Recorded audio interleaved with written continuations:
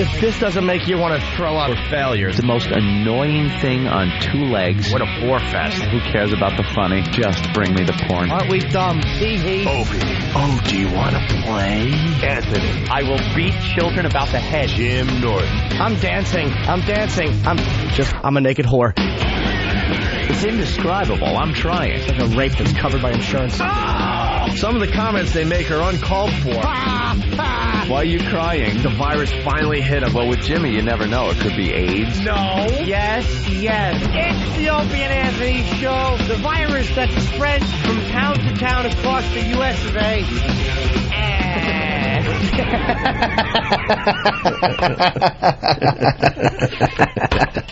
I hate you. But enough of this palaver. Let's get the show on the road. Do you get it? It's a virus. Yeah. Did you hear that? Endless promo. It's a virus. See, we're trying God. to tell you it's a virus. Did they get every movie clip about a virus? Just play a virus movie before we go on the air so people could get that this is a virus. A virus. You call the show The Traveling Rocky. We could play all kinds of Sylvester Stallone clips. Oh, yeah, why not? Oh, it's endless. And what was that garbage on before us? Huh? I just noticed there's garbage on before us. Oh, now you're going to start trouble. Who gives a crap? Not me. This is only going to make sense to a couple of cities, I guess, but Too self-centered. the show before us There. had a whole discussion about Wally Cox. I don't know why. Why were they talking about Wally Cox? They love his last name. I believe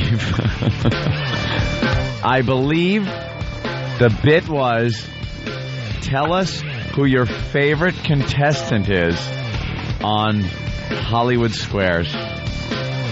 And Wally Cox name came up because he was one of the celebrity guys on the So square. why would you discuss Wally Cox for 5 minutes? Yeah. There's no real reason. But if you are going to talk about Wally Cox for 5 minutes, why wouldn't you mention that it was alleged that Wally Cox was a roommate of Marlon Brando, Yep. and that he got on his knees for Marlon Brando? Yeah. Why wouldn't you mention that part of the Wally Cox history? I don't think that's what that's about. They're about? I don't think that's what that's about. Well, they solved my constipation problem because every morning I go into that bathroom as we get ready for our radio show. Yeah. And that dumb show's being piped into the bathroom. How long was I in there? Oh, Seconds. Seconds. Heck! And then they were having a discussion about the Subway Superman guy. Who isn't? Everyone is just talking about this guy, and not one person in the media wants to acknowledge that this guy is a illiterate kook. He's a nut, and he's illiterate. I was saying everybody's giving his kids scholarships, money, trips to Disney World, things like that. Why can't one person... Look, I'll fess up some cash to get this guy an education himself. He cannot speak. He's in the public eye now. He's doing a Letterman. He's been interviewed by every news program, including the Ron and Fez show. How did that happen? Ron and Fez got him? Where's our producer? Black Earl got the Subway Superman for Ron and Fez. He had the inside, Oh, the that's inside right. angle. Yeah, that's true. And we don't get him. We get nobody. I know. We get nobody. That's one of the problems with this radio He's in show. the public eye. He's speaking. And this man, why can't someone just call out the fact that he cannot speak? He can't. He sounds like a blithering idiot. Give him money to go back to school. Yeah, give him some cash. Why is this one person saying give him cash? I think he's fine. He was yesterday when he was talking about the train coming. He put 1 feet here and 1 feet there. 1 feet's here, 1 feet's there. Oh, wait till you hear his Letterman appearance. Oh, wow. Was it? Holy Jesus Palomino. I had a better appearance, and I didn't even talk. Oh, God. Wait for the latest audio on the Subway Superman. But not one person, except for us. That's why I just wanted to let the listeners know this show is very, very different than everything else out there. You'll get a little bit of something that other people aren't talking about when you hear the same story being talked about. It's simple as this. You're on a subway platform, and a defected human falls onto the rails. Yeah. And your two kids are right next to you. Your two little kids. And you're jumping in the middle of the tracks as a subway's coming. You got to kook. You got to kind of assess the situation, I think, and do the pros and cons, all in that split second, like instinctual moment. You have to look at your life and see if being the hero is the thing to do, or being the responsible parent. But this guy, just listening to him speak, I don't think he has that in his head. He just saw something and did it. They call it being a hero. I call it being a dummy. Yeah, your responsibility is to your two small kids that are right next to you on the platform. If you're some single guy that wants to be a hero, something like that, you think you're a secret agent. And you're still living with your mom and dad in the basement of the house you grew up in, and you work at a deli. All right, go for it. Your head gets caved in. Who's really going to care? You have nothing to lose. I like the way that guy made my coffee. It's pretty much the only people that are going to mourn. He made a good ham and Swiss. Put just the right amount of mustard on it. Yeah, but I'm going to miss him. Not two kids. But all these stupid talk shows talking about how he's a hero, he's courageous, and blah, blah, blah, blah, blah. What about the cuckoo angle? The cuckoo factor and the plain, simple fact that he's adult. Get the man an education. Stop giving everyone else in his family money. Look, here he is speaking with Mayor Bloomberg here in New York, who just handed him over a check. Boy, he's getting checks, huh? Oh, yeah. And there he is with Donald Trump, and here's representatives from Disney giving his kids little Disney ears and Mickey dolls. Get the guy an education. He's stupid. Momo said I said defected instead of defective. Well, it's effing early, Momo. Help me out here. Don't make fun of me until 6:30. Give me a half hour to wake up. You get my point. The guy's a kook. I'll give Opie the benefit of the doubt until he starts sounding like this stupid Subway Superman. Yeah, thank you. Then we have to talk. Then I'm going to have to take you aside and have a little sit down. Have a powwow. I'll tell you one thing, this Subway Superman can't leap over. It's a pile of tall books. He certainly is he's just an ass. He might be able to leap over him just to get away from him. Get the guy some schooling. He's just I like him. I mean, I like what he did. He's a very likable guy, is what it is. He's got a personality. And another thing the news will exploit is the fact that he sounds like a dope when he speaks. If he was well-spoken, boring, they wouldn't be putting him on the news. The fact is he says things like feats and wait till you hear the yeah, we got the audio now. Letterman clip. He says drugged by a train. He said drugged by a train? Drugged by Where'd he get that nice suit from? Oh, come on. I'm just watching the handshake he got from Letterman. Hey, Letterman, you son of a bitch. That's a nicer welcome and warm-up than I got. No kidding. Look, they gave him a suit, and it looks like he just jumped on another person on the subway tracks with it on. Look what a mess it is. Yeah, how do you mess up a brand new suit so fast? Anyway, some guy from his cell phone. The reason you don't get interviews is because Opie punches the audience and laughs when a guy says he jumped off a bridge. All right. When did I punch the audience? I haven't punched the audience in a while. It's been years. Oh, you missed that when he went to put his arm around the mayor and the mayor moved. Oh, yeah, of course he did. And now there's a new hero anyway in New York City. A couple guys that caught a baby from a fifth-story window. Nah. So now, Subway Superman is already on page 16. Page 16? He went from front page to 16 fast. It's not good. Is he page 16 already? And you know what's going to happen with this guy. You could see it in his eyes. We talked about it yesterday. There's either something in his past that's going to come out any moment now. Yeah. Yep. Or this guy will try to save someone else down the road, and he will be dead. He'll be dead. He got lucky on this one. He'll be maybe a couple of guys will be fighting over some crack or something, and he'll try to jump in the middle. Hey, I'm Subway Superman. Let me step in here, and oh no, the bullets aren't bouncing off. They're going right through him. Oh boy, I thought I was actually Superman. Nope, you're George Reeves. Yeah. Hey, let's go to Aaron in Cincinnati. Aaron?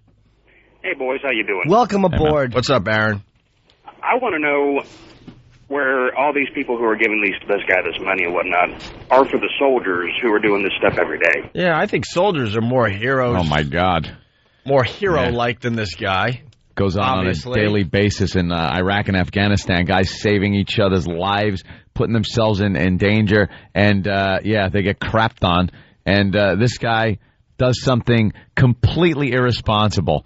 All right, it worked out for the best. This easily could have been a story about 2 orphaned kids and a horrific bloodbath in the subway.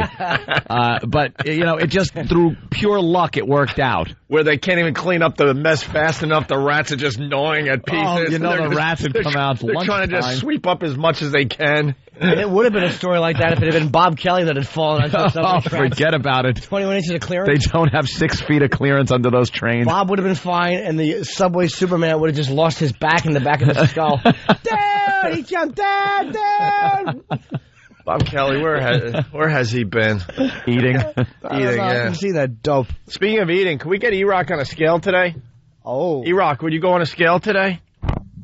I guess if I have to, yeah. Oh, if I have to. That's a yes. Hey, man, you were the one that admitted that you might have gained 15 pounds over Christmas. He admitted 15 to pounds. 10. 15 pounds. No, I think he said 15. He admitted to 10, and then we called him and said, no, it's 15. Oh.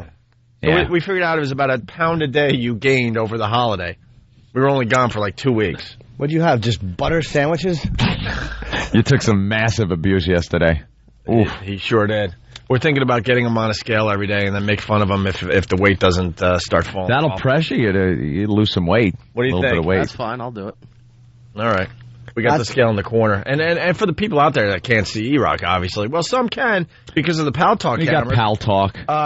You're not a fat guy. You've just gained a bunch of weight Tonnage. over the holiday. Bunch of tonnage. It's all right. It'll come off. Yeah, of course it will. All right, they're moving the Pal Talk camera so they could get a glimpse of E-roll. Yeah. You want to hear the audio from Letterman, Subway Superman? Who doesn't want to hear this? Once again, here's Wesley explaining what he does. Oh, this makes you nervous. Is that what you're saying? Yeah. Welcome to the program. And tell us a little bit about yourself, where you're from, and what are you doing, stuff like that. Originally, I was born in Florida. Been here since I was like 12. Military time. And Sir, which branch of the military? Navy. Vietnam era. Okay, and presently I'm... But he wasn't a veteran. What happened? I don't think that. Is that a Vietnam vet? He said Vietnam era. Now, am I wrong? Is he a vet? I think he was calling Vietnam a mistake. He said Vietnam error. It wasn't even era. It was an error. We understand. Put it behind you. He said he was in the Navy. Vietnam era. Now, what this means is he perhaps was in the Coast Guard here, in the Navy, perhaps the Navy Reserve. I don't know. But it doesn't sound like he was in Vietnam. No. It sounds like he was in the Navy during Vietnam. I don't know now. I could be absolutely wrong.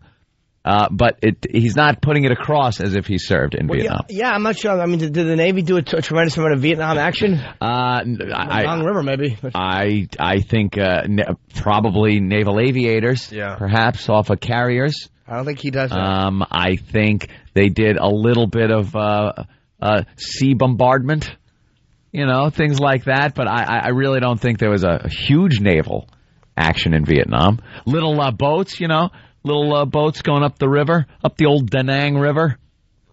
I just realized this guy did serve his country in the military, and he jumped on the tracks and saved a man's life. And I'm calling him like, no, wait, that faggot wasn't over in the Nam. What am I talking Bashing about? him. Well, speaking of which, we got Tony in Brooklyn. Tony. Yeah. Let's go, Tony. Yeah, how come you guys all you can do is criticize this guy? As a matter of fact, that's all you can do to everybody is criticize. Well, because we're dicks. Figure it out. We're asses. We're really, really mean-spirited, evil people who can't see the good in anything. We've been beaten down. Well, Tony, hold on, Tony. Let me explain this to you, though. There's a bunch of radio stations, bunch of morning shows right now talking about how great this guy is. Go and listen to one of them, I guess. Listen, we want to give you a different angle on things, and it's obvious. Oh, why don't you just continue talking? He's Tony from Brooklyn. Cowards. The city is filled with educated cowards. Is that what we are, Tony? No, you guys are funny, but you thank you. off. Yeah, okay. Thank you. Actually, and you don't listen. We might make that into a promo. Yeah, thank you. That actually is going to be our new opener instead of that 10-minute virus promo. Name of yours. Oh, keep talking. Well, why don't we have a conversation? Tony, go chase a black man across a highway, would you? Oh, come on, man. I'm driving. I got no time. Tony from Brooklyn. Jeez, continue that stereotype. Hey, come on. Hey, gotta go. Oh, you guys. He saved someone and you're making fun of it. I bet you're all over there eating meatballs this afternoon. Hey, I'm on, Jeff, for the subway. Mange. You know, if even though this guy's a mole and yam, I'd have him over my house. God forbid. God forbid. Tony from Brooklyn, shut it. Wally Cox was in a lot of Disney movies. Was he? Apparently so. He also sucked Marlon Brando's cock. Whoa!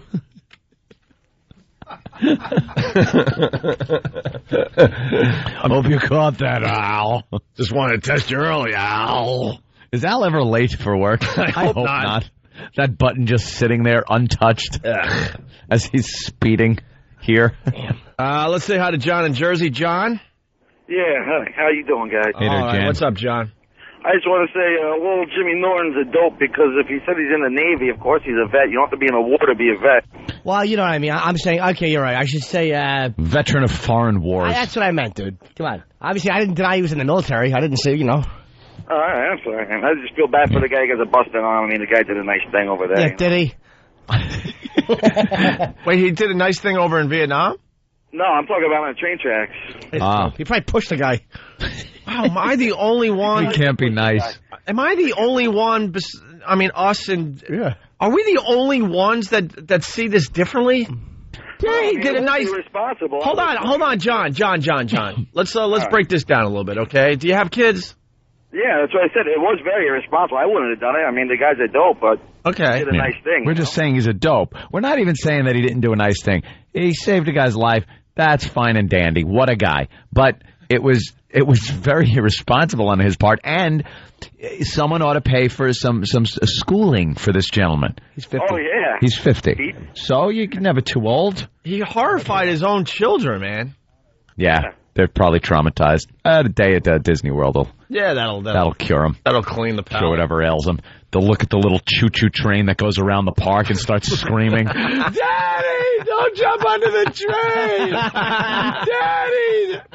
Just traumatize them. Little friggin' Disney train. Little Disney train comes around. No, Daddy! You were in Disney recently. Yeah. You know this guy's going to be walking around Disney World, or is it Land? Who cares? It's Disney World in Florida. All right, Disney World in Quite Florida. an expansive entertainment down there. And you know he's going to be walking around the park being the guy like, oh, be careful. Like Careful. holding children back. They're trying to be a Disney hero. Right. Oh, do you think it'll be like, oh, yeah. You know. Please stand away from the monorail doors when they shut. Now everybody stands away from them dough because you could get severely injury. Make sure your left feet and your right feet is inside the car at all times. Ladies and gentlemen, there will be no flash photography during this segment of the show. Watch out for them flashes. It could put an eye out or something. Your pupillums could slam shut and hurt your retina. He just wants people to feel safe around him. Right. Feel safe. He'll save me. And make way for the Disney Electrical Parade making its way down Main Street. Oh, get out of the way! Someone could get electrocuted. Oh, you know that's what he's going to do. He's going to walk around.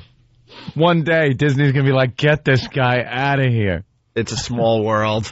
What is he going to do with the... Look out! Don't the children going to hurt themselves. Ugh. Watch out. The sombrero take an eye out. All right. When we get back, we'll do the Subway Superman hero dude from Letterman audio. How's that? I didn't like that hug Dave gave him, a little whisper in the ear. Yeah. And I got nothing. What do you think he said to him there? Good job. Glad you're not Jim Norton. I got a brief, polite handshake on the steps on the way up. I didn't want to stop. Yeah. How about a hug from me, Dave? And when we were on Letterman, we had to walk through a minefield of tennis balls. Jesus. Where was the Subway hero then? Right. Trying to save us. Yeah, we could have sprained an ankle. Could have twisted a little ankle there. Where was the Subway Superman to lean in my car window and go, Jim, that's not a girl? Where was he then? Nowhere to be found. I probably would have went, get out of here, I know. All right. Well, I wish they would find out, and it's because we're evil here, but I wish they would find out that there was some kind of thing in his past that would make the paper, because the news then would just be all over it. I'm going to go with 1982 conviction. Just of something. Please make it something like burglary or robbery, so they could put Man of Steel and spell it like he stole stuff. You know they would do that. Subway Superman, Man of Steel. Something else horrible. The guy did something good, and we're just scum. Something else is going to come out about this. Because now the press has to knock him down. Right. The press made him a hero. Make him a hero. And now they got to find something really, really bad about this guy. Time to get the axe and take him out at the knees, man. Even if it's something really, really stupid, they'll find it. There's something going on. Because that's what the media does. We all know that by now. Yeah. They build you up and then they knock you down. We just do away with that pesky build you up part. Yeah, we go right to the knock you down part. All right, it's the Opie and Anthony Show. Hear what everyone else is talking about. O&A Uncut and Live, continuing the show on XM Satellite Radio starting at 9 a.m. Eastern. Visit xmradio.com to subscribe. It's the Opie and Anthony Show. The Opie and Anthony virus.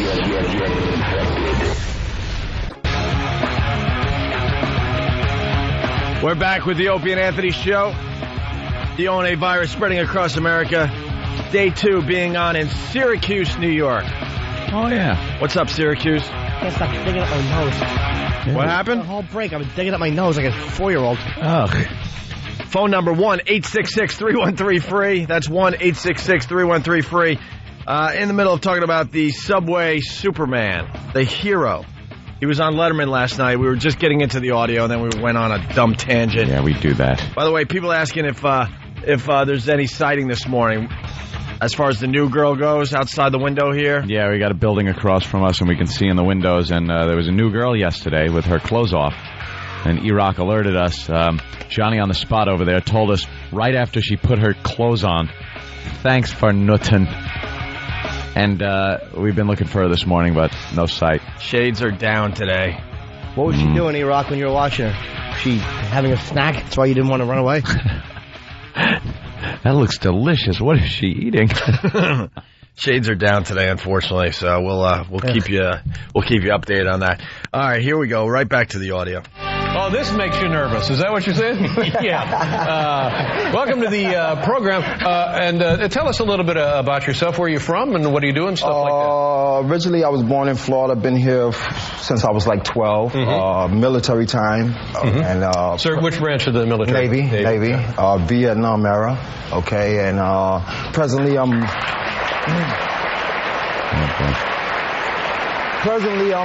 doing construction work. I work with Local 79, and presently I'm with a company called TNS Management Service. We does work in all the schools.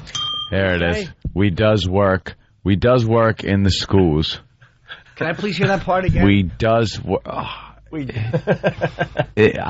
I'm flabbergasted. Maybe there's another hero out there that wants to save his vocabulary. Yeah. Because we'll find it. Someone should find it, right. Someone should have run out from the audience and just jumped on this guy to stop him from embarrassing himself anymore. Save this man.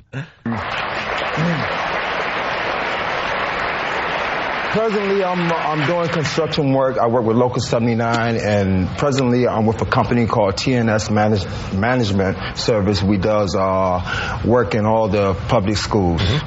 We does work. Oh, no. We does work. And they're saying he's 50. Someone... 74, 84, 90... Oh, you're figuring out, too? How about this? He was born in 1956. 56, 66... He was probably in the military 76, 75, 74. Yeah, he could have been in 74, maybe even 73. It's pretty much after everything was over. Era. That's why he said era. It's like the area around. I would like when I lived in New Jersey, I live in the New York era. It's kind of like you're right around it. You're not quite in it, but you're over the river. You're near enough. Yeah. All right. They were changing the logos when he was in. Oh, believe me, he was one of the guys probably on the Navy ships pushing the Hueys overboard after all the refugees were being dropped off on the deck. Believe me, there's nothing going on over there. Well, we get to hear him explain what happened on the platform on Letterman last night. I get to the guy, he's flat on his back, he's like choking on his saliva, and but he's still now on the platform at that point. No, he's on the platform. On the platform then. Thing is, Wait. had 2 seats. Dave said, so he's still on the platform. No. He's on the platform. No. I'm sorry. That's incorrect. No, Dave.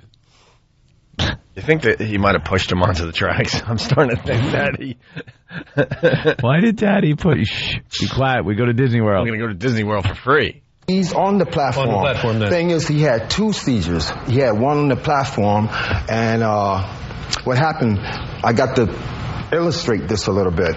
He is vomiting and foaming and whatever, right? Vomiting? The man was vomiting? He was vomiting, Jimmy. He was what? Vomiting. Or vomiting. Straight this a little bit. He is vomiting and foaming and whatever, right? So I I raised him up. I asked him for a pen because it looked like he was choking on his tongue or something. I placed a pen in his mouth. I cleared his throat. His breathing came back to normal. His focus came back to normal. Wait, what? Well, the man was vomiting. If he's vomiting... Wait, he was vomiting on the platform before he fell onto the tracks, and he did all these procedures before the guy fell onto the track? This is the first... This is the first I've heard of this. He was having a seizure, and this guy got his breathing back to normal by putting a pen in his mouth. Because he was vomiting. Vomiting, yeah. And he did all this before the guy fell onto the tracks. Before he fell on the tracks. Yeah. Okay, all right. Then he vomited on my shoes, and I kicked him onto the tracks because I was angry at him. All right, well.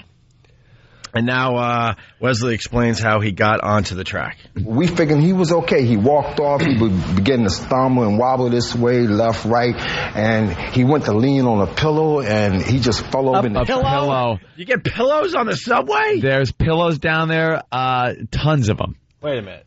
Of course, they're made out of cement and support the roof. So after and are called pillars. Oh, no. Did he say he went to lean on He a said pillow? pillows. So after you vomited... You vomited. And then, yeah. There's a pillow. And then there's a pillow. He leaned against the pillow. Right, to maybe get, his balance back or whatever. Yeah. And this is after a full day of doesn't work at the schools. Let's say hi to Dan in Philly. Dan, what's up? Yeah, where's Grammar Man at when you need him? Grammar Man.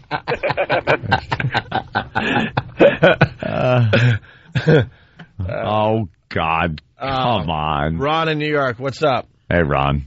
Hey, why don't you leave this poor guy alone? What? We're just commenting on something everyone is noticing. Should we just shut up and ignore it, Ron? You're really harsh on this guy. He saved somebody's life. Yeah, I know, but just because he saved someone's life, which we said is a great, noble thing to do, why can't people call out what everyone is noticing? Everyone is noticing this guy is a blithering idiot. Yeah, he's not an idiot. He just, doesn't have... He's not an idiot. Yes, he is. He's definitely an idiot. He said vomiting. Not an idiot, just lacks common sense.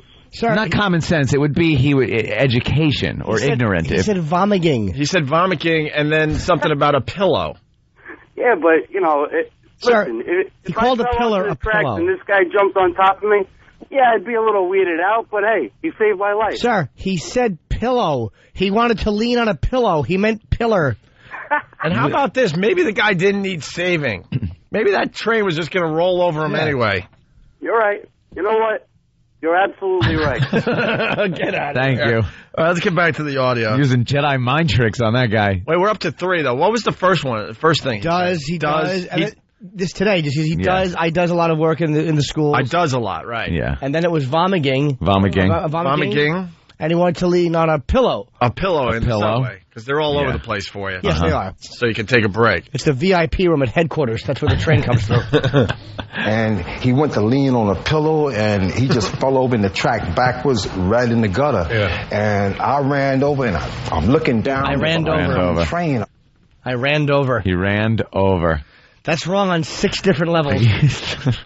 In the gutter, and I ran over, and I'm looking down. There's an oncoming train. I'm like, wow, what do I do?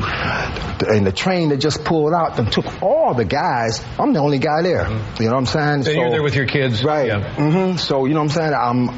I'm like looking, and I'm like, well, what do I do? And he's kicking his legs and hands is going all on the train tracks. And I'm like, yo, this guy gonna lose limbs or something of his life if somebody don't help him. Yo, fool, you got to go in and help him. And I'm like, you know what I'm saying? Yeah, that's exactly what I said to myself. All right, well, you got to give him one there. It's a nice applause. Got to give him one break. there, right there. That's good. He said Fair is fool. fair. He called himself a fool. He's calling himself a fool. Let's go to Dominic. Was irresponsible. He finally said something they could all relate to, like, yes, you are a fool. You fool. Applause. They're all relieved that he knows it. You called your foot feet twice. Let's go to Dominic. Dominic? Oh, and hey, good morning, little Jimmy. Hey. Welcome aboard, Dom. All right, is it safe to say this guy is a pillow of the community? A pillow of the community. It certainly is. All right, see you later. All right, very good. And Jason from Brooklyn. What's up, Jason? Good morning, guys. Hey, Jason. As a black man who lives in New York City, this guy's embarrassing the hell out of me. And I think this is more of a... Was he from Florida? That's what he said. It doesn't matter. The English language is universal, goddammit. the guy's killing me. Even Ebonics can't save this guy. Yeah, this is really bad. Anthony. Yeah. One more thing. As a construction worker, wouldn't he know the difference between pillow and pillar? Yeah, he better. Punch it out. He's not putting up some ceilings with pillows under him. I know. Maybe he's working for Robert Reed, the fancy house that lady wanted, the big Mike Brady. The Powder Puff house? I wanted to open like a compact. This guy just... Oh, that's silly. This guy's just making a bunch of one-floor soft houses that are collapsible. In addition to saying, I've got to help this guy, you thought that you didn't want your daughters who were with you to have to witness something horrific like this. Yes. So you handed them to a bystander and said, here, take care of my daughters. What happened was the 2 ladies that was assisting me, they took my kids, right? Because when the guy fell, I looked back at the ladies, and I'm like, yo, hold my kids down. So he did again. Could you please replay that again? Dave describes exactly what happens, and this guy goes, no, and then says exactly what Dave said. Start from the beginning? Just the part. It's quick. Yeah. In addition to saying, I've got to help this guy, you thought that you didn't want your daughters who were with you to have to witness something horrific like this. Yes. So you handed them to a bystander and said, here, take care of my daughters. What happened was the 2 ladies that was assisting me, they took my kids, right? Because when the guy fell, I looked back at the ladies, and I'm like, yo, hold my kids Hold down. my kids. I got to go do this. Right. So this is an interesting facet of this, because not only are you protecting the guy who had the problem, Cameron, and yourself, you're really also protecting your young daughters. Yes. So it's the instinct of a father there in many different ways. Come on. Where were the applause? Come on. Wow. All right. And Wesley says what he was thinking as the cars went over his head. Oh, boy. Right? Well, let's go to Dan in Albany. Dan, what's up? Hey, Opie, this guy's lucky enough to give the guy UPS. Yeah, do we have that clip? Oh, my God. Yeah, do you have that clip? All right, thank you, sir. Damn. Yeah, we have a fine clip we play from time to time on this show. Yeah, this, I think, is Wesley's sister. Wesley's sister? Was this part of the Boo Got Shot? Or is this another one? This is different? Yeah. Okay. You got Yeah. it? This was apparently some woman who was being interviewed by the news after seeing a man in some type of trouble. Here it is. I seen the cops knocking the truck window out, and I thought they was giving the man UPS. I thought the man was dead. That's the way it was.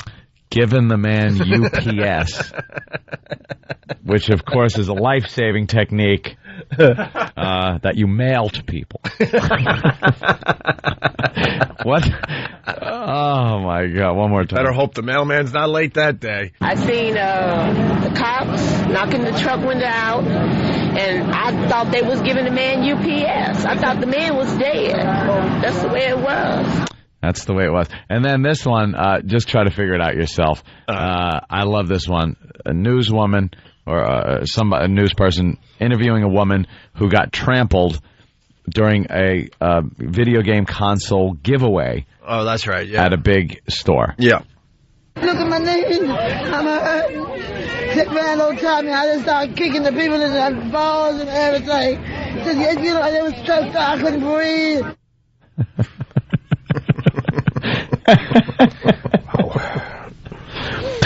The news loves it.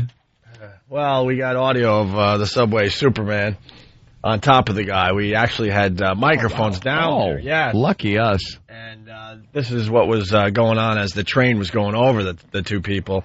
You're gonna be okay. Yeah.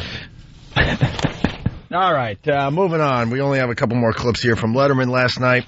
Wesley says what he was thinking as the cars went over his head. As the cars are passing above you, thoughts going through your head that you remember?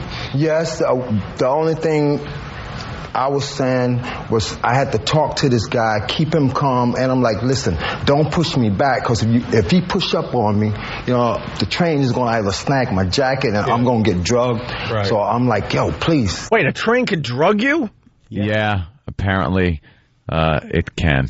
Apparently according to Wesley. Apparently this train had stupid gas under it.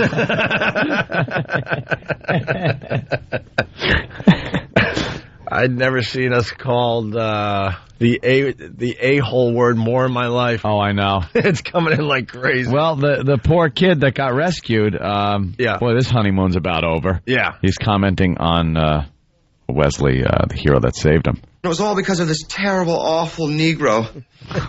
You know, no gratitude. No gratitude. That's a good thing too. Like, don't push you off. That's kind of like when you're thinking like the guy's coming out and he just hears all this noise and the guy's on top of him. Your instinct would be to push him off. Oh yeah. You gotta suck. You're helping a guy and you get dragged. Drugged. Don't. No. You get drugged, Jimmy. Push up on me, you know, the train is going to either snag my jacket and I'm going to get drugged. Right. So I'm like, yo, please, stay still. And then, like I said, it was so noisy up top, and, you know, my two girls was up there, and I didn't know who had them. So I had to scream out, everybody be quiet. There's two young girls up there. I'm their daddy. Let them know that their daddy is okay. Yeah. As a train was going over him? Nutty as a fruitcake. Could he have yelled something quieter? There's two young girls. They're black. They're about 4. How about Daddy's okay? Yeah, right. Do they think they're going to confuse him with... My dad's on the train tracks. Well, which one, honey? There's 40 people down there. My two girl. Yeah, my two girl. Jim in Pennsylvania. What's up, Jim? Hey, Jim. Hey, man. Hey, you know that mini-me commercial with Geico where you have the person standing there and they're talking and then they have the spokesman. The actor? Yeah, the sure. Professional spokesperson. Yeah. That's what he needs. Go for Vern Roll or whatever his name is. Yeah, they should have had one of those on Letterman last night. I think Jim commented on this superhero. He stinks and I don't like him. Wow. You're a one-trick pony with superheroes.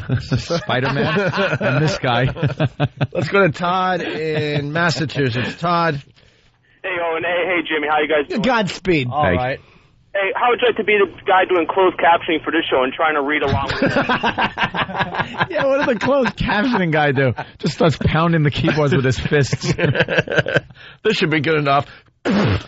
Just punches the keyboard. Do you think they correct it on the closed captioning? A little bit. But do you think they correct like drug? Yeah, they probably do. And does work? Yeah, probably. I don't know. Sometimes I just type in quickly. Yeah. Let's go to Tom in Kentucky. Tom? By the way, the closed captioning people screw up all the time anyway. That's true. Yeah. Tom, what's up? More people doing good things that are idiots. We suck. Didn't I hear this guy being interviewed in the South somewhere, something about looking for a leprechaun up in a tree? Can we play Leprechaun going into break today? We'll do that. Thank you, Tom. Thanks. We'll explain that to Syracuse in a second. All right, then finally, Wesley explains how he feels as a lifesaver. How do you feel now, knowing that you're one person on this planet who has saved another life? Well, if I had to do it again, I'd do it again. I mean, like, I think that's something that all New Yorkers should do. Because, I mean, like, before that train left, it was like 75 or maybe 80 people on the platform, but only 3 people came to that guy assistance. And I think, we got young men and women over in Iraq who fighting for our freedom so that we can have the choice to make the right choice. And how you going to walk by someone who's ill and just look, oh, well, I'm busy, I got to go to work. Come on. Wow. Well, this guy's going to get himself killed. I was profound. He did say young men's. Yeah. But wrong more than one. It was kind of a stretch to throw the troops in for that. Yeah. But at least I like the fact he's pro-military, and he did give them a good mention. The freedom to jump onto train tracks is what they're fighting for. Yeah, this wasn't exactly a civil liberties issue. No, not quite the freedom to... Troops do fight for all of our freedoms, but I don't think, when you look at the Constitution, that doesn't really tie in with just saving a guy. Well... By the way, when you're telling these little stories, here's a good idea. Have a point. It makes it so much more interesting for the listener. Yeah. Well. God bless the guy. What can I tell you? You smoke crack, don't you? You smoke crack, don't you? Look at me, boy. Don't you smoke crack? Stephen Queens, maybe he's not brave, just stupid. The guy's going to get himself killed. He got lucky this time, but he's going to do it again. Wow. And the results are going to be a lot different, unfortunately. Well, if it's not and he saves another person, this guy will just be... Maybe he is a superhero. Look, I was a hero recently. I was getting some Starbucks, and I was outside with my Starbucks enjoying it, and a lady comes out. Yeah. And she had a big latte of some sort. Yeah. And she tripped and fell. And keys and cell phone and pocketbook went flying all over the place. What'd you do? Wow. And latte all over the place. And I helped her up. Would you grab her arm or by the hair? I assisted her. Pull her up by the hair. When that type of thing happens, of course, as a New Yorker, you threw my body on top of her and told her to be still. Well, you guys have your small little ways of helping, but I actually did directly save somebody's life. Did you? Yeah. He's lying. No, I'm not. You can see it in the eyes. It's silly, but it's embarrassing to admit, but I did save a girl's life. Yeah? I put a condom on. Oh, well, okay, that's not a lie. I've just been handed Down syndrome karaoke. Oh, God. It's going to be one of those shows today. Oh. What, typical? Oh, boy. Yeah. All right, as we go to break. So, in other words, Wesley sings? Is that what? As we go to break, we got the leprechaun story.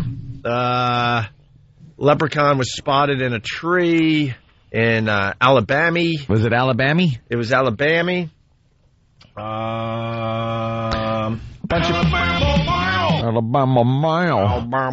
bunch of people, I guess in the area that the leprechaun was spotted, commented, and the news was there. Yes.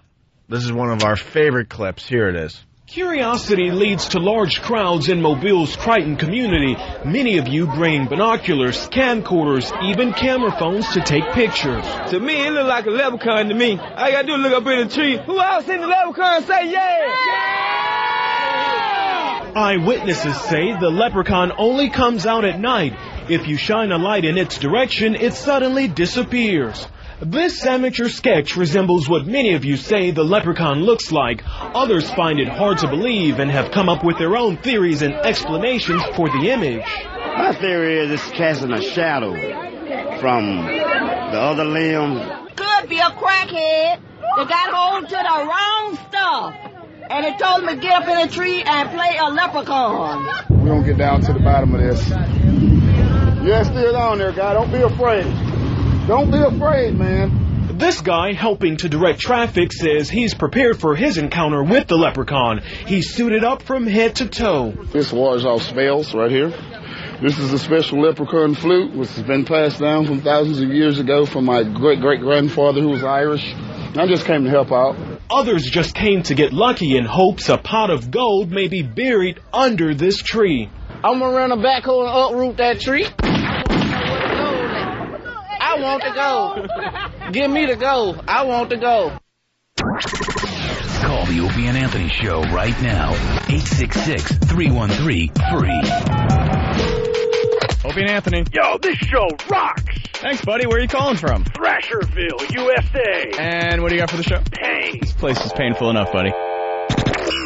If you have a point that's relevant to the topic at hand, call the Opie and Anthony Show at 866-313-FREE. Rock! It's the Opie and Anthony Show. The virus is spreading. Opie and Anthony! Coming this weekend on XM 202, it's a Saturday Night Virus double feature. This Saturday from 9 to 11 p.m., it's the return of the Fan and Sam Show. And from 11 p.m. to midnight, it's Big Kev's Geek Stuff. It all happens this Saturday night on XM 202. It's the Opie and Anthony Show on XM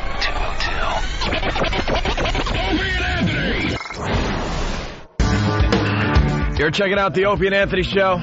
The ONA virus spreading across America. Let's check in with West Palm Beach, Florida. Steve, what's up? Hey, I just wanted to call let you guys know there's too much nice radio out there, so just keep being dicks. That's fine by me. You guys got me in stitches. Thank you, Steve. We appreciate that. Not a problem. Thank you. All right. Wake up with Whoopi. Yeah, wake up with Whoopi. You want nice? Go to Whoopi. Whoopi's nice. We'll give her a plug today. Head on over there. Mm-hmm. And I'll say I think that in the demo she's aiming at, she's doing fine. Really? I'm guessing. You're guessing? Is she not? I have no idea. I like her. She's a good actress. Did you see her in Ghost? I rest my case. What were we just doing? Oh, the movie trailer. Trashing someone? Yeah, well, of course. Just the entire break we just took was taken up with just us trashing people. Yeah, by the way, breaking on the air and off. Breaking news has hit late last night. It's looking really good that the police are going to reunite. Really? Yeah, looking really, really good. The band. Yes. The police. The band, Some people might have been confused as to what police. Yeah. Hoping you meant Justin Volpe and his crew. I was going to go with a Rodney King joke myself, but very good, Jimmy. Mm-hmm. I just couldn't think of any of the names of those cops. Yeah, I know.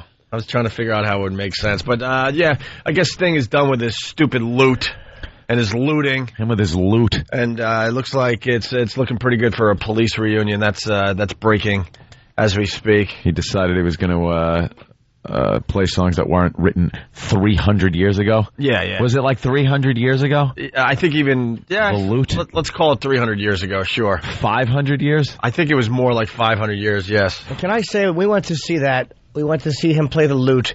It's very rarely I wish I was Patrice O'Neill, but I wish I had his moral, probably just lack of humanity. I'm looking at moral courage. It's probably a lack of humanity, where during that silent, nonsensical looting, Patrice couldn't have helped himself. At one point, he would have went, Yeah. He wouldn't have yelled. Lou Panero was there. Nate was there. There was another big boss at XM. I mean, Logan was there. He wouldn't have screamed. We were special guests of XM. Yes. It was Artist Confidential, a thing they do on XM, and Sting was doing it with his stupid loot. And I realized how much I like working for XM because I wanted to do my obnoxious laugh so bad.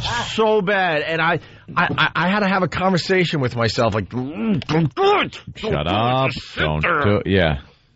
But how horrible. Can you not? Come again, sweet love, doth now invite thy graces that refrain to do me due delight, to see, to hear, to touch, to kiss, to die. That's my favorite part. To die in sweetest cigarette. Shut up. I actually like that one. To kiss, to die. To die. With thee again. I've never heard it pronounced like that before. To die. Come again. Songs about like the bubonic plague. Right, yeah. Writing a song about things 500 years old. The wheel. I don't know what it's about. Yes, I know the wheel's older than that. They caught a slave carrying a lantern and staring at a white woman, and they wrote a song about drawing and quartering him, and stupid Sting doesn't know what it means. Sounds all romantic. It's horrific. Right. Story about a beating and lynching. Beheadings and yeah. It's about the drop kicking of Chicken George when he misbehaved. Here it is from FMQB, our pals over there. They keep close tabs on the Opie and Anthony Show. Mike and the gang at FMQB.com. Yeah, we love them. Rumors are circulating that the Police are planning a full reunion tour for later this year and will begin rehearsing next month for a trek that could kick off as soon as May or June. 2007 is the 30th anniversary of the band, and A&M Records is planning some sort of special release to honor the occasion. So there you have it, and it goes on and on from there. If you want more info, go to FMQB.com. All right? You think they'll sell a lot of tickets? Oh, my God. The first time he screams Roxanne, the place is going to just lose its He probably won't even do that one or do every little thing she does is magic. Oh. Well, Sting did a couple Police songs with his dumb lute, finally. After we sat there on our hands for 2 hours, and then finally he treated us to a Police song. He did a Message in a Bottle. I prefer the original, but his version was okay. It was a little weird, but it was tolerable. Is this it? A little piece of Message in the Bottle on the lute. Oh, why bother? But listen how happy people get when they realize it's a song they know. Here's the deal, they have started Message in the Bottle. And you heard a little, note that was almost recognizable right at the beginning of that as Message in a Bottle. But now all this, you don't know what it is. And until it kicks in, people have no idea. They think it's another 500-year-old song. Now remember, this was done in front of about 300 people. They still have no clue what song this is. Watch, they'll start applauding when they finally figure it out.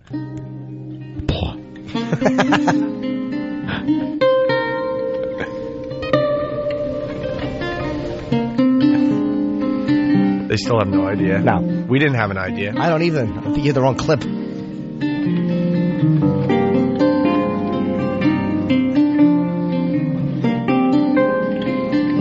It's almost recognizable there. Just a castaway. It's that song? Oh, okay. We're just a bunch of dummies. Message in a Bottle, and the messages wake up after that intro. Should have been Message in a Sominex. I see another lonely day. No one here but me. What happened to Mio? More loneliness than a man could bear. Rescue me before I fall into despair. I'll send SOS to the world. When this is 10 times faster than, when it's the normal version, this takes forever. Yeah. Because he repeats it a million times.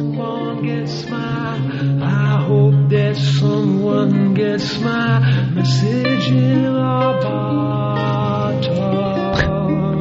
Oh, we just don't have time. People are asking me Sorry, Sting, we don't have time. If I'm looking forward to seeing Sting at the next Renaissance festival I go to. Yeah. How good is his voice, though, to pull that off? The guy can sing it. I mean, There's never been any doubt. Saying Sting can sing. I mean, relax, folks. Taking a stand here. You got to respect the guy. Of course, you got to respect the guy for, playing the lute. For pulling out a 500-year-old instrument and singing 500-year-old songs. And learning how to play it. Yeah, you got to respect that, I guess. Called boredom. And that creep that he played with, that Gerard Depardieu creep, just had the long, stringy, kind of a fat man hair. He really was enragingly awful. Well, he was the pro. Oh, yeah. Well, that guy could loot with a loutist? What do they call him? A douche. A lootist. A douche. We could talk about this. Jimmy and I went with our ladies, and we could talk about this for another 2 hours. I know. It's just... Because we're all sitting there. You don't know how a lute song begins or ends, right? Yeah, where it starts and where it ends, especially when it's a 500-year-old song. And it wasn't exactly the intro and then the dun-dun-dun at the end where you know it ends. And the instrument looks like a guitar if you broke the neck. That's what he needs at the end of every lute song. So you know it's over. That's what I'm getting at. To laugh, to die. Now we clap. Okay. Damn lute song. I don't know when it begins or ends. Applauding. Opie, did he get under a train recently? I was a little excited. Thank you, Booby Man, for keeping track. So we're there, and Sting's lute player guy, you know, he pauses, because I guess that's really good for a lute song. I don't know. Like, there's a dramatic It's like pause. a dramatic pause. So us, the audience, because we're just a bunch of dopes that aren't educated in the fine art of the lute. The lute. We all start applauding. The guy's like, applauding again. He just puts his hand up like, oh, my God. No. Oh, the guy got angry? Real abrupt. beyond, Like, hey, beyond pissed. I'm not done. Not even subtly, like, "Ugh!" And then goes back into playing the romantic lute. This self-important like we were ass thought everyone knew the song. His hand went up. His hand went up, like, very dramatic. I'm not done here. Sorry. You can almost hear him. The clap. His hand went up to stop everyone from... Sorry. I forgot about the second verse when you sing about scurvy. 500-year-old song on a lute, and you're supposed to know when... people do that on songs they hear on the radio 8,000 times at live shows. Yeah. When they have that little false end. Yeah. What was the other police song he played? He played another one which sounded good. Street. No, he did his... well, that's his solo crap. Is that... What's it called? Fields of Gold. Is that his solo stuff? There's a part in friggin' Plush, STP, and Plush. Whenever my band would do Plush, there's a part in that song where it stops. It pretty much seems like the end of the song, and everyone goes, woo! And I would get to the point where I'd just yell out, it's not done yet, idiots! Now, if the lute guy would have done that, I would have respected him. Right. But he put his hand up as a tisk-tisk. Like you're a little class of kindergartners getting a little rambunctious. Well, he's used to, like, playing in front of... people that know this dead stuff. people. He plays mausoleum. People. He's used to playing in front of audiences that are, like, classical music lovers. You know what I mean? That stuff. Ugh. You bring one of those home, your parents hate you. Classical music lover. That's true. And he's an associate professor, is he? Slender friend you have. Merle in Texas, what's up? You guys are asses. Sting, you got to respect him for playing a lute. We said when that. a guy jumps on a train tracks and save a man's life, and he's an idiot. Oh, yeah, well, you raise a point, sir. Can we compromise and have Sting throw his lute under a train? Bring the whole story together? He makes a good point. Of course he does. We are asses. And in other entertainment news this morning, movies opening today. Freedom Writers, no clue. Happily Never After instead of Happily Ever After. We've lost Jimmy to the laughter now. Instead of ever. The latest animated feature that everyone will be running to the movies to see. Of course. And then Children of Men. I saw it. It's getting all kinds of rave reviews. You saw Children of Men? Rotten Tomatoes gave it a great review. It stunk on ice. What's it about, sweetie? Apparently there's some cataclysmic warlike event, and humanity is pretty much left sterile and in chaos.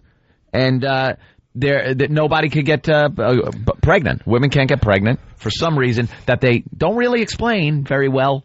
And then they find a woman, a young African woman, who is pregnant. Of course. And they have to, for some reason, take her from place to place with no explanation, again, of why they're transporting this woman all over the place. Then there's this human... association, I don't even know what it's called, that they never explain. They never take her there. It's stupid. It's half a movie. I was watching it, and my girlfriend said, she goes, this is like a dream. She goes, when you wake up and you get parts of it right, and like the rest of it doesn't make sense, and it switches, it stunk. I didn't like it. That's my review. Maybe it was poorly edited. Sometimes that happens, too, where the story is complete. That might have been bad editing. I'll give it that. You know what I saw? I'll recommend. It's on the independent film channel. It's called Unknown. Unknown? Yeah. What's that? Unknown. It's like 5 guys, and they wake up in this warehouse that's all locked shut, and there'd been apparently a fight, and guys tied up, and other guys are injured, near death. Other guys are beat up. And apparently there was a fight, and some kind of chemical thing broke open during this fight. And they completely, got amnesia for a while. So each other, they don't know who the bad guys are or the good guys are. They just know that they all want to get the hell out of there because they know some guys are coming back. The bad guys are coming back at some point, but they don't know which one of the hostages and which one of the bad guys. That's cool. It's kind of a really cool idea. Brilliant. They pulled it off very well. They got a little weird at the end. They had to throw in another kind of twist thing. Okay. No, I won't do it. Which I think they could have ended the movie like a little earlier. Sounds a lot like the backward movie. Yes. They said if you like Memento. They said if you like things like Memento or Usual Suspects, kind of things like that, it's a good movie. And you liked it in general? Thought it was really good. The other one though stunk, and I haven't seen Rocky Balboa yet, but I'm eagerly awaiting that. Why haven't we seen that yet? We should have been the first online at the movie theater. Well, what do you mean line at the movie theater? Steve, burn and sell them for us as you usually do. Not a big satchel on the corner of the road. Would you like it? By the way, we're trying to move on, but they're still obsessed with Sting out there. Stephen S. from Bayshore. He wanted to finish the song so he could go back to Sherwood Forest. Sherwood. Could you see him dressed like a Robin Hood? Robin Hood coming out on stage. And then we with got the curly green shoes. Then we got Bubba from Boston. Bubba, what's up? Good morning, boys. Huzzah! Hey, I just want to know if Huzzah. singing that face with that loot, is that 2 damage or 3 damage? Oh, if we smash the loot, would it be 2 damage or 3 damage? That's what I'm asking, Well, boys. maybe you don't even have to smash it. I mean, on EverQuest, everyone knows if you're a bard, you can play an instrument and do damage with a lute. Ew. I played EverQuest for many years. If you're a bard. Even in EverQuest, the bards are faggoty to be. You don't want to be a bard. You got this big guy with a sword, and they're fighting another wizards and stuff, casting spells. And then there's a guy in the back, and you're watching him just playing a lute. It's like this guy's battling it out, but his lute is casting some kind of spell on the evil dragon or whatever mob you're up against at that point. But it looks silly. Anyway. No one ever gets into my EverQuest conversation. How can they? Who wants to be a bard? No one, but there were bards. Were there? Yes, there were. I wouldn't want to be a bard. What's your quest when you're a bard? I don't know, but there is a quest for an epic instrument, I would gather, that does massive damage. If you're a bard, your quest is to be able to, let's just say, accept more without shouting or feeling pain. Bards are size queens. Power bottoms. Power bottoms. Hey, sell pillows with places for your teeth to go. Chin rest. Another movie opening today. And finally, everyone looking forward to Codename The Cleaner. Are they? This is starring Cedric the Entertainer. Yeah. Lucy Liu. When does Satan claim his soul? Is there a list I could look at when Satan actually tears Cedric's soul from his body and puts him in the eternal pit of pain in hell? Because why is this guy still making movies? I don't know. Especially like this. I don't know. Well, we go to RottenTomatoes.com. Mm-hmm. It takes all the reviews from all the great papers across America and then gives you one review. This movie's getting a 5% positive review. 5%? 5%. Who else is in it?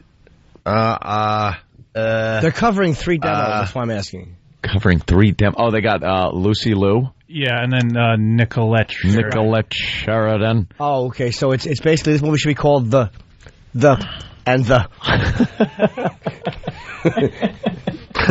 We have the trailer. And we were listening to the trailer, and you probably have heard the trailer or seen the trailer on TV a million times. Oh, now it's down to 4%. Positive reviews. 4%, they're losing. Wow. One guy changed his mind. Hey, I want to read one positive review for this movie. It's going to be really hard to find. Is it from Wesley in New York? Codename. Nothing? I didn't hear you, Ann. I'm sorry. Okay, listen. That's very funny. I was watching TV and I got distracted. Yeah, we all do very easily. All right. Then it hit me how funny that is. The 2 people that loved it, Wesley from New York and Cedric the E. He's doing it anonymously. That was... Yeah. Codename The Cleaner offers no surprises, but is good natured and funny. Oh, as long as it's good natured. Why don't you give me the full review? Jimmy. What? Jimmy just blurted out. He goes, "What the F?" But he used the word. Oh. I just, that was wow. To go, why, I know. What does that matter if it's good? What is good-natured? Who wrote that, Ope? What is that from? I don't know. Now everyone's checking out the same website we are, so we're effed. Right? Is that what's going on now? Yeah. Oh, come on, man. That's good, though. It means that a lot of people are listening to the program when we freeze up websites. Yeah, they have no bandwidth. Yeah. All right, anyway, I want to know who gave that good review. It had to be some hack, like, online magazine or something. Let's see if it's a man or a woman.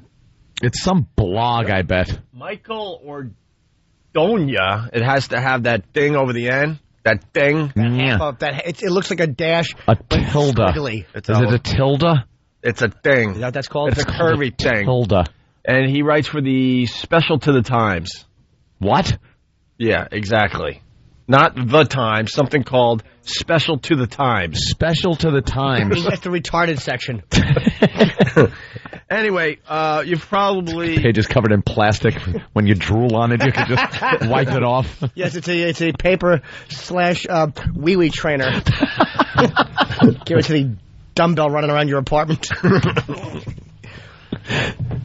Oh, by the way, Codename The Cleaner got 4% positive reviews from Rotten Tomatoes. This is very good, E-Rock. I got to give you credit on this.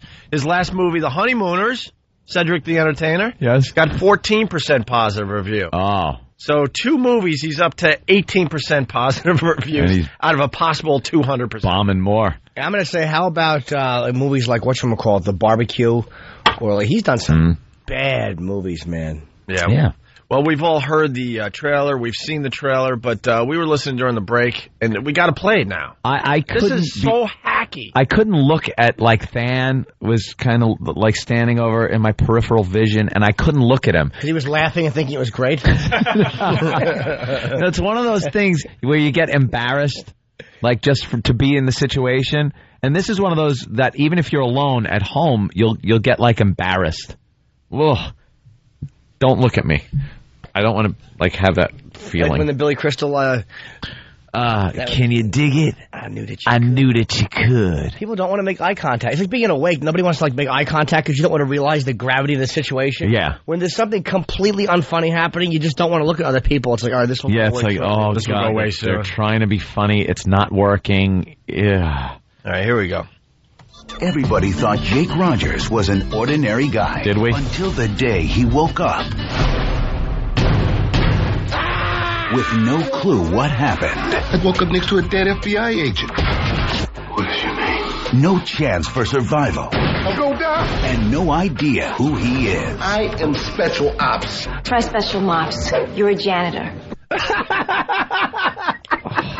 Can you dig that? I'd do the chuka.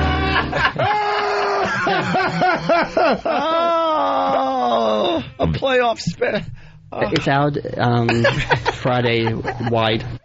That Roland. is a politically correct woman joke. Yep. Right there. That's a politically correct woman joke. Yeah. Women like edgy stuff, though.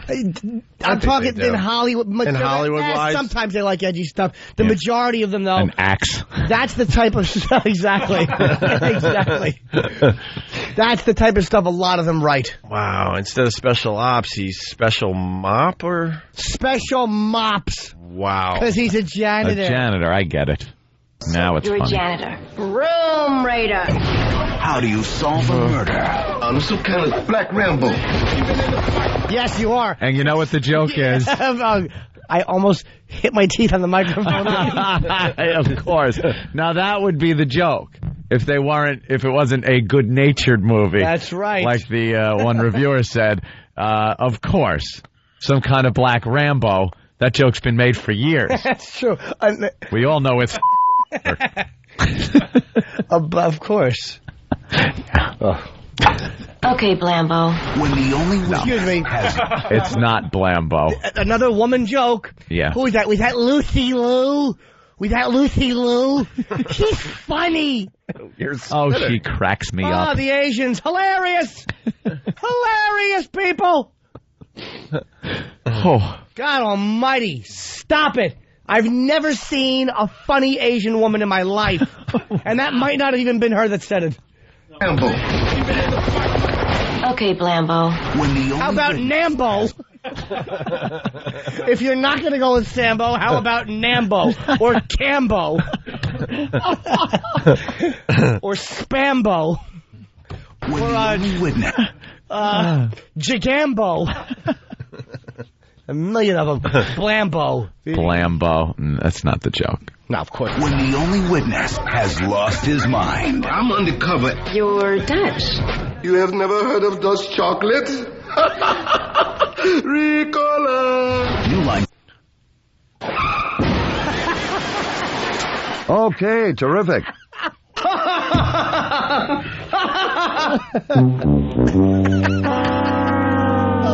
How'd you like to mow my lawn, huh?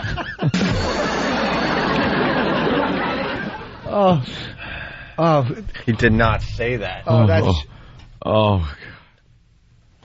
Of Dutch chocolate? Ricola. New Line Cinema presents, in association with Film Engine. Tell me about Jake Rogers. So you gonna shoot me? That's what I've been waiting on. If I die, I'm Tupac. If I live, I'm 50 Cent. Shoot me in my side, like right here. You like shooting a piece of fat on. Cedric the Entertainer, Lucy Liu, and Nicolette Sheridan. I can't believe you don't remember your own wife. Married? To a white woman? Am I Lionel Richie? Codename The Cleaner. There's some serious super spy stuff going on. You giving me a signal? Maybe. You hot bun 69? What? I'm sweaty and ready from the chat room. Oh, hell no.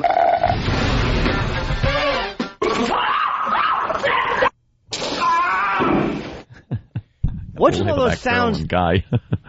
I'm sorry, what was all those sounds like? After every weak line, it's like... That's what they do in the movie trailer. Are you ready for Freddy? They sweeten it. Frankus. Frankus. That's how a lute song should end. And I, Frankus. Yeah. Well. Oh, he is...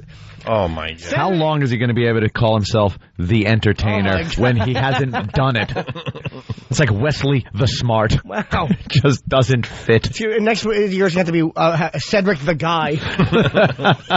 Or how about Cedric the Rich? Yeah, well, that he is. Wow. Unfortunately. Wait a minute. Hold it, Jim. How about Jimmy the Obvious? Yeah, you're right. Jimmy the Bomb. Oof. All right, well, believe me, Cedric the something. Yeah, that's just god awful. All right, Down syndrome karaoke, new heroes catching babies from the sky, and kids imitating Saddam's execution. Yeah, all funny. So we got a lot of laughs coming up. And we got Louis C.K. stopping by again today. Oh, ooh. Yeah, he's got Caroline dates. I highly recommend you go see Louis C.K. at Caroline's in New York City here. Oh, I don't know. He uses some very salty language. 212-757-4100 for tickets to see Louis C.K. More with the Opie and Anthony Show in just a bit. It's the Opie and Anthony Show. The Opie and Anthony virus. Fuck you! Fuck you! It's the Opie and Anthony FU line. When you feel like telling someone to fuck off and you don't want to do it to their face, call 866-FU line 1. That's 866-FU line 1 and give them a healthy, hearty fuck you. Call today. Fuck you! Fuck. Fuck off! Fuck you, you fuck, fuck, fuck, fuck.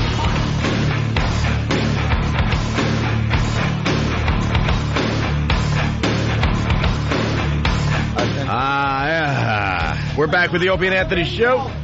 The One virus spreading across America. What? I didn't know we were back on the radio. I was chit-chatting. With Louis C.K., who's going to be at Caroline's all weekend long here in New York City.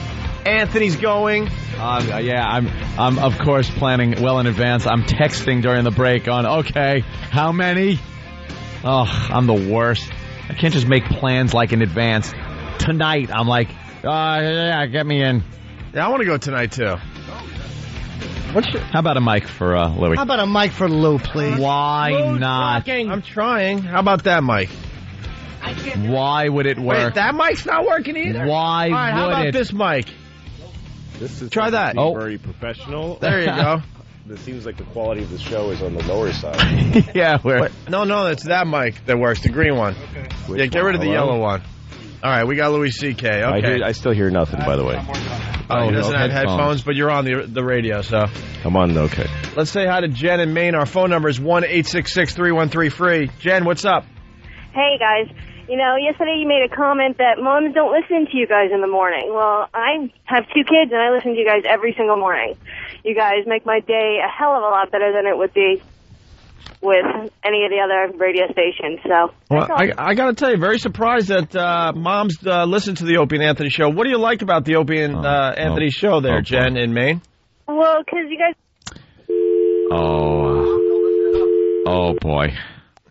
What did she say? What happened? Did she get cut off, or she just... Something seems to have happened to the phone. Yeah, maybe she'll call back. Difficulty. Because we really need the answer to that question. Call back, sweetie. There was some kind Why isn't your mic Why isn't Jimmy's mic on? Because probably when you were trying to get Lou's fixed, you probably inadvertently hit mine trying to... You were fiddling. Will you stop fiddling over there? I was fiddling. I was fiddling trying to get Louis on the radio, and I turned you off by accident. There's a whole bunch of little buttons there to push, and you were fiddling with them. I went into panic mode. Saddam, his execution is hanging.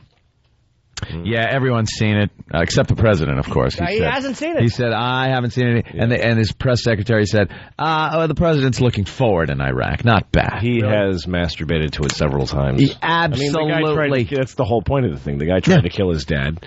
Yep. And now he's, right now, masturbating to that video.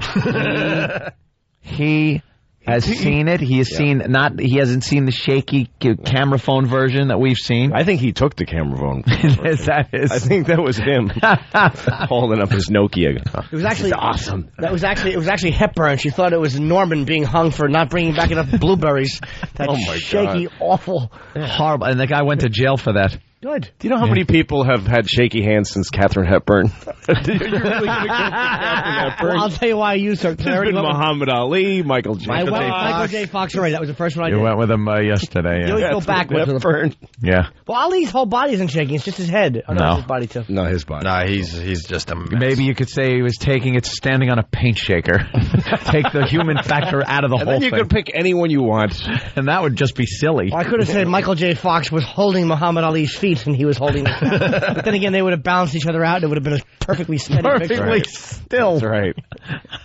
Hey, this is terrific. We got Christina from New York. Christina? Oh. Yep. Hi. Welcome aboard. Hi, Christina. How are you? Good. What's going on? Nothing. I'm just calling to let you know that I listen also. I'm a mom. Oh, another mom that listens to the show. Boy, we don't get a lot of these. I'm very surprised, Christina.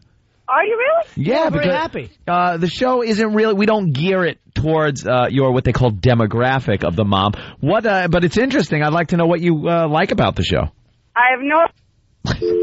What? Stupid phones. Hello? Wow. Corinne in New York. What's up? Hi, how are you guys? Pretty good, Corinne. What's going on? I'm good. I'm a mom. I listen to you guys too. Another mom listening to the show. And I can tell you exactly what I like about it. All right. What do you like about it? I like the... Come on. Stop, please. Come on, you bitches got to wake up. Trusting, wonderful moms. Smell the coffee after you make it for your men. Wake up and smell the coffee. Speaking of women.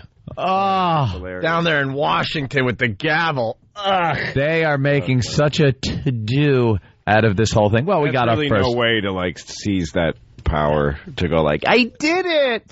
Oh, I know. You're the Speaker of the House. Oh, there she is on TV right now. Yeah, if you're going to be the gavel person, you need to use the gavel like a hammer. Yeah. Like you really need to show some. Yeah. Hey. Some. Hey. Order. Order. How'd she do it? She looked like she sprained her wrist. Dude, it was the worst thing. First of all, she's got all her grandkids up there with her. Just act like the Speaker of the House. Yeah, right. Yeah. Don't act like a woman Speaker of the House. That's right. You should be cleaner of the house. Scrubber of the toilet. How many moms still listening? I remember they might show... Well, that's a man. No, that was a man doing it. You can tell, even though they just showed the gavel. I want to see her gavel. Yeah, you got to see her gavel. It's hilarious. You know what? The liberal media isn't going to show it because she looks weak. Madam Speaker. Here we go. Speaker. Here we go. Watch. Here it is. Come on. Come on. I want to see. I haven't seen her stupid gaveling. I've been telling Anthony about this all morning. You got to see the gavel. She said it's a moment for all the children. Look at all the children. I hate her. Oh, my God. Come on. We got a radio show to do. Just show the gavel. Buzz through that gavel handle with those teeth of hers. That's a Bieber joke, thanks. Let's make another one, but... Let's go to Ann on Long Island. Ann? Yes, hi, good morning. Hey, good morning, Ann. How are you? I'm doing great. I listen to your show all the time. My husband says you guys suck, but you guys are great. Wow, your husband doesn't like us, but you do. Now, that's the opposite of what we usually get. Black woman. A lot of times, it's the guy that likes us, and the woman doesn't, Ann. Ann? Her phone was cracking. Yeah, Call back, Ann. All right, Paula in Connecticut. Hello. Hey, Paula, how are you? I'm wonderful. I love your show. How is it so many women are liking the show when we kind of say some nasty things that a lot of women might not like? I'm very surprised, Paula. What do you like about the program?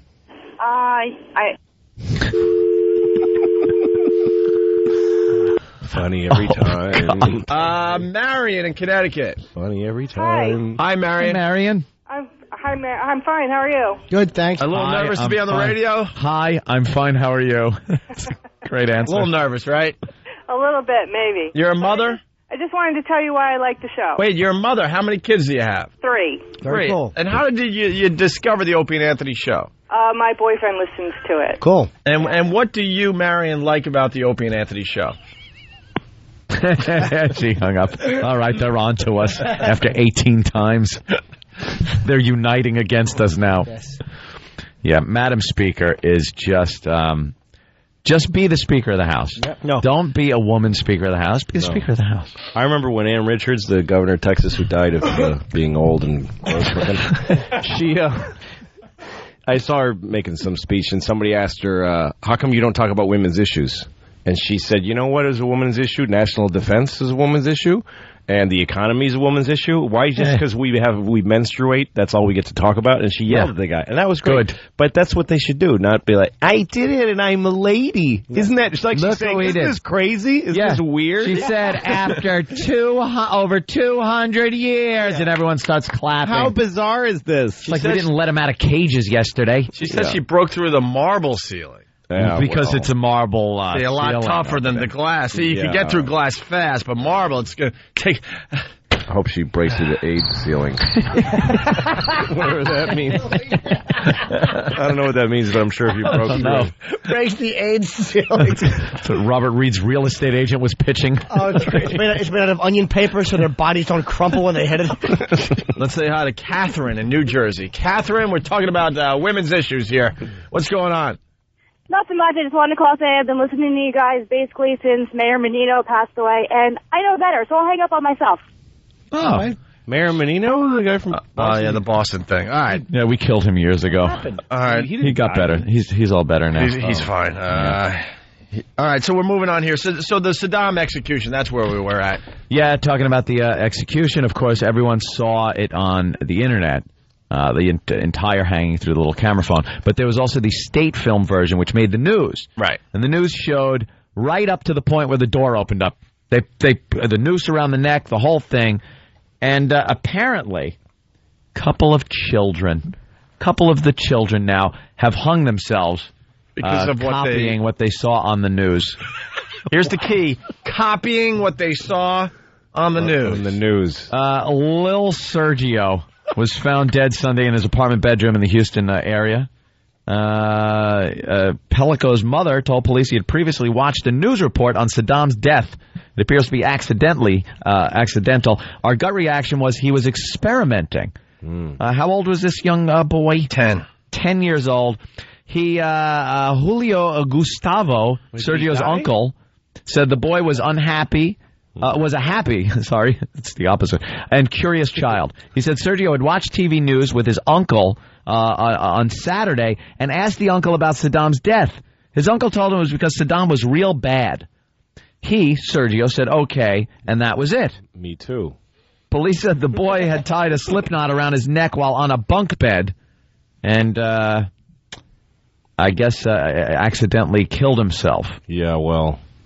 Supposedly he was upset about not getting a Christmas gift from his father, but they don't believe the boy intentionally killed himself. No. Children, a clinical psychologist, of course, from California, so children Sergio's age mimic risky behaviors they see on TV. Sure. Such as wrestling or extreme sports, which is what they do. Kids, before there was wrestling on TV, young children would wrestle around. It's what they do. Hanging themselves, though, I don't think it's just something they do on a whim. How old was the kid? 10. So he maybe was already doing that autoerotic Just absolutely thinking that. You think? Yes. That's a little young. Maybe he was a fan of Brooke Shields' TV show. Wait, is that the guy that did that, or was it the musician? He hung himself. I don't know if it was that way. 10 years old, it's 5th grade? You're all angry with yourself. I know. 10? I was already getting angry, weird boners at 10 years old. Just wrong boners. Yeah, at 10? Yeah. I don't think I knew what to do with them yet, but hanging myself probably would have felt good. Yeah, they come at the wrong time. Like, you don't know why, but all of a sudden there's McGarrett on TV, and you're like, well, he's arresting someone. But there's something interesting here. He saw this on the news and then went and hung himself. And Where's the outrage? Where's the outrage is what we're getting Where's at. the outrage for the news? If there's violent video games and someone gets shot, they blame it on the video games, regardless if there's a connection or not. Here is a direct connection between this kid being upset, watching a man getting a noose put around his neck on the news, and then he hangs himself. Where's the outrage that news programs should stop showing stuff like this? Well, if it was a TV show, if it was they'll leave the news alone, of course. But the news has shut down the carte news. blanche to do whatever they want. But if it's put in the guise of entertainment or video games, you got to yank it out of the hands of children. Oh, well, the kid asked his uncle, why did they do that? And he said, because he's a bad. And he must feel that he's a bad kid. Yeah. And he did it because he's bad, so maybe he should have hung himself. Maybe it all worked out in the end. Maybe he deserved it. You bad little boy. Maybe he dressed a certain way and provoked the uncle. Your son is attempting to bring an outside party into this situation.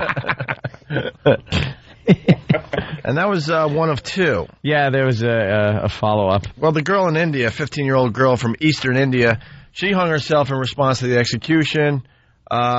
She said they had hanged a patriot. We didn't take her seriously when she told us that she wanted to feel the pain Saddam did during the execution. Didn't take her seriously? No. I want to feel the pain. She became extremely depressed after watching Saddam's execution on television. She kept watching the scene over and over again. Sure. And didn't take food on Saturday and Sunday to protest the hanging, and then says she wants to feel the pain, but the parents are just like, this will pass. No, the parents were too busy. Hello, my name is Mike from Dell Service. How can I help you? Your name isn't Mike. Stop it. You're not in Houston either. Hello, my name is Billy. You've called for service on your computer?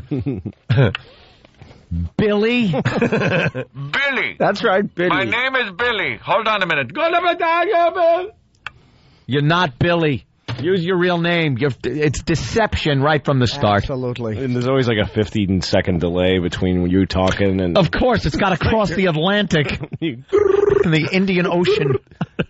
The Pacific? Patterson. I don't know. Close enough. I don't know. It's over the North Pole. When will Dell realize to stop using foreign people? I made a call to Mac recently, and you know what? It was a lovely American. You get a big fat nerd. You get a big fat, smelly nerd. I like geeky people like that just know. You talk, you go, yeah, I'm having a problem. I'm getting this error, number 685 on an executable. Dude. All right, hold on. Is it fixed? Yeah. Of course it is. So there you go, 2 hangings. I sit there going with a guy with a flow chart. Is the computer plugged in? Did you push the on switch? Is your coffee cup holder out or in? Nothing better than the old CD-ROM coffee cup holder gag. Or the foot pedal. There's another favorite. What do I use the foot pedal for? That is a mouse. Let's go to Betsy in Jersey. Betsy. Hey, You, guys. me, Betsy. Betsy. I love this show. show. I cannot start my day without breaking a rib from Jimmy. Jimmy, I love you. Oh, thank you, Bets. I think this kid, okay, is being done a disservice because he doesn't have a proper virus by listening with his mother. What kid? Uh-oh. Oh, my God. Now uncomfortable laugh. Yeah, and hang up. She hung up on her own. Goodbye. Oh, Betsy. All right. Betsy. See. The one who likes me is a dope. Betsy. Let's go to Emmy. Judgment, Betsy. Yeah, think it out. Yeah. Is Emmy a new name or an old name? Emmy? Yeah, is Emmy old school or is this like one of the newer names out there? It's one of those coming back around ones. Yeah. Emmy! Hey. What's up? Hey, how you guys doing? I just want to say that I love you guys, and I love you guys because when you talk about women, you ask us what we think. So right there, I think that you guys When the hell did we ever ask you what you think? Exactly, but you're doing it now. What? So, and as a lesbian in Boston and listening to you guys and listening to you guys talk about feminine issues and stuff like that, that's pretty cool. So you guys should pat yourself on the back. Feminine issues? Feminine issues. Is Emmy short for retarded? I don't remember that being. We always cover all the hard-hitting feminine issues. We and just that's why bash the new Speaker of the House. Well, let's ask Emmy, what are some of the hardcore feminine issues these days? Well, I think I said feminist, but that's cool. I think some of the biggest issues right now, especially with that Speaker of the House thing, if you're going to be a lady, it's not enough to be a lady. You need to have presence. You need to come correct. You can't just sit there with a limp gavel and expect anybody to listen to you just because you're a woman. So you need to earn your respect. Yeah. Well, I don't... You don't agree? You know what would have been great if she would have just used a strap-on gavel. And she could have just moved her hips a little and just dunk, dunk, dunk. Come to order, everybody. I'm waiting for the YouTube video where they take her with the gavel and replace it with some kind of marital aid. Marital aid, marital aid in her hand instead of the gavel. Yeah. Yeah, I still don't know why women listen to you, but we do. We love it. What can we say? So, thanks, guys. We'll see you for a while. You rock, and have a good day. Thank you. Thank you. All right. That's why we don't take a lot of calls from women. From chippies. From gals. Chicks. Broads. Dames. Yeah. Holes. Cum collectors. Oh, hey, I don't think some of the audience heard that, Hopi. But, like, as if the guys that call this show are such geniuses. Oh, I know. Like, the guys that call here are just believe me. It's amazing the free service you're getting from those people. We know. All right, we're going to regroup. Louis C.K. in studio, Caroline's all weekend long here in New York City. A bunch of us are going tonight and tomorrow. So Great, good. Tickets going fast, 212-757-4100. This is the Opie and Anthony Show. Call the Opie and Anthony Show right now. 866-313-FREE. Oh, and hey, who's this? It's Opie and Anthony! What do you got for the show? Nothing! So, why'd you call? Salami!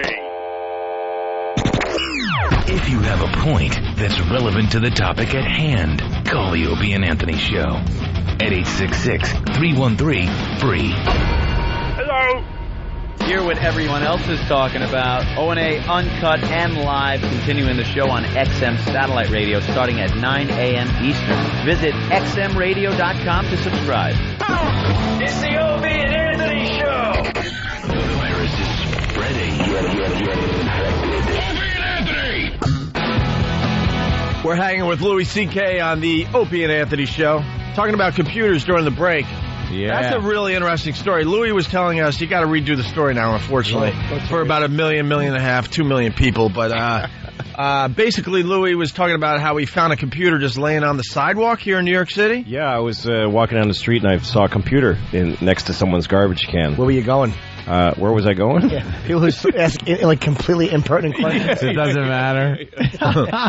Yeah, we go home. And I found this computer and I just picked it up, took it home, and I kind of like mechanical stuff and fixing things. So I took it home and I plugged it into my monitor. I just this is everyone's worst. Yeah. This is everyone's worst fear, by the way. You throw a computer out, maybe right next to the garbage or on the sidewalk, and you're like, who really is going to take my old computer and get into it? But Louis actually did stupid this. people that don't know would do this. So I plugged it in and got it charged up and just started looking through this guy's whole life. This dude read his emails and he didn't erase anything. He was all right out there. The thing is that it was broken. The power cord was broken, but it was a standard power cord. It was the same as every computer. It's like every computer runs on the same power cord. That's all that was wrong with this computer? That's all that was except wrong with maybe being outdated or whatever? Yeah, it was pretty outdated, old thing, but it worked, and I got it charged up and read all his whole life. And basically, I know everything about this guy. I didn't remember his name. Otherwise, I'd happily tell you. Right here on the air. He was a gay guy from somewhere outside of Buffalo, estranged from his parents because they didn't like that he was gay. His father didn't speak to him anymore. Did production on a radio program. Wait, how did you know that from emails? Dear faggot. Well, there was some friend of his father's who he wrote to try to get to his dad. Like, please ask my dad to call me. And, so he was estranged from his father for being a gay gentleman. That's right. Yeah. And then he was writing plays. He was here trying to write plays. Wow, yeah. And I read the plays. In between interior decorating? They're awful plays. Awful. You got to read his plays. I read one of his plays. God, you had really awful. A lot of time on your hands. I did. And it's before I had kids. You can't do that with your kids. It was a bad play? Terrible. And then what happened was he started getting depressed and into credit trouble. He became, he had a problem using credit cards too much. He'd go to Neiman Marcus and spend all his, or whatever it is, Barney's. And then he went home to his parents' house and stole their retirement fund money and used it to pay his credit card bills and ruined his father. And his father, who was retired, had to come out of retirement and go back to work. His gay son, so that's really that he the was father's estranged. story, Yeah. The poor father. His gay son ruined his life. Had to go back to work. At the age of 70. He had to go punch in at Walmart. He came out of the closet. His father had to come out of the retirement. What an awful life. But I learned all of that by finding this guy's computer. Just some guy's computer on the side of the road, yeah. People are more savvy now, though, I think, to make sure they don't just leave that out. I usually pull the hard drive if I throw away my computer. I pull the hard drive, but then I just leave it laying around. Like, I don't destroy it. I really don't have anything on there I got to worry about. Right. That I know of, and I pretty much know everything that's on there. Yeah. I love the people that are like, I don't know, it must have gotten mailed to me, and I got shut up. You know what's on there. Yep. But I never put them out on the street. So I got a few. Eventually, either the bandsaw or a drill press or something like that. You got to shred that hard drive. You got to kill it if you want to just get rid of all the info. And for the most part, it's not from porno or anything. It's I got passwords, bank account information, things like that you don't want. I've never seen Jimmy concentrate more than when we talk about how you could erase all your. How do you get rid of that stuff? I really want to know. To be honest with you, there's nothing on my computer that's that terrible. I mean, I have a lot of porn. But I mean, I'd show if you don't mind to see what a dog can do. Yeah, I actually like the fact you can grab stuff because my photos are really like, I can't picture ever losing my photographs. Like I have hundreds of them. Yeah, I would love to know you can always get that back if you ever screw up, which is good. I'm obsessed with. You can always do it until you actually need to. You call some place that's called like We Can Get Anything Back Doctor. And then they'll say, "Oh, did you press delete?" Yeah, no, it's gone. Oh, did you press delete? Not even something so simple. What'd you do? You had it unplugged for a minute? Nah, you're done. You're sunk. It's completely wiped clean. Use it as a doorstop. I always save my stuff because I actually want to go back into my old Toshiba and look at my childlike writings from like 1994, 1995. I found pictures from when me and Opie went to Turks and Caicos. And with Sam Adams. Yeah, and I had borrowed a laptop from a company that we plugged and gave all kinds of plugs to, and they made me give it back. Wouldn't even toss it to me for nothing. And you did? But borrowed this laptop. I had this huge digital camera that I bought. It was this giant thing. Those things, it was giant. It was just you could take like 5 pictures on it. It's horrible. But we were in Turks and Caicos, and I was able to take pictures and send them and pop them up online, and people, fans of the show, were able to see it. It now sounds ridiculous, but back then that was huge. That was like cutting edge. We were in the Caribbean sending pictures of our trip to our listeners so they could look at it on a website. But I found some of them hysterical. We were constantly drunk, smoking Cuban cigars, and burnt to a crisp. Yeah. I don't know. What about how us we like got sneaking through that. around trying to get pictures of topless girls? Topless girls on the beach, got that one. Yeah, because down there, it's a lot of Europeans. They're just very comfortable without their tops on. So we're like in the brush and like sneaking around palm trees trying to get pictures so we can send them back to Boston to our listeners. There was one picture. It was it made me so goddamn sad. So sad. Not the nostalgia part. That was nice. The relationship with Sam Adams and stuff. It was that huge canopy opening up over my ex-wife as she skydove. She went skydiving. You know what? And I took a picture of her coming down, and that big parachute opened over her head. It's depressing. I got to be honest. That was my first clue that Anthony was not really happy with his marriage, because I was on the beach with Anthony. I remember it like it was yesterday. We're both watching. We see her jump out of the plane. We're all like, hey, there's the plane. For a little bit. High. And I could just feel Anthony by my side going, don't open, don't open, don't open. I'm just thinking. I'm like, oh my God, he's serious. I'm thinking to myself, like, as she's free falling, I'm thinking, could I do a show tomorrow without like people thinking I'm really an ass? Of course, your mind goes there. Yeah. I don't even want to blink. I just want to keep living. It's like, No, everybody, no matter how, even happily married men, no matter how happy you are, and women probably, you would love a clean slate. You would love it to end. Even the greatest marriage, both people want it over. And would love to. And, and all of this, everyone fantasizes about their spouse dying. Everybody does, I swear it. It's just, it feels too natural to me to be something this with me. This can't just be me. Yeah, because it's not only just like the new life I'll have, but also the fantasy of everyone paying attention to me when she's dead. Oh, you must feel awful. Like, just like getting the attention thing? From being a widower. And, you're digging on that, like awesome, shaking your hand with both hands. I'm so sorry. Yeah, all of that. You sitting there, yeah. People kill their kids too for that attention. Of course, yeah. Oh. I know this is really sick to bring it up, but the whole 9/11 thing. You think there were people that were actually kind of happy? Not every couple was happily married, of course. Happens in everything. But you think some of these people are like, oh my, you gotta be kidding me. Totally. In the middle of one of those divorces where you wanted to reach across the table and claw your ex's face off with your bare hands. If you could go back and research and find out anybody who lost a spouse in 9/11 and who is now converted to Islam, probably was really happy. Thank you, Osama. Thank you. Thank you. You got to think they were looking at the coverage that day a little differently. Exactly. I was in California when 9/11 happened, and in L.A., and my wife called me at 6 a.m. to tell me what happened. And before my wife and I were married, I had some bad behavior episodes that came back to haunt me. Things happen. I don't want to talk about it, but I still want to tell this funny story, so I got to at least divulge that much. A little preface, So 9/11, she called me, and she's just upset and she can't speak. I'm like, first of all, 6 a.m. I'm like, hello, and she's like, it's gonna be a problem. I'm like, what's the matter? I can't say. And I'm like, fuck. Sorry. Did she find an old receipt from when we were dating and stuff happened? And then she says, turn on the TV, and I turn it on and I see the two buildings on fire, and I'm like, awesome. Oh, thank God it wasn't. You were relieved. Thank God. It's just thousands dead and the nation under attack. It wasn't me. It wasn't a credit card receipt for a phone sex bill. That's where my head was. I thought it was a phone sex bill. Wow. Hey, there's a story hitting here. A kid finds porno instead of Madden 07.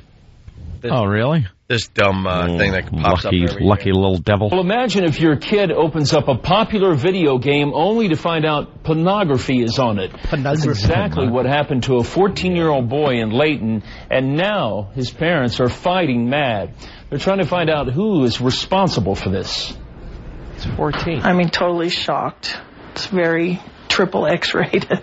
Linda Mahoney is talking about what her son Colton viewed on Christmas Day. That's when he put the Madden NFL 07 game in his new Xbox 360 console. I said, this is really not Madden, and I was shocked. Well, this is really not Madden. That is a tight end. And he's that is going a wide for the receiver, reach around.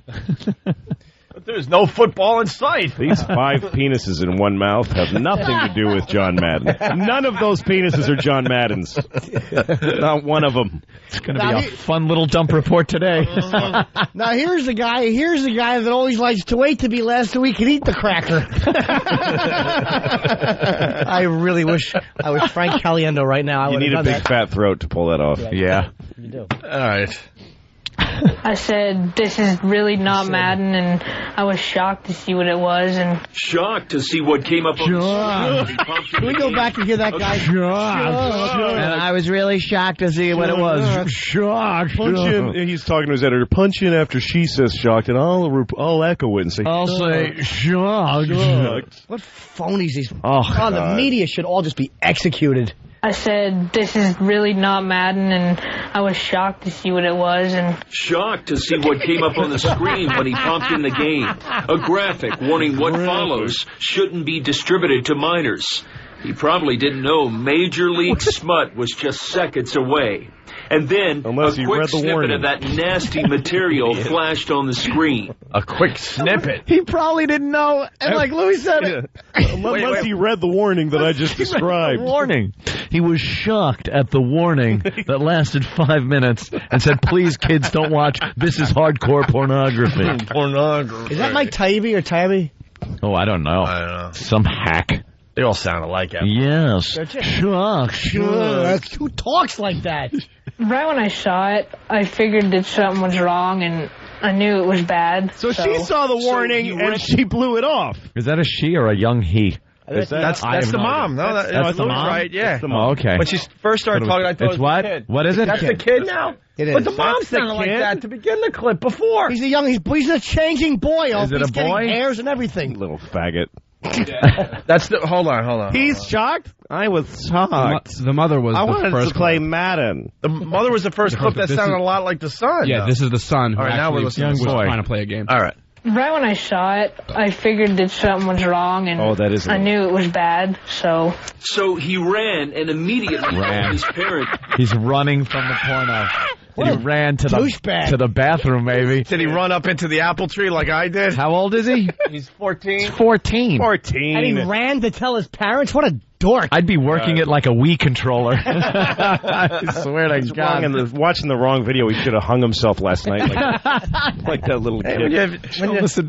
When you learn about sex for the first time, it could be a scary thing. Sure. I ran up into an apple tree. I wouldn't come down for almost a day. Is that true? I swear to God. Like you ran up into an apple tree? Doesn't that sound like Pa Ingalls had to talk him down? Really? I've told the story many times, but I went to grammar school one day. I think it was around 6th grade, and all of a sudden it was the day they separate everybody, girls over here, guys over here, and then we all march into the gym and the big doors in the middle, and then they show the film. Right. Not the film. And then they ended it by saying, we informed your parents that you saw the film today, and that if you have any questions, you might want to discuss the film with your parents. That freaked me out so much. I ran home and I ran up into an apple tree, and my dad's down below telling me to come on down. It's okay. It's okay. We talking can you discuss down. this. And I'm like, I was just too young to really want to deal with that crap. Like that is so odd. Like a Billie Holiday song, you're a complete fruit. Wow. What were they showing? Hardcore pornography? Opie was shocked. It was about, whiskers growing and other things growing.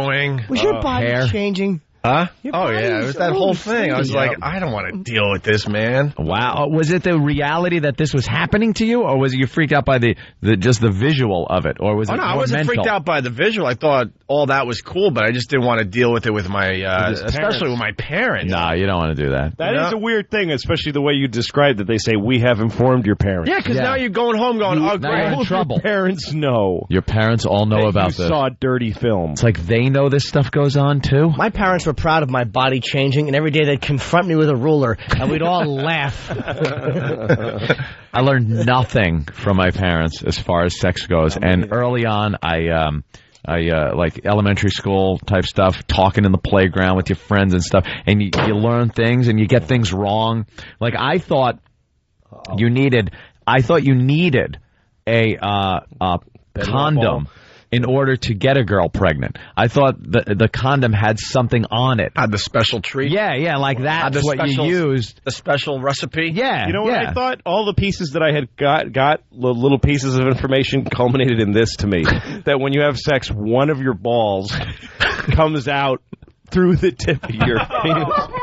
And you have to, and then she bleeds. Like you do it, she bleeds. I know that women bleed, and that it comes from your bag. Wow, it's so one of your testicles comes. You have to force it out that little hole. Right. Yeah. She bleeds. Everybody's screaming. And It you looks only like the you do scene it from twice. Alien. And you only do it twice. You can only do it twice. You know what? It's over. We can't even clean that up for a radio. That's for XM today, man. That is really funny. Let's That just is sum it really up. funny. Growing up, Lou was an idiot. Yeah. Yes. But that is how you learn things, because you kind of remember what was wrong with it. Like I also thought that you had to be a man and a woman in order to have a baby could not be face to face. I thought God. Yeah, I thought you had to be looking at the back Same of a direction. girl's head. You had to face the same direction. Yeah. I thought that's what it. Up until last week, as a matter of fact, That's when you found that was out. the excuse I used. What kind of dopes were you guys? My first pornographic... I'm talking like second grade. Me too. My first pornographic picture, let's just say, was two gentlemen and a young lady all getting to know each other. Really? And I knew from maybe the age of 7 on exactly what you had to do to get a girl pregnant. I didn't know the inner workings of the body, but I knew. Yeah, so I didn't know inner workings, but I also didn't know locations of vital places that things had to go on. I thought the one thing I do remember is in kindergarten. This was before even first grade. I guess I was an ass man or something, because there was a girl down the street from me that I used to go over, and we used to go to the shed behind her house. And she would show me her hiney. Wow. Mm-hmm. She would like just pull her pants down How and old? show me her backside. How old? Kindergarten. Yeah, that's like hardcore. She was. How old for were you? kindergarten. Oh yeah. Well, again, this was very recently. I showed I gotta wipe that hard drive clear. I showed my privates to a retarded girl down the street. When I was in are you awful? 3rd grade, I was like, she won't tell anybody. I was just dying to flash somebody, and so I ran into her on the way to school. Oh, is that great? And I just pulled it out. You're horrible. And she just looked at it confused. Of course. She said, I like love she you. looks at everything. I love you. That is really funny. Did you say that? Yeah. Cute ending. I married the girl. Her dirty hands. Oh. Well, should we take a break then continue Wow. with the... Yeah, we'll take a break and then we'll continue with the Madden 07 with this kid. Oh, right. And That's the where we porno were. that he found. What a dork this kid is. He ran to tell his mother and That father. kid's awful. I hate him. How do you not hate him? I was, with the apple tree though, I was just avoiding the You, I conversation. understand. I didn't want to deal with that. I didn't want to have a conversation about sex with my dad. Of course. This kid's 14. At 14, if I was walking through the woods and found that secret stash of somebody's porno mags, you go through them. You know, 14, you use I was them. smoking pot at 14. And Right. cigarettes liberally. I had Marlboros on me anytime. You could have bummed a cigarette from me. Little thug. I'd seen every kind of porn. Little idiot. I just picture you looking like Yeah. like one of the little rascals, like Butch, Exactly. the tough guy. Exactly. In honor of this story with Madden 07, we got to find a little bit we play from time to time. I'm sure San Francisco will dump out, but the rest of the country will enjoy this. It's the Opie and Anthony Show with Louis C.K. today. Gay Channel. What is it? It's the 2nd annual male group orgy competition. And he hits the hole right after Jesse opens it up. With your hosts, John Madden and Pat Summerall. And then everyone's kind of slopping around down there and grunting and groaning. And, you get mud and stuff flying and gang tackles and scrums and quagmires. No femmes, fats, or harrys, just the hunkiest gay studs and wild group action competition. Like to pack that guy around, too. Don't get carried away, John. There was all kinds of stuff flying around there. It's male group sex to die for, as described by the best play-by-play team in the biz. Yeah, that was a late one. That one didn't come and finally they threw it out of there. Whoop. I don't know where that one came from. Look at that big old beef lop. Whoa, what a meal those guys are having. Look good. That's a good group. If you go nuts for tight butts, You push. get pay-per-view today. You just rode him backwards. Just put him right on his back. With Pat Summerall and John Madden. That looked like it was the last shot out of the Roman candle. The second annual male group orgy competition on Gay-Per-View. Like to pack that guy around, too. Floyd? Yeah? He's going to fire into his guy right here. Call 1-800-HEY-CUTIE to order today. It's the Opie and Anthony Show. The Opie and Anthony virus. Hey, thanks for checking us out this morning. Very busy show. Louis C.K. in studio playing Caroline's here in New York City all weekend long. We'll all be there, Louis. Good. And also, don't forget the HBO 1 hour special. That's right, Shameless. Shameless, January 13th on HBO. Looking forward to that as well. And another date to throw out at you. What is it? When does Lucky Louie come out on DVD? Lucky Louie DVD's on sale January 30th. Oh, January 30th. Okay. Yeah, you can order them now. You can on all the Amazon and all that. You can pre-order them, but it goes on sale officially January 30th. Okay. It was a fine show. It was a good show. Still don't understand why that was canceled. Yeah, it's just. I guess you guys are trying to figure that out as well. Yeah. If it was for ratings and people didn't just hate it, didn't watch it, I would be like, it would be a lot fine. easier to take. Yeah. Yeah, it would be fine because I've done a lot of stuff like that where people just didn't get it. But this was popular. People really dug it. Everywhere I go, people say stuff about it, yell at me in the streets and everything. And, the ratings went up every week. They were higher than the previous week. Right. And when they gathered all the ratings for the whole week, like that's the real ratings on HBO. Like most people don't watch a show when it's on. They watch it when it reruns or on TiVo. And by that, we were beating Deadwood every week. And we were very competitive. We were a good show, ratings-wise. Yeah, so it's not the ratings. No, it's not. And the people that I what work is for, it? the chairman of HBO, the president of HBO Entertainment, both loved the show. Went on, used to call me during the summer to say, hang in there. We think the show's hilarious. God. And then one day they just said, sorry. They both were like, sorry, but we can't do it. Which to me says that there's somebody, a parent company, Warner Brothers person who, some guy in a golf sweater. Get rid of it. Hurry up. I don't know what it is. Hurry up. We can cut some corners. Hurry up. We'll figure it out. Yeah. Just get rid of it. But if we sell a stupid amount of DVDs, then we have a shot. That's true. Yeah. All right, well, that starts January 30th. January 30th. All right, let's get back to the Madden 07 and the kid that found porn. 14-year-old ran to tell his parents. Found he porno. ran to inform them of his Shocked. discovery. What a Shocking.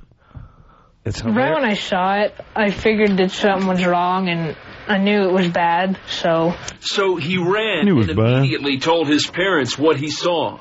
So I'm very disappointed that he had to see that on Christmas Day, especially.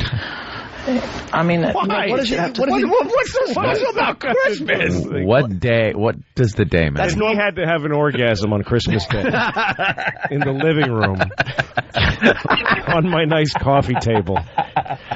Well, in order, because Christmas Day is normally the day they reserve where the father will drink too much and then punch her into the tree. Knock the tree over with her unconscious body. Yeah. There's the thought the kid sees a little porno.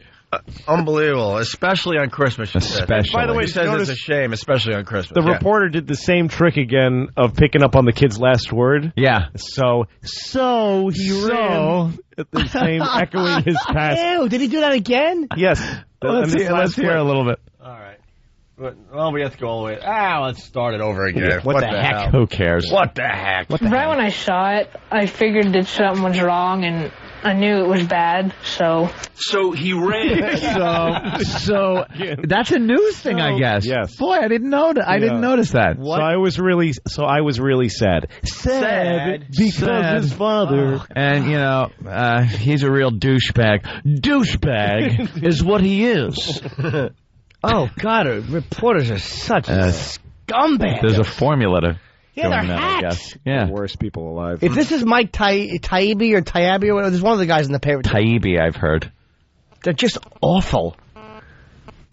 So he ran and immediately told his parents what he saw. So I'm very disappointed that said so. he had to see that on Christmas Day, especially. Especially. I mean, no kid should have to see that. They're so angry, the Mahoneys have gone from victims to amateur investigators. They're trying to find out how these images got on that console. Colton got the gift from his uncle, who bought it from a Circuit City store in Modesto, California. Modesto. That's his uncle. Why are these idiots on the news? They called the news. Yeah, a little oopsie from the uncle. The uncle had a little issue, I guess.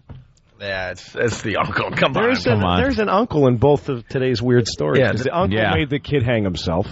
Uh-huh. And then this uncle gave his kid the kid porn. With the porno. Don't let your brothers around your kids. And that's that Modesto, California, man. Wow. You guys know how to stay in the news.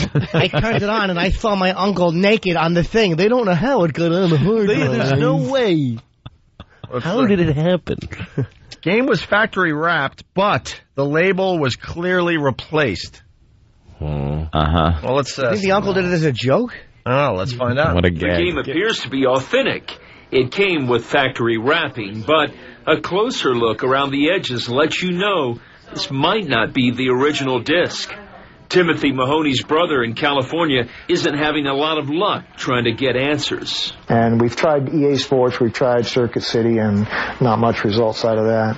Mahoney is really upset that this type of stuff is hitting so close to home. Well, especially here in Utah, where we're trying to get away from the pornography and the exploitation of children, and now it comes right into your home. Opposed to you where? don't feel like that's going to happen to you, but then when it does, it's shocking. You idiot. Well, the Mahonies are getting help from the Internet Crimes Against Children Task Force. Layton police are also working with California authorities on that case. Charges of providing pornography to a child could be filed.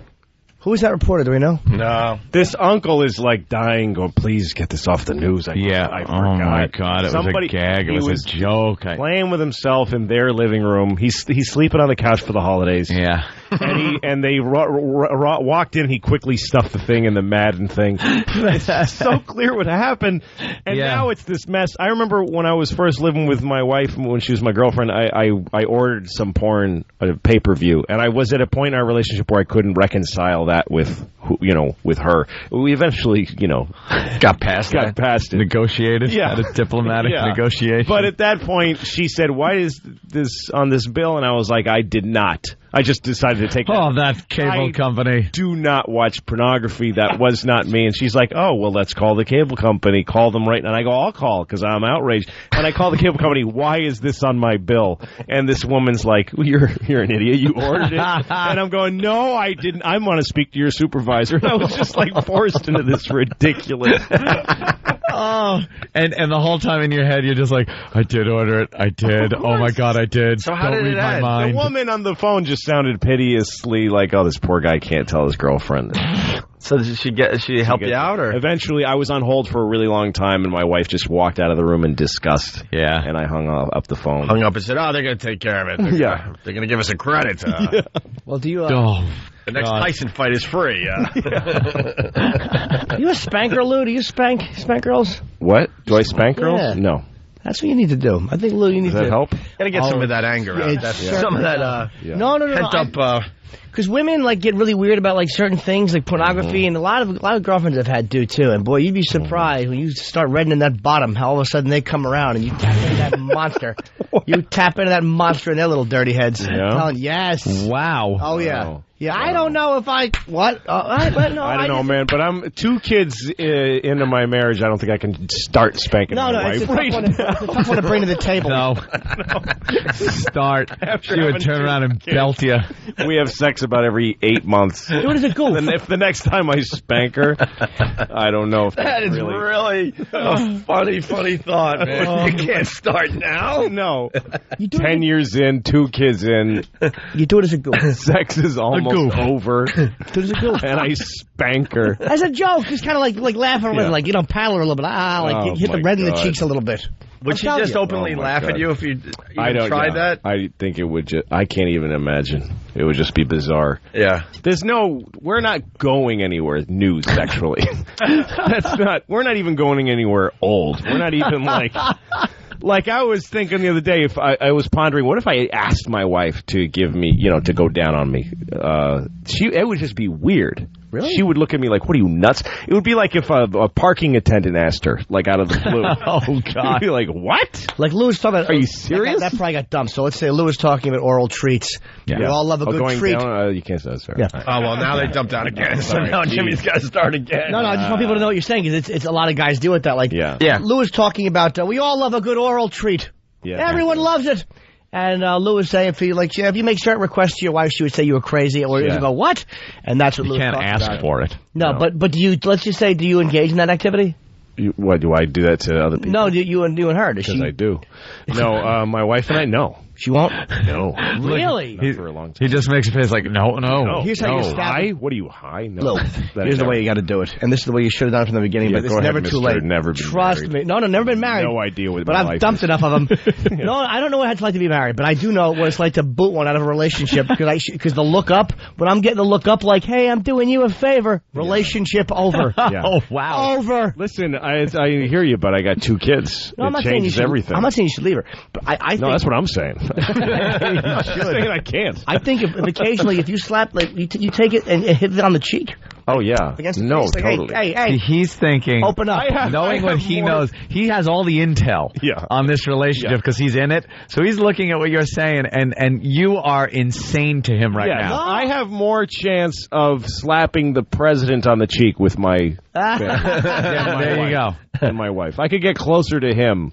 Jimmy might as well be saying, you strap the bomb on your body and run into the crowd. And you're like, no, you don't understand. We don't do this. No, it's not even You sure you're not missing something? Like sometimes you're too close to somebody when you know somebody too well. Oh, yeah. Because I've seen enough. I'll tell you why. I've seen enough married women. Way off. Enough wives. You're way off. Yeah. No, it's like my wife and I went to therapy, and the therapist said, you should go on a date. Go on a date. I'm like, let's leave. You're like 15 years behind us, lady. Is that where that came We've from? been on dates. We've had we dated and then married, and then we dated again, and we've had 2 dating periods that went sour. Is that where that came from in Lucky Louie, that episode where you and Pam went on a date? Like, because you were fighting and you decided to go out to dinner? Didn't come. That happened. The therapy thing happened afterwards. But no, that's what you do when you get in a big enough fight. When you have kids, you have to actually. It's not a date though, like romantic. It's like we better go to dinner so we can properly fight.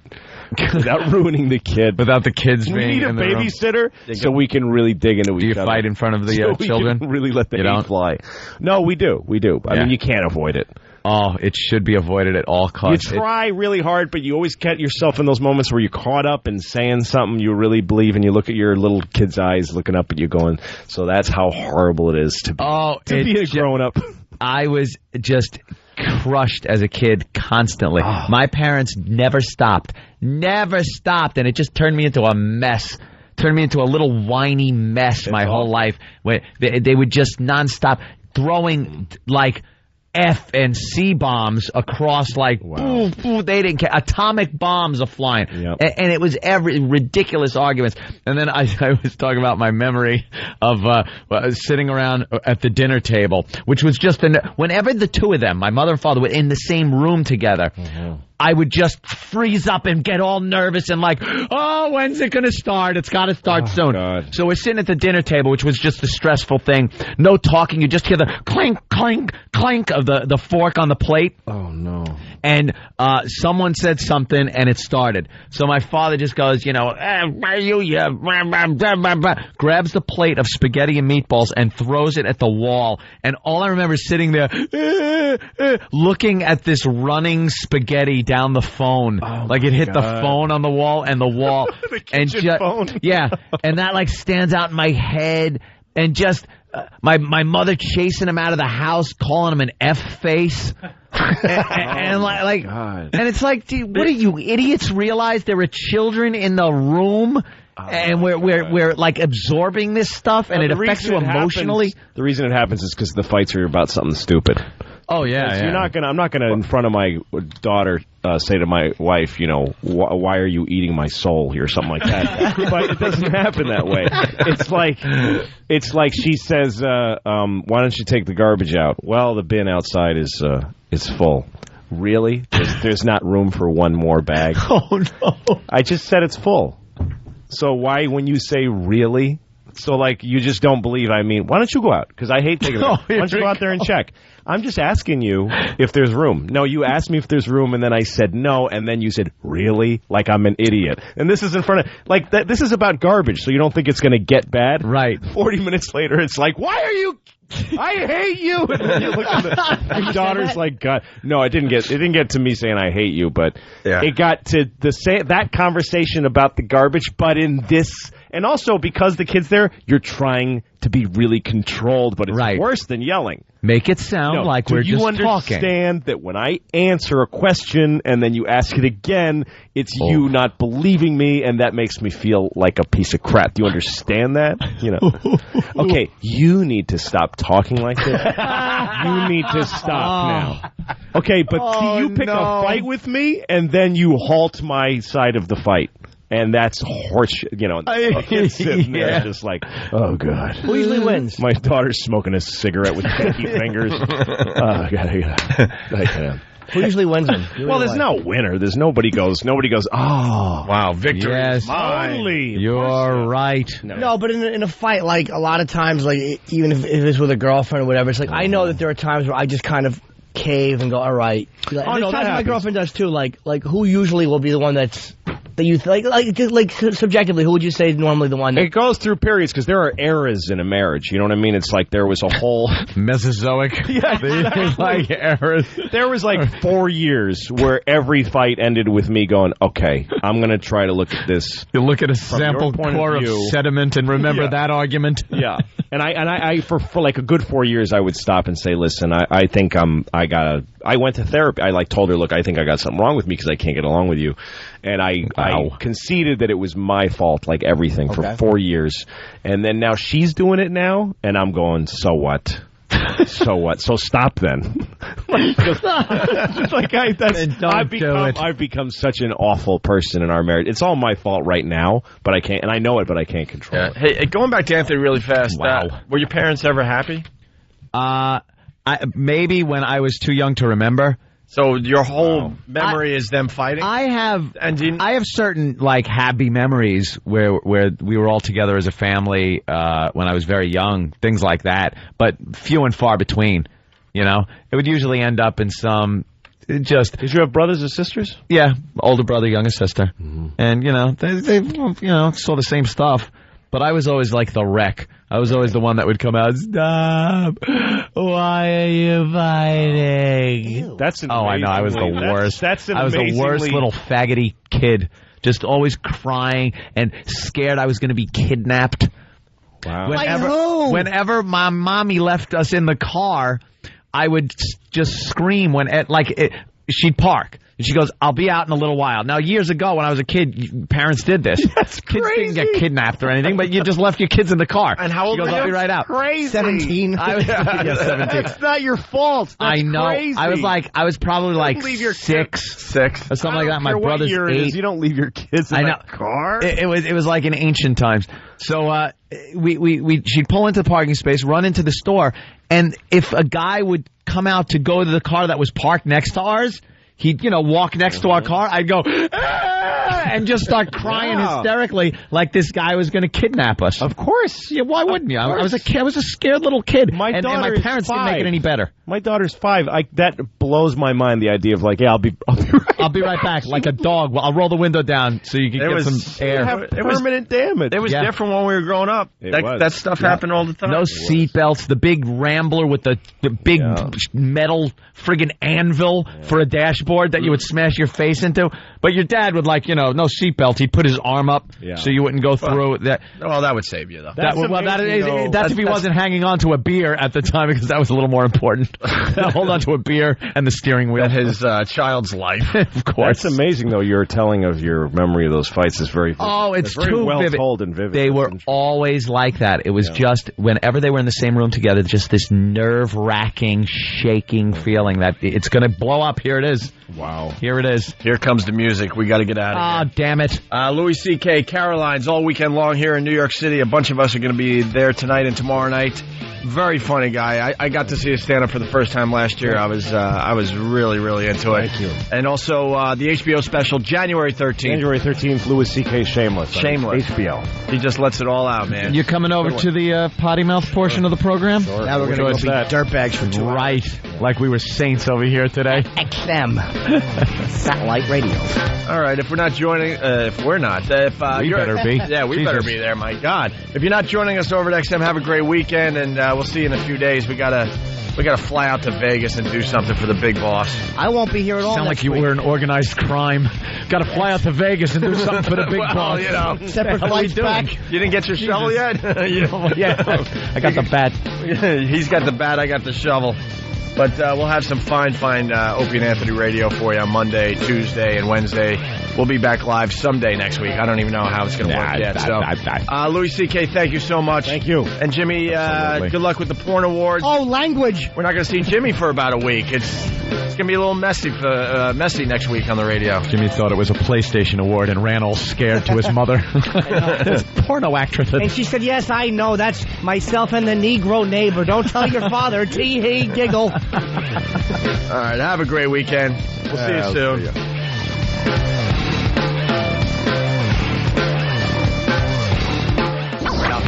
It's the Opie and Anthony Show.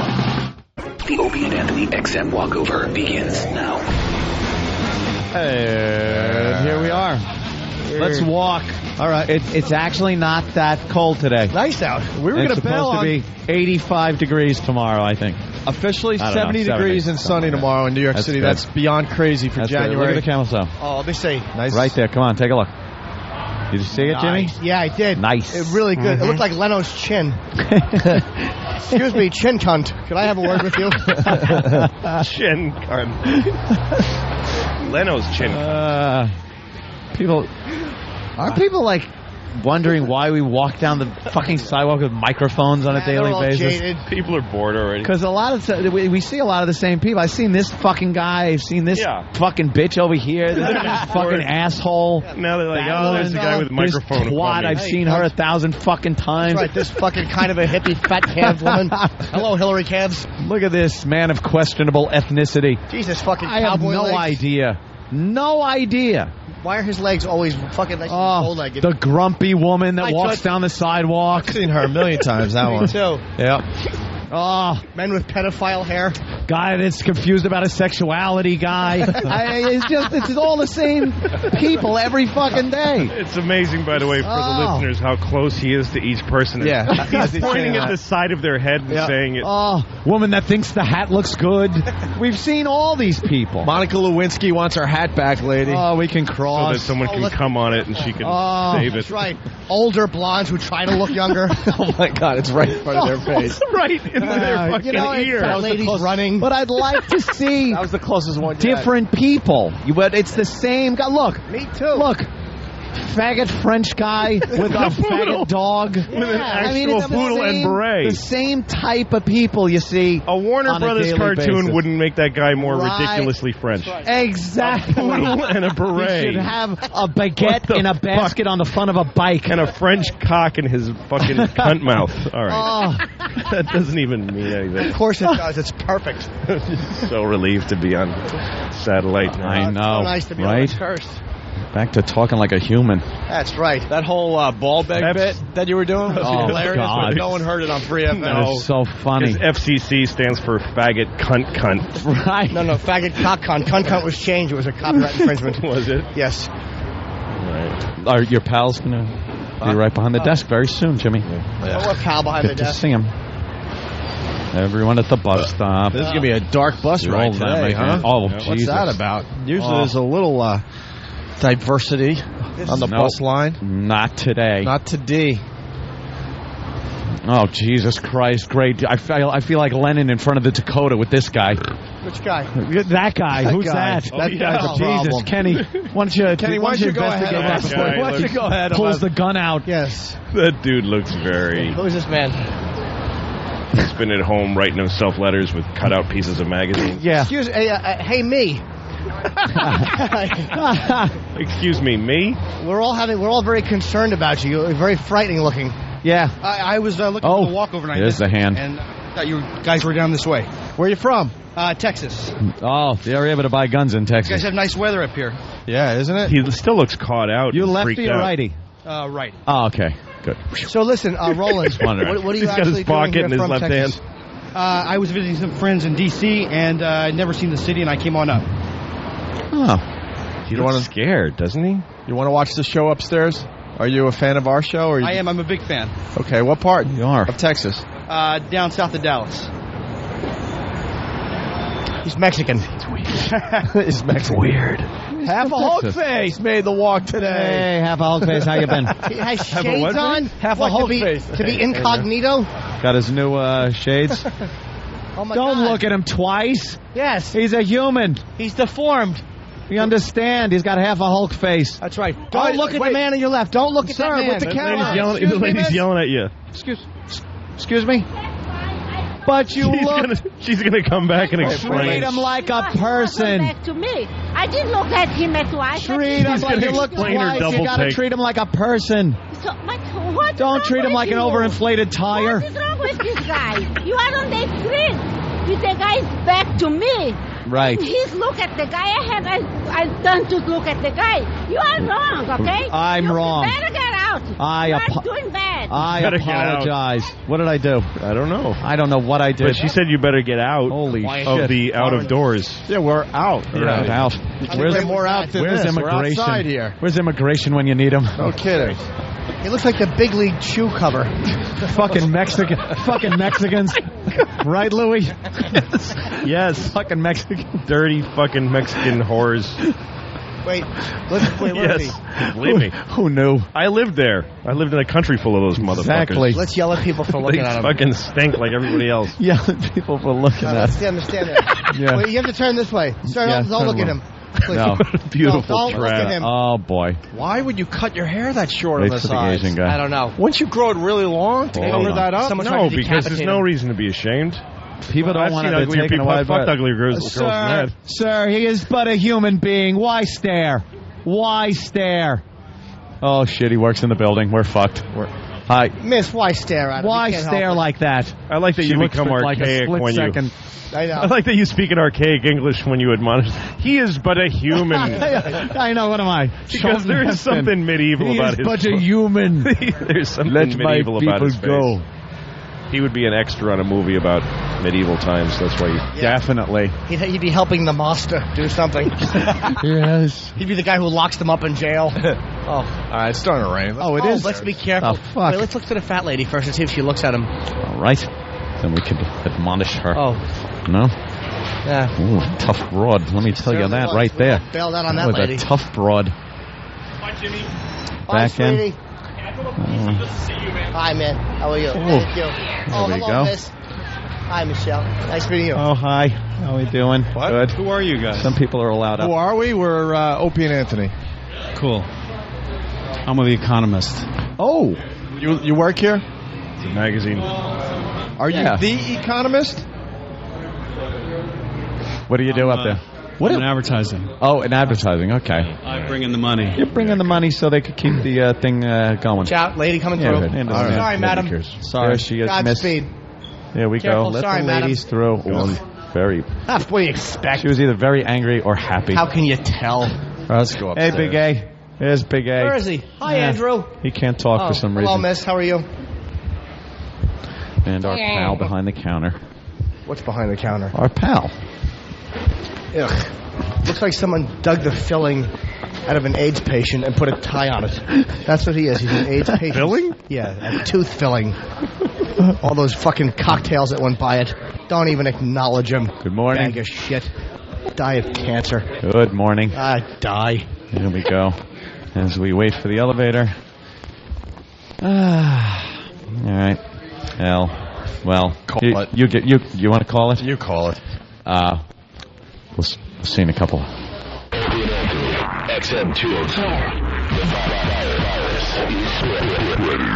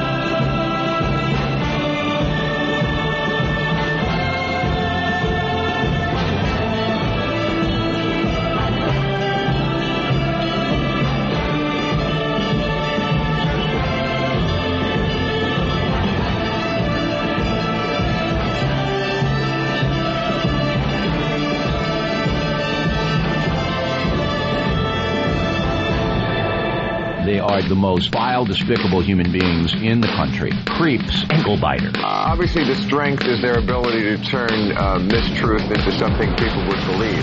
Wow, how long is this guy going to continue to babble and say nothing? All day long. Shut up. All right, here we go.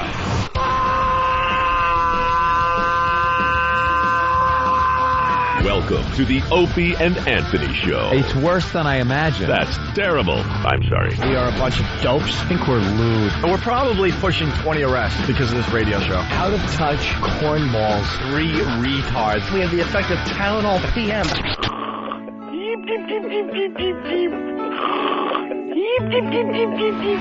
Opie. You know I could have been a model. Anthony. I'm gay. James Norton. I like yogurt. Robert Reed.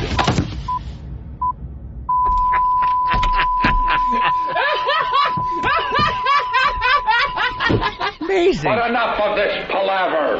Let's get the show on the road. Let's. It's the Opie and Anthony Show. Cut the music. We're about to broadcast. There we go. Correct. Okay, thank you. Rotten Randy, what's going on today? Hey, good morning, fellas. Hey. Hi. Hey, listen, the walkover just laughed my butt off. You liked it today? Yeah, born and raised in Detroit. Me and my dad, before there was air conditioning, back in the 60s and 70s, we'd go to the Oakland Mall, and my dad would give my mom $25 to go shopping, and we'd sit in the middle eating ice cream watching everybody.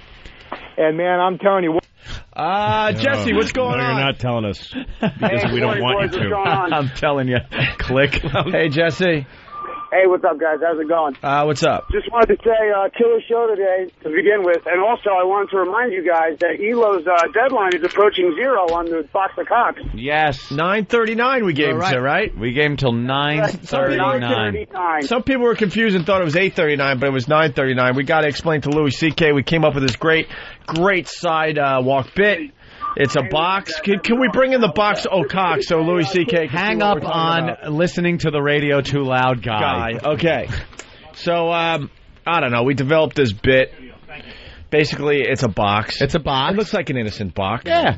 A nice big size box. Although these days a box on the sidewalk in Manhattan isn't really innocent anymore. It used to be. No, you walk past the box. Yeah. See, it's a box. Look and at the on box. the lid it says Free puppies. Free puppies. Now, before you open up the box there, Louis, we put this box out in the middle of the sidewalk, and we watch from above. And we also film it with Sam's camera. Yes. Sam takes his camera out of the sidewalk and tapes it with his rosy cheeks. I'm Sam. He's waved it like he's waving it off. Yeah, hey, come on. So am I supposed to open this now? Well, yeah, nothing jumps out. Don't worry. It's called Box of Cocks. Oh, wow. So people people that are concerned about a puppy's health, maybe on a chilly day here in New York, will open it up and see nothing but hardcore male pornography. That's an upsetting amount of penis. It is a lot. It is a box of cocks. Dicks per square inch. Hence the name of the bit, Box of Cocks. O'Cocks. Box O'Cocks, are we going with that one now? Yeah. Like chock full of nuts? Yeah. Because it is, too, also. It is chock full. Why don't we just call it chock full of nuts? Chock full. Copyright. Yeah, problem. Let me see. So I like the guy with the gun. There's a guy with a faggy guy with a gun. Yeah, because... Oh, that's nice. Anyway, so then... That's what you notice out of all those... Yeah, that guy's armed. He could hurt somebody. So we leave the box out on the sidewalk, and we entice the people to open it up because it says free puppies. Right. And then they open it up, and we get the reaction on Sam's camera. And believe me, this was a first run kind of street test. Yeah. We like running things through first at the O&A Institute, where we scientifically check it out, get a little theory, and then we field test it. Sure. So obviously we weren't completely done with this yet. Yeah. The Box of Cocks thing's great. Put it out on the street. People were coming by, lifting it up, leaving horrified, we laughing our asses off. Sure. So we kind of wanted to step it up a little, so we were thinking, let's take some of the Pal Talk cameras. We'll take a Pal Talk camera, put it in the box. Right. So now we can actually see the people's expression, that's good. And everyone on Pal Talk can watch along at home. Good.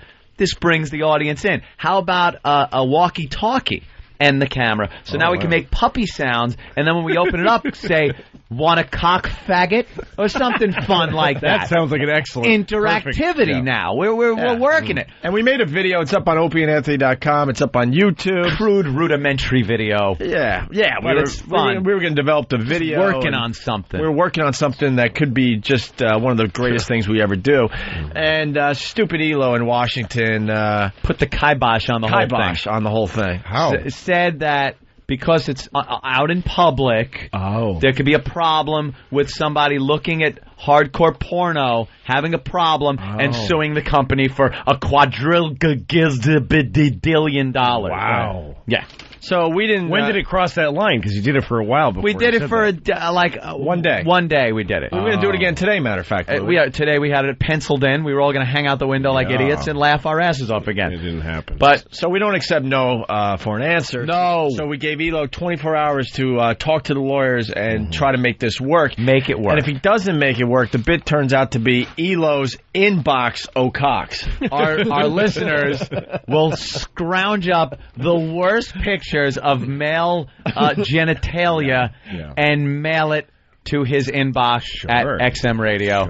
So his corporate account. The pests, as we speak, Louis, are standing by. They're on full alert. A mere 18 minutes from releasing their pictures to Elo's inbox. Massive. We're talking gigs, terabytes of cock photos of cock that is going to be transferred. I think the entire nation's internet service is going to slow down. Wow. When this deadline hits. It's going to be like the way the lights dim when the guy gets executed. Exactly. The internet's going to say, people are going to be like, wait, what? Why can't I get this page? Dare I say a tsunami of cocks. A cock tsunami. It's going to be heading toward Washington. You can hear his China is rattling right now. They know this coming. The animals are leaving because they sense it before we do. Jeff Goldblum is saying that's an impact tremor. Yeah, I was going to say a lot of cocks. I was going to say the glass of water on his desk is just starting to shaking under the weight of all that. We need a bigger boat.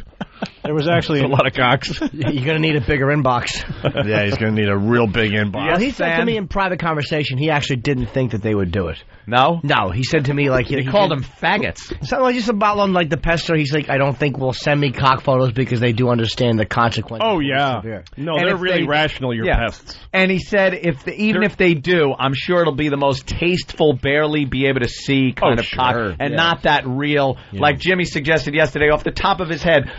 Whatever you do, don't send him pictures of an old gentleman sucking on another old gentleman's cock. The threesome photo. Don't send him. I love that picture. Gentleman. That should be your screensaver. It's the fucking greatest. I love that picture. I showed that picture. Somebody emailed me that picture, and I showed it to my wife.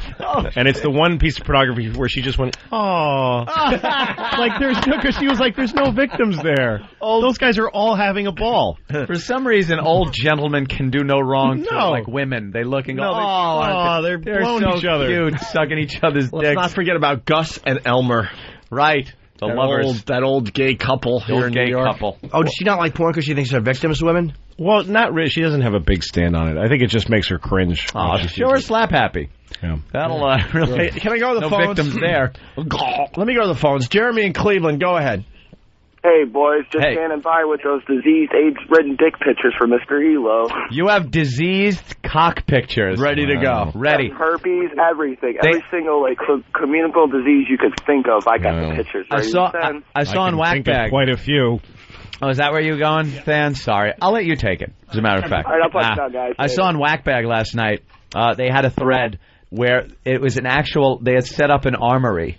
They had set up an armory of pictures of cocks to cull and send to like a pile of snowballs all packed and ready. All ready to go, ready to rock. This is no joke. This will happen. Now, the thing you have to do, though... 15 minutes. The thing you have to do, though, is that, he's going to get saturated very quickly. Yeah. So then after the first 100,000 or so, they're all going to just be be overflow and not hit them.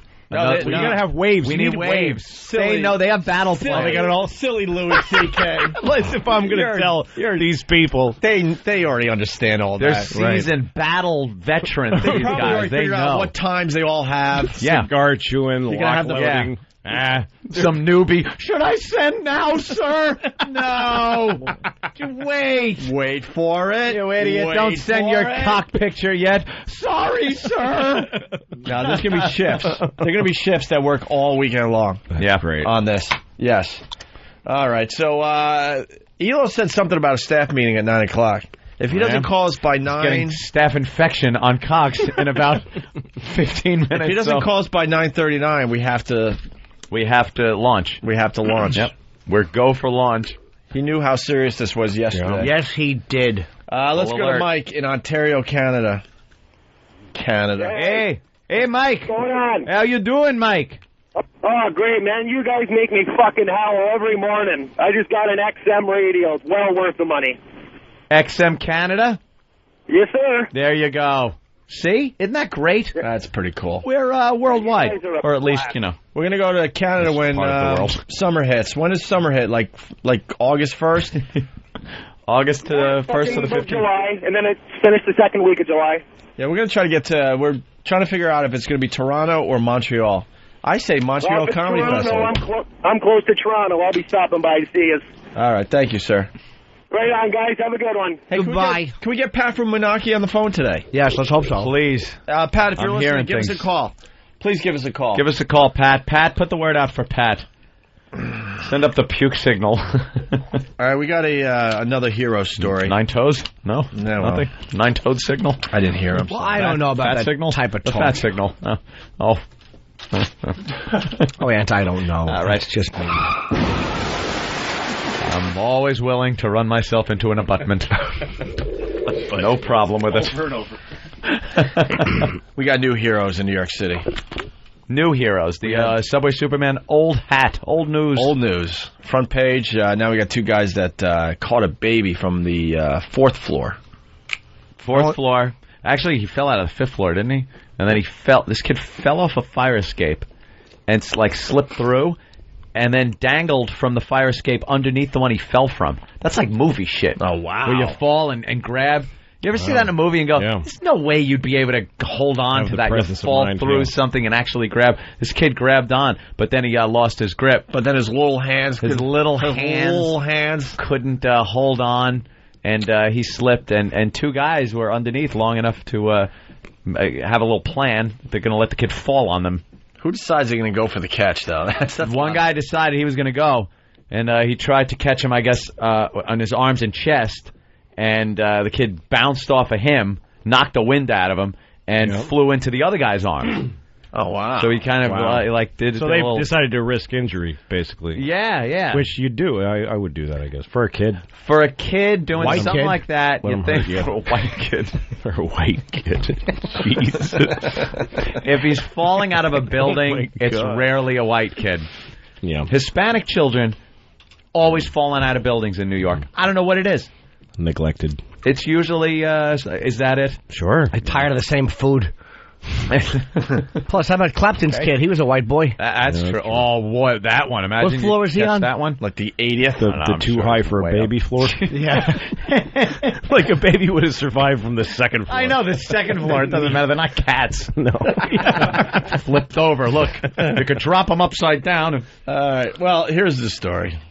2 lifelong friends, now heroes. The 2 men saving little... Same reporter. Another goddamn shocking reporter. 2 lifelong friends are heroes. The child saw pornography and ran out the window. Shocked. The 2 men saving little 3-year-old Timothy Addo's life in a way that can only be described as a miracle. Thank God they were there, and they caught their kid. That's just a miracle. Hold on. There's a few other ways to describe it. Miracle. A miracle would be the kid floats down slowly, defying gravity and all other laws of physics. That's a miracle. Bouncing off of 2 men at full speed is not a miracle. Right. Or if the kid fell from the 30th floor, that'd be a miracle. But yeah, there you go. 4 stories. 4 stories. Or if the kid was white, that would have been a miracle. Absolutely.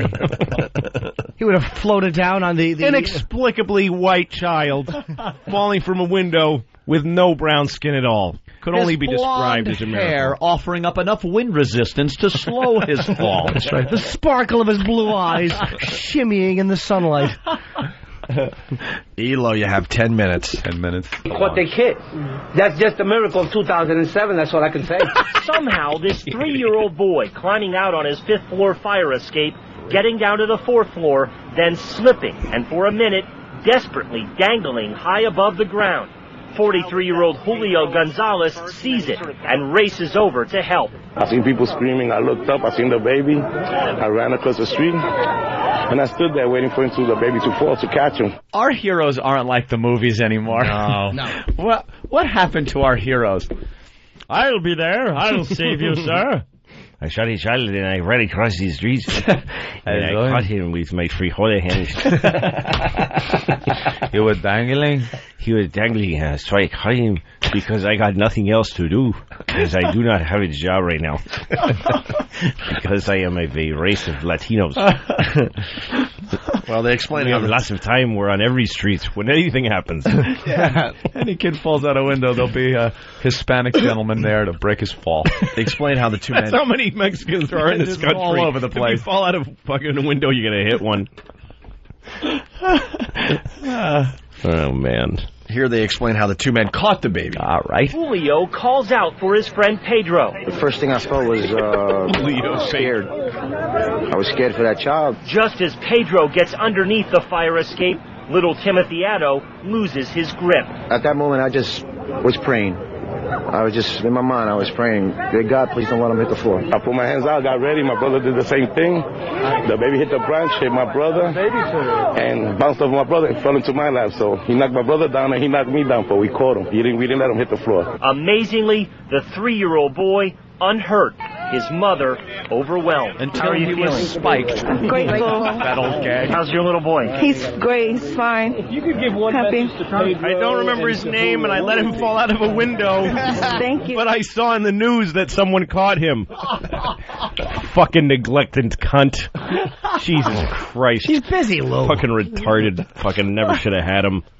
Plug up your cunt or fucking watch your kids, you ass. Your kids should not be flying out the window. How the fuck did it get that far? It's all your fault. He should have died to teach you a lesson. Fucking stupid cunt. Fucking Pedro. God, thank God for Pedro. I was on in JFK Airport on the air train, whatever, the train that takes you from thing to thing. Yep. And there was a family of, I don't know, they were Arabic people that smelled awful, and that's all I knew about them. I don't have any. I'm not saying anybody who's Arabic smells bad, except for this entire specific family. But so there was a woman by herself with like 4 kids, and then she gets off at one of the stops, and there's one of her daughters by herself. She the fuck out of here. Left her. Forgot one. Kidding. Yep, and the little girl's starting to go. Freaking out, having a panicky moment, and I'm like, I got kids, so I can't ignore it. And I'm like, okay, I say out loud to the other New York grown-ups, I think that she left this child, and they all just look away from me. Oh no! Nobody will fucking acknowledge. They're all like, it's your problem, pal. Yeah, so I have to get off the next stop with her. With the kid, and the kid's terrified of me. Of course. And I go, come on. You're trying to get her into a bathroom. Yeah, exactly. I'm like, oh, this is so awful, because now I have to fuck her mouth. It's like, can't let this go. I'm going to miss my flight because I had to fucking fuck this Arabic kid's mouth. Hold my nose and fuck her face. You're pretty much obligated just in case she accuses you of it anyway. That's it. Because the worst thing would be being innocent and having a kid say, he touched me, and then you go, wait, I didn't fucking touch the kid, because you're fucked anyway. Yeah. Fuck her mouth, hold my nose and fuck her face. I didn't have a choice, Jim. But no, I had to get off at the next stop with the kid, and the mother didn't, I mean, I was there for 40 minutes waiting for this woman, and the kid is panicking, running around. It took that long for this mother to... She ended up going she got off on the wrong way, and and then when the mother showed up, I was so mad at her. Yeah. And I was like, I have your kid. And she went, oh, thank you. Oh, and she did a fake cry because she knew she needed to be seen as, like, hysterical. She went, oh, thank you. Come on, let's go. Did you yell it out like you wanted hostage money like that? I have your kid! Call the police! Imagine. Holy shit. Awful. She gets off the train, all she sees is like the back of Louis with his trousers down and her little daughter's feet facing forward. Little skinny brown legs. Little fucking knobby knees. Newborn calf kneecaps, yeah. Hey, let's take a quick break because we want to get back before the deadline. Before the ELO deadline. I had a similar story, though. You want to do it? In California. All right, yeah, real quick. What happened, California, we were by our stable, which was out by a riverbed, and pretty off the beaten path. And I hear this girl crying. I'm about 15 years old or so, and I hear this girl crying, and she's about like 8 or 9 years old, walking down this dirt road. And I said, what's the matter? She goes, I'm lost. And I go, okay, I have no idea where she came from. She don't know where she fucking came from. The kid's stupid. So I go, okay, I figured I'd walk her to the main road because, maybe that's where her parents would be. So I walk her to the main road, walk to this gas station where my friends worked, which is on the main road, to kind of ask them, what the fuck do I do? And they start making fun of me like, you get dating a little young now and shit. Fucking friends, of course. Bunch of assholes. So this car comes pulling up and screeches on the brakes. This man gets out and grabs the girl, and I said, is this your daughter? Yeah, and he goes, yes, and looks at me like I had fucked her. Just looks at me like, you motherfucker, Jesus. What are you doing with my kid?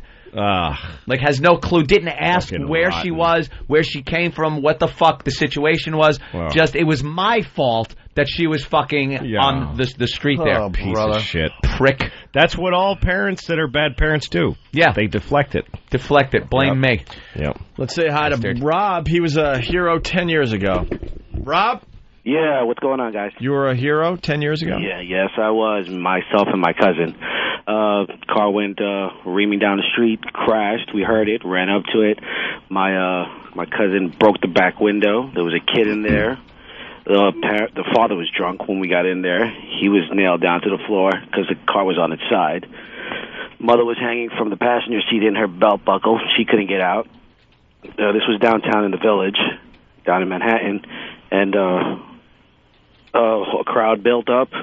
Nobody helped, just me and my cousin. Of everybody that was there, some little homeless guy came out and helped us. The engine started firing up. We pulled the kid out. We pulled the father out. The mother was still hanging from the seatbelt. Coincidentally enough, the homeless dude had a knife on him, cut the seatbelt. We got the lady out. After that, we brought everybody to the sidewalk. Everybody was fine. We just walked away. Not waiting for no police, not waiting for TV to show up, because we were heading towards a bar, so we had to go get messed up first. That's pretty much it. Lou?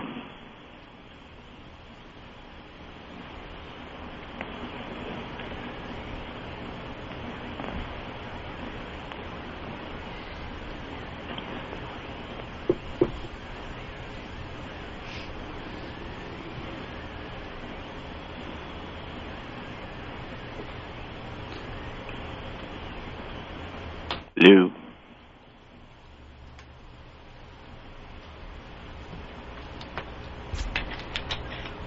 Oh, the quiet game.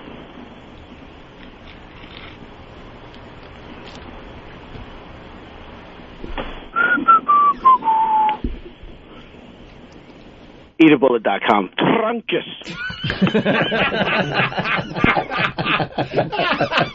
I got out of it. Your story sucked. He got out of it, though. I did. You got to give us credit on that. And a plug for Jimmy's site. Frankus. Are we at deadline? How close are we to launch? We're at launch in what? T-minus 15 seconds about? He didn't even call? Yeah. Is he? Yep, he didn't call. Nuts? We made this perfectly clear yesterday. All right, pests in 10, 9, 8, 7, 6, 5, 4, 3, 2, 1. Launch your cocks. Launch your cocks. That's right. Repeat, launch all cocks. Launch. Flush the cocks. Flush the cocks. Take us to Def Cock 5.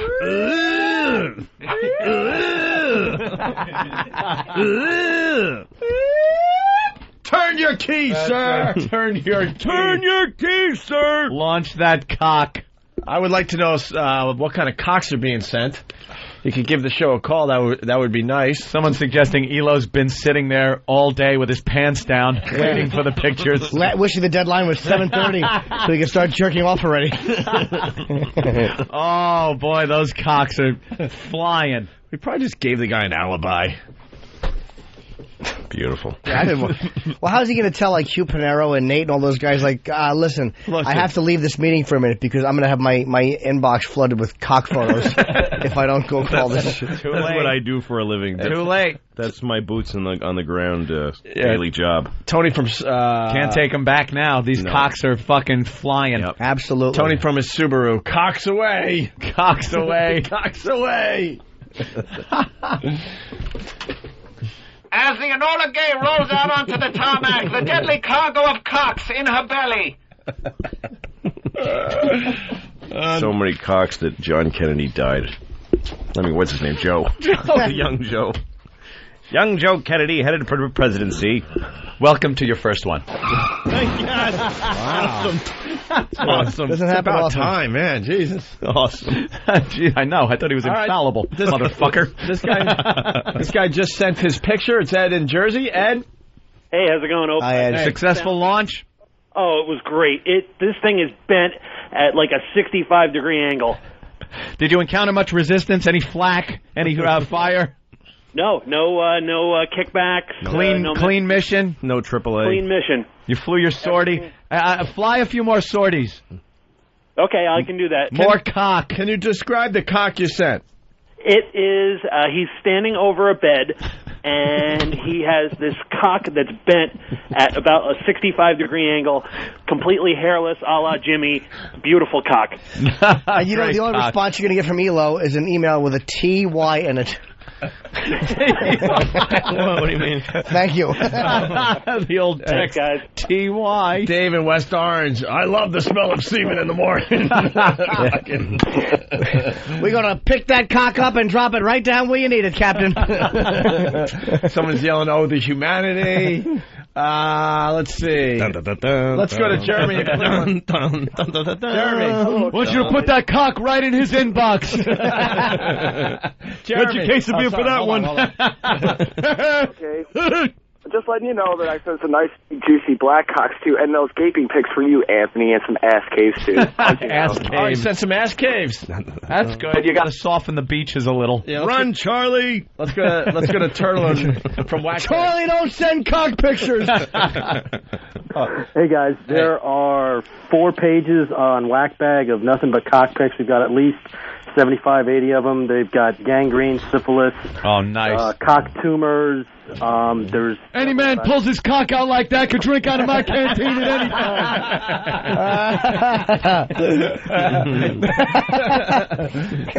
They're cock pictures. My boys love them. Stupid Elo. He didn't think we were serious. Oh, he's done. Hold on. We got Joe in New York. Keep the music cock going. Choppers. Joe, what's up? It's time to cock and awe. Oh, it's cock and awe. Wonderful. We're in the middle of cock and awe. Let's go to Rob. Rob, what's up? Down goes Elo. Down goes Elo. Yep, all those cocks being sent over. In every way possible. He goes down. Favorite music. Hitler's favorite music. Let's go to Dennis in North Carolina. Dennis. What's up, Bubba boys? Hey, Dennis. Elo's saying, I love the sight of cocks in the morning. Looks like victory. Or something else. Boy, what a scene in this movie when you first saw this movie. Those choppers flying from water over to the beach. Oh. This music blasting. Brilliantly shot. Oh, fantastic. Great cinematography, and the music was lovely. Yep. Duvall was young and handsome before he became all Bull Meachamish. Come on, sports fans, send those cock pictures. Shooting that woman in the back of her black pajamas. When he said, I'll wrap that thing bitch's ass. Yeah. I like him when it taking a little swig off his cup of coffee. Right. Was first of the night, the AirCav logo on it. Yeah. I'll take this one. I'll take it, yeah. Just a cockpit, just a cockpit. Lance, you okay? All right, let's go to Dennis in Canada. Canada even getting involved with the cock and awe. Dennis, what's up? Hey guys, what's up? It's a coalition of the willing. I is love what this is. That's right. Hey, I sent them a bunch of broken cock pictures. Yeah. You know, having sex way too hard and then they fucking hit something and the cock breaks up. The snapped cocks. Yeah, we've heard about that on Ron and Fez lately. Exactly. That's what gave me the idea of sending them a bunch of busted cocks and shit. It was so funny. And I got a bunch of operations too, where they try to enlarge the penis and just sliced open. Went wrong. Too. Oh, I love it. A cockalypse now. Cockalypse now. It's kind of hard to say. A cockalypse now. Luftcaca. Luftcaca is flying over. Hey, Joe from El Paso. Joe.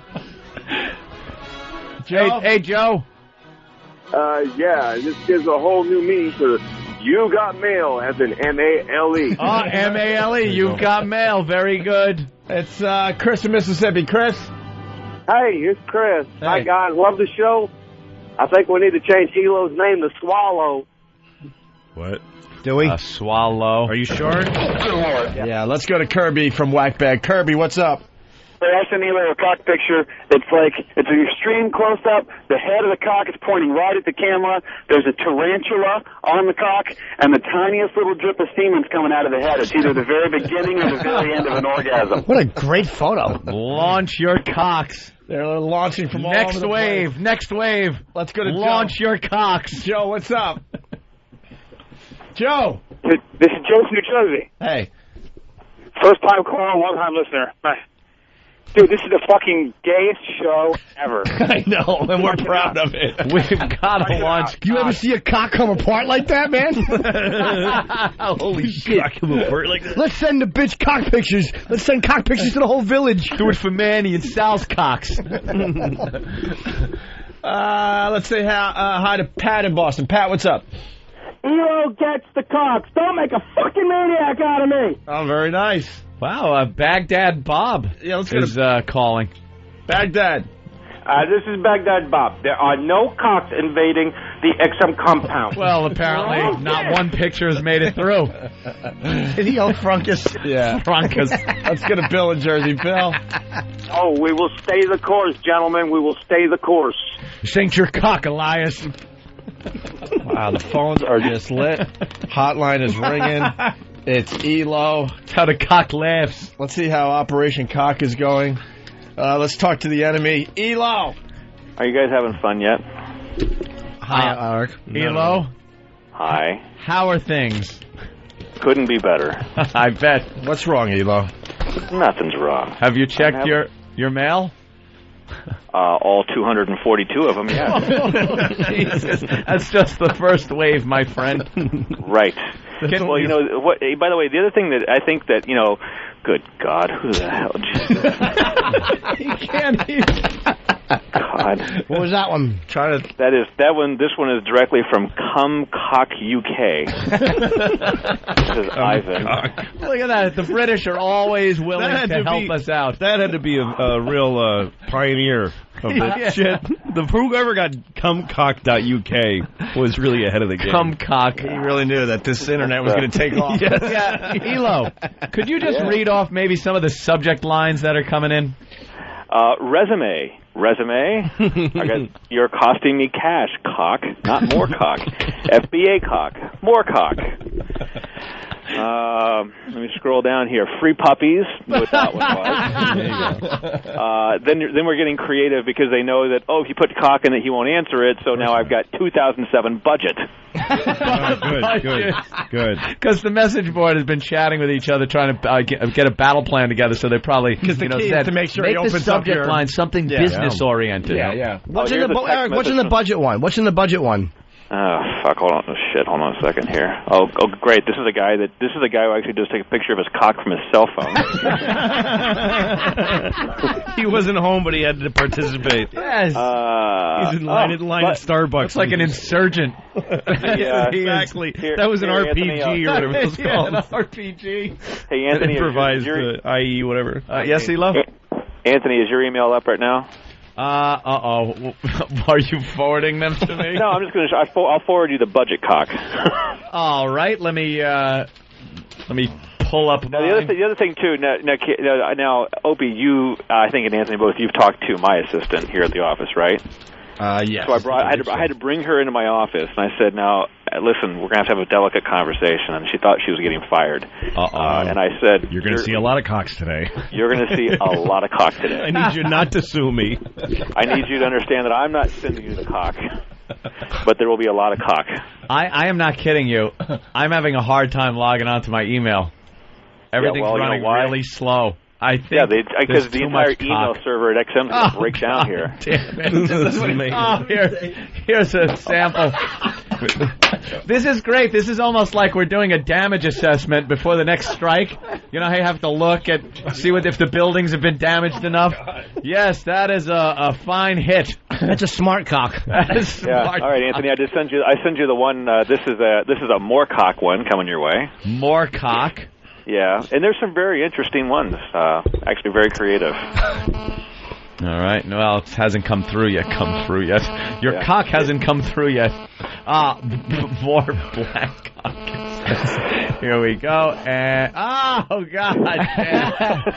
This guy's bent over. He's shoved all of his hardware back between his legs, so it's just his balls are resting on his asshole.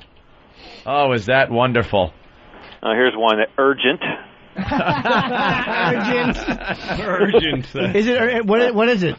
Oh, I'm sure he's sending urgent? it over. I'll tell you what urgent. Urgent. Hold on, let me open it up again. I think my computer's going to crash. Now, the other thing great about this is, nice. It's a guy with a giant rod that's not nice. You won't like it, Jimmy. It's not groomed, and he's squirting some sort of KY juice on this thing. Okay, urgent, fine. Well, now that goes to Anthony Cumia. Okay, forward. We have to do a little diplomacy here. This is what Nixon did to get the Vietnamese to the table. Bombed the shit out of Cambodia with cocks. That's right. And then Vietnam came to the. Can I just take a phone call real fast though before you go?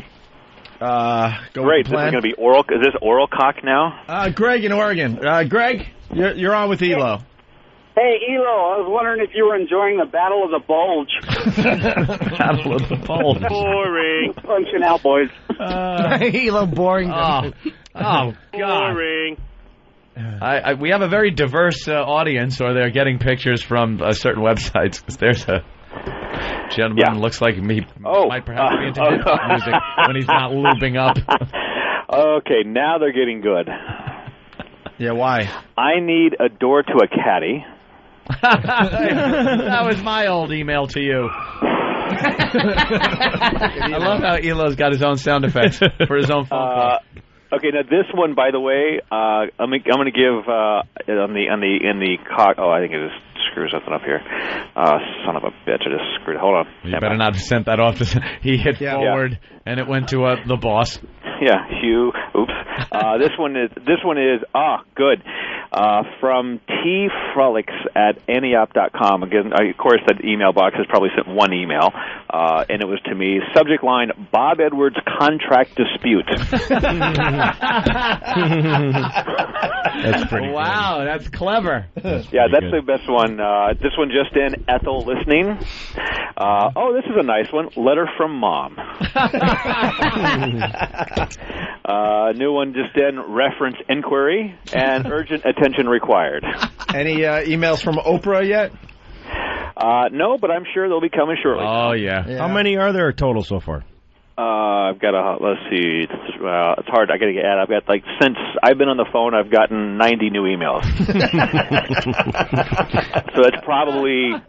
Not counting what was great is I was actually in a very senior level meeting because I got to get ready for this call here in a few minutes, and I'm looking at my BlackBerry, and by the way, I know I've got to get out of this meeting to call you guys, and I looked down, and I had 2 unopened messages, and it went to 112, and it was cock, and I'm like, you knew it.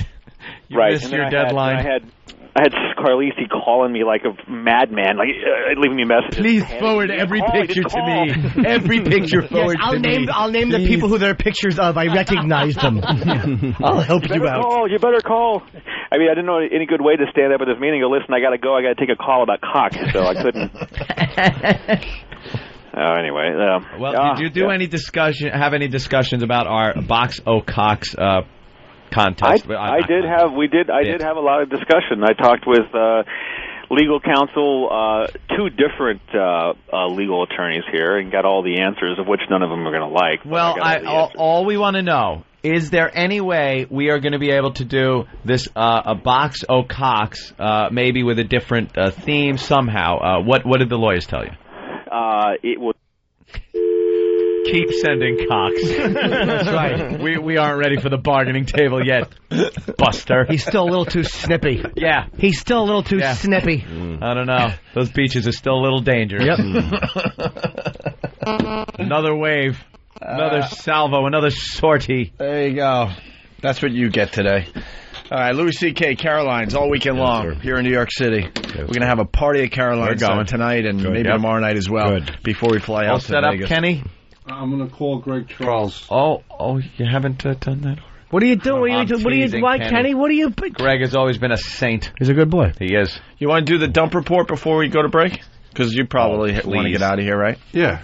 All right. Today's dump report is worth reading because Louis C.K. might have set a record. Here's today's dump report. Live from the Opie and Anthony Show studios, the Daily Dump Report. Librarian glasses go on. Yeah. Well, Opie started off the show correctly at 6:15 a.m.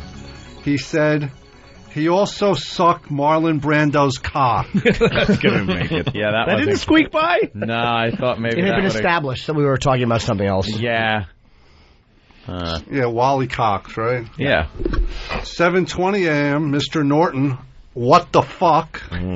That slipped. It really did. My apologies. 7:40 a.m., Louis C.K.'s debut. Masturbated to that several times. Do you believe you can't say masturbated? I thought that was on the okay. radio? Really, no, it used to be. Stupid. It used to be. That one is not so anymore. Stupid. I think Jack Benny was the last person able to use that word. Masturbate. And then Louis Oh, Rochester, could you jack me off? I want to masturbate on your black face. Those are the old golden days. And then Louis clarified it by saying masturbated to that video. Oh, I had to. Oh, Rochester. Someone masturbated on my fiddle. Jesus, how old are you? I just know the classic. Yeah, you do. 7:49 a.m. Louis C.K. Angry weird boners at 10 years old. I think it was angry and weird. Yeah. You know, that kind of puts the boner in a bad light. I like the fact that whoever... The boner in a bad light. Oh.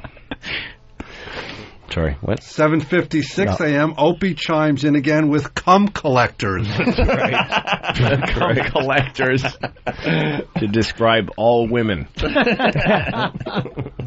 This next one annoys me. Oh, I know. These are the worst when they dump out of these. 8:08 a.m. Little Jimmy. Dear faggot. Norton during discussion of a gay guy's computer. You can say faggot, but not in reference to gays. And congratulations to the fucking stupid terrestrial radio. I'm glad XM heard it. That's why everyone is starting to hate regular radio. That's why. You can't say faggot in the context of a gay thing. And that's a CBS thing. That's not the FCC. No, again, all radio stations around the country will just make up their own rules because they're so scared. I got a sexual harassment case against Eric Logan. What? He's sending me pornographic material. Nice. We got BlackBerry. Him. We got to it my to my company email. Oh my God! He just sent me 1, 2, 3, 4, 5, 6. I got a bunch of dude. He has no idea what he's getting into. That's wrong. Let's call HR on our boss. Let's send them cock pics. Puff and stuff. All right, continue there, Kenny. Was that for mine or yours? For mine. You forgot. I had to say it, but... Let's send them cock pics. Didn't do any better. I felt dirty if I didn't get mine. 8:15 a.m. Louis C.K. said fuck. Yeah. Okay. 8:17 a.m. Louis C.K. 5 penises in one mouth. That's right. That's just too many for one mouth, Lou. 4 would have been all right. That was just because you were greedy. Did Al type penises correctly? Is that penises? Yes, penasia is the way I like to. Oh, that's my plural for penises. Penasia. What do you think? It was like fish? You could just write it the same way. Penis, 5 penis in one mouth. Or peni. Someone else say that? 8:22 a.m.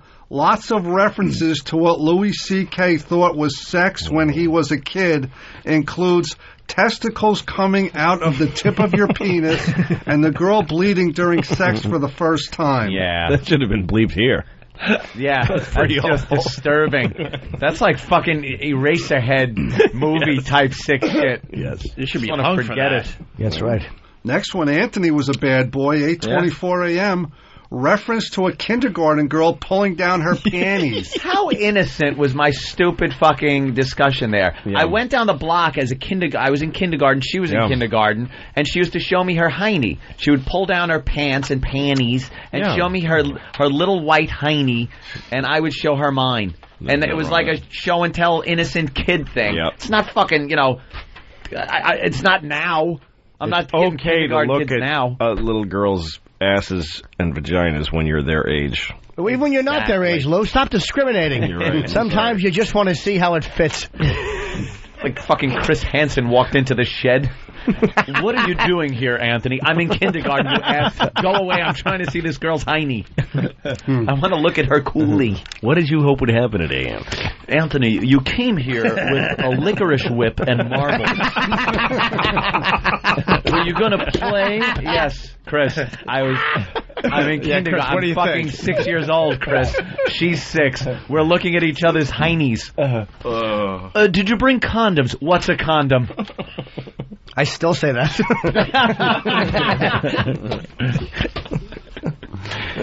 Yes, Kenny. 8:24 a.m. Louis C.K. I just pulled it out during a sexual discussion of when he was a child. I just pulled it out. It's amazing. It's amazing.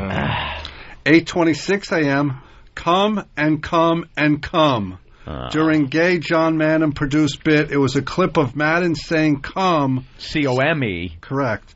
But in the gay context, it was used as. Wait a minute, C-O-M. but that's John Madden saying, so he got bleeped. Yeah, John Madden He got said bleeped. come. He said come. See, in That's the context that it was insane. taken during the clip when he was talking, obviously it was during a football game. But in that bit, it takes on a whole new context where it's not come, C-O-M-E, it's come, how do you spell delicious? Because C-U-M. But because it was gay cum? Because it was gay cum? Yeah, it could have been gay cum. But what if it was straight cum? Say it all you want.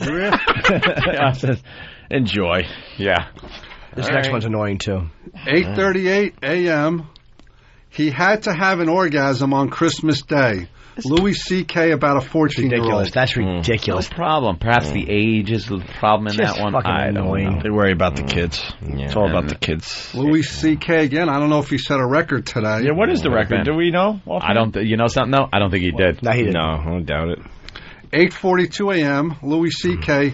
playing with himself in the living room during a this was said during a porn discussion. Right. Okay, sorry. I think the record was set by Dakota Fanning with a phoner. She kept yelling, ouch, ouch, ouch. That cock tease. I'll straighten her right out. I don't care what the birth certificate says. She knows what's right and wrong. Oh, my God. Ever see her interviewed? That's right. It's like an adult. That's right. Let's see what the character would do if this happened. Snot-nosed shithead. Hate that kid. Apparently she's got a nude scene coming up in a movie. Yeah. Does she? There's some kind of nude scene, rape scene.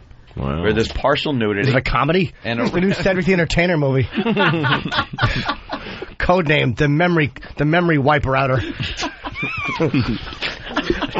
What we got? 3 more? Yeah, 8:45 a.m. Louis C.K. asked my wife to go down on me, and then he corrected himself. Oh, can't say go down on someone. And then, of course, the last one. Last one, Louis C.K. 8:51. That's horseshit. Yeah. Good job, Kenny. Which really is kind of. That's It does sum up the whole list here. Yeah. That's horseshit. The way he said it, it's like my new show, and like the audience yells it at the same time. It's a kid job. That's horseshit. Welcome to That's horseshit. Pan the live audience.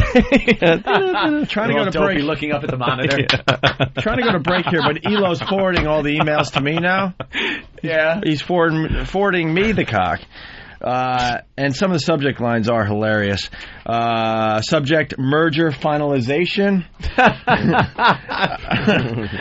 Great if one of those was real and he was dumping it. Just doesn't even look at it. Well, he sent back. Sirius gave a great offer, and I just dumped the email because I thought it was cock. Sirius said, like, $10 you can have us, and he dumped it. Sends a cock back to him. XM stock update. Subject, filthy cum slinging. He's playing hardball. To take the gay away. These are some of the subject matters. Subs. I just got subs. XM company outing. God. Look Syphilis. at this one. Urgent attention required.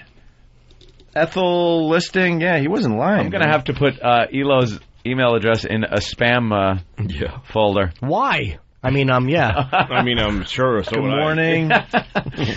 Subs. A lot of subs. And it continues. He's sent me like 30 already. Have fun. Oh my God. I'll just say the 400 I have already and hope that I don't slip and forward to a board member. That was the subject. Tarek Logan. All right, we're going to break. We'll continue. It's the worst of the Opie and Anthony FU line. Fuck everyone. Fuck you. Fuck you. Yeah, here's a big old hefty, heartfelt, go fuck yourself to the shit dick Jim that I fucking work with. Guess what, ass lunch? The days of me fucking bending over backwards to help you out are fucking over. That means no more me fucking running favors for you, no more me covering so you can do this, that, and the other thing. You want to fucking come in and be Captain Indignant? Well, guess what? You met your fucking match, jack off. I have fucking had it with you and your shit. Yeah, this is Cody from Indiana, and I want to give a big fuck you to the asshole that died in his van on 55. Way to flip your van, fuckface. Now I'm late for my delivery. Fuck you. Yeah, I want to give a big fat fuck you to my girlfriend. Listen, you stupid twat. I wouldn't be so negative and so cynical and so mean if I didn't have to work 3 fucking jobs to support you, stupid twat. You know what? I never really fucking liked you, frankly. I think you're boring. I think you're fucking ugly. And I've been fucking around on you the whole time, so eat a dick. And your stories, I don't give a shit about either. I'm tired of your fucking stories about your stupid cat and your stupid life. So just do the world a favor. Put a gun in your mouth and pull the trigger. Call the Opie and Anthony FU line at 866-FU line 1. That's 866-FU line 1. Fuck you. Fuck you. Yeah, fuck him. Yeah, when you open an Apple product. Yep. All right, we're back with the Opie and Anthony Show. Louis C.K. in studio. Talking about packaging and new stuff and electronic and S&M and kids' dolls and Well, they've decided. I don't know when this happened. It kind of happened slowly, but now it's just universally accepted that everything is packaged in an impenetrable barrier of plastic that you need something besides just your hands to open up. And usually it is extremely dangerous to open. You're either using scissors or a knife. Tin snip. The plastic itself becomes a weapon because the edge is so sharp that you could cut your hand open. Well, the thing that's amazing is you could like cut an incision from the bottom to the top of the middle of the thing. Yeah, and you still can't get to it. And then try to pry them apart. And that's when you cut your fingers your open. knuckles open. What the hell happened? Oh my God, but, Louis, you got to tell that story. It's opening up fucking Christmas morning. My 2 daughters and their 2 retarded cousins are in the fucking. We're in the living room, in my living room, opening their presents, and they all got the same kind of doll. Like, we just got them all the same thing, and the great doll. And then, so instead of like a Christmas morning scene of kids playing with their dolls, it's every parent trying to open these fucking boxes, cutting, and each kid is like bound like S&M style by fucking cable ties around their necks, around their wrists, or tied like they're hogtied. It's like a kid serial killer just doing the packaging. They're all just their wrists and ankles are bound, their knees, Who their is neck. this for? And the hat is separately bound to the box. Little cowboy hat. Fucking and my guns. hands. I'm like, already it's Christmas morning. I've had a bad night trying to get everything wrapped in time. I'm fucking shaking. My hands are shaking. I got to give it to my wife and go stand outside in the cold air and just breathe and go, oh, Jesus Christ. I'm trying to pull myself together. Fucking awful. It is the worst. I don't know what happened. Every inch of an item has to be battened down. Yeah, no, and besides that, your kid is going, give it to me, give it to me. Yeah. And you have to take shifts with each couple is like, you try opening it. There's got to be a reason for that. Something must have happened. It has to be something must legal. have happened. What do you mean? Why they tie it down like that? Why they do that, and why is that plastic around every... You could have your fucking heart pills you need Kev? in there inside of a fucking... Kev knows everything about toys. That's true. There's two reasons, actually. One was theft. It's easy to just slice an old-style package open and take what's inside. Well, all I remember when I was a kid with the G.I. Joe, what you'd get was a cardboard box, and then the front of it was just like cellophane. Right. And G.I. Joe was right there on the other side of the cellophane. That's right. That's it. That was it. So that was one. And two is presentation. It's all about presentation, so they want to display each and everything that you're getting you inside want to see the package. as much as possible. So they try to display But every each piece. fucking part of the doll, like the doll's body, the little baby bottle, is corded, like strapped down with metal. Yeah, like a cords, twist tie. Twist ties Yeah. that go around to the back of the package. There's a piece of plastic that holds it in there. That holds it They in. block the twist ties. You got to cut something to get to the twist ties, which darn is easy to untwist anymore. No, they're not as easy. So if you try to just cut the plastic that holds the twist ties down in the back, that shit is like the heaviest plastic in the world. Seems like they've twisted You have to them. cut the twist ties because they've twisted them and then they bend them over in almost like a knot thing. Yep. It's a machine. Yep. It's a machine that twists them. I bet they just don't want them. They don't want them to fall over the box, right? They don't want them to be all but they've in the been box. putting shit in boxes since there's been. That's the whole point of the box invention, and they never needed all that shit before. And it's like they want you to buy the took care of thing. itself. Yeah, you didn't have to add to the box technology. And what happened to conservationists that were so after like McDonald's for styrofoam cups and stuff? Now that every single thing does not come in cardboard, which will like blow away in a week of sun and rain. No, and now everything's in plastic. No, that twist tie is going to be up some fucking dolphin's cunt in a month. Long after we're done, dolphin's going to be like, "What is in my pussy? What is this? I was just swimming by I was just swimming by San Diego after Christmas, and now I got a fucking twist tie in my blowhole and my cunt." By the way, what did we get? We got... This is why we're talking about packaging. Singular Jawbone, it's called. Wireless headset with noise shield. Military-grade technology eliminates background noise for uninterrupted and productive conversations. You put it in your ear. But then they say something here that's a little much. Crying babies, street noise, or annoying airport loudspeakers will not interrupt your next call when you use Jawbone's noise shield. What does something like this go for, do you think, if you had to buy it? Oh, I don't do it. No, don't break it. Holy shit! Oh god damn!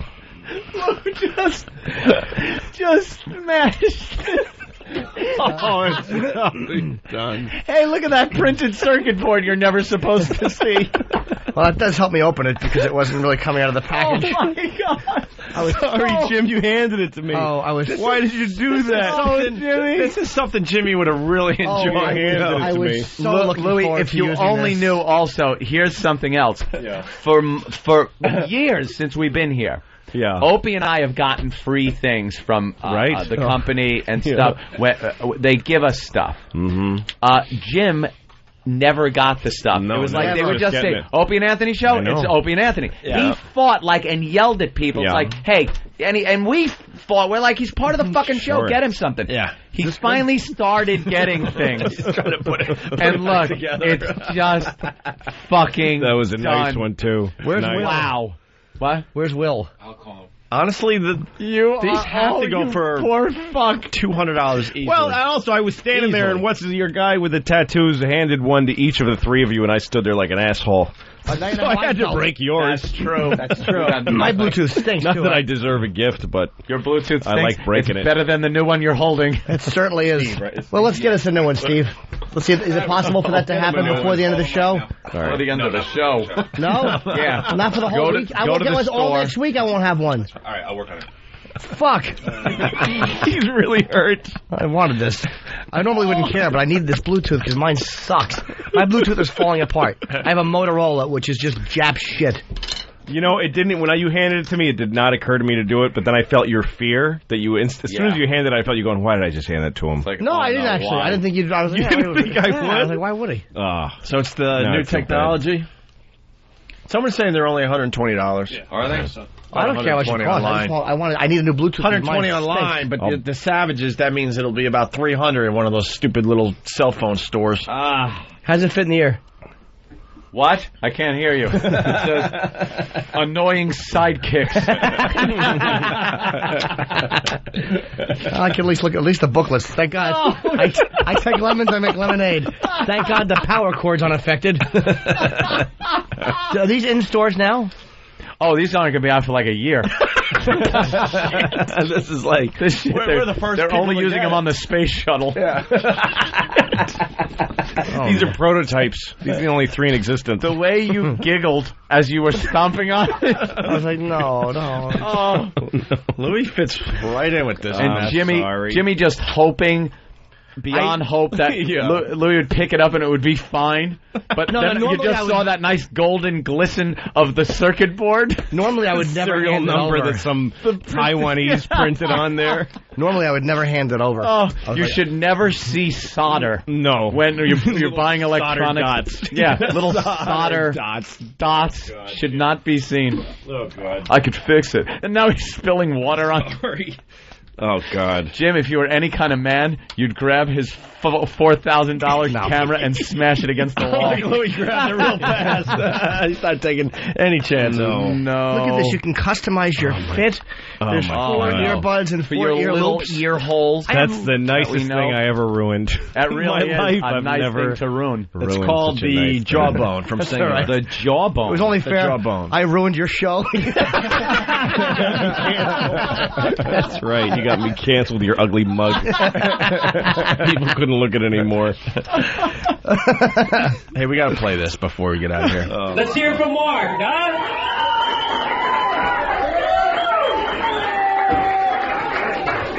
Mark, why don't you tell him the name of the song?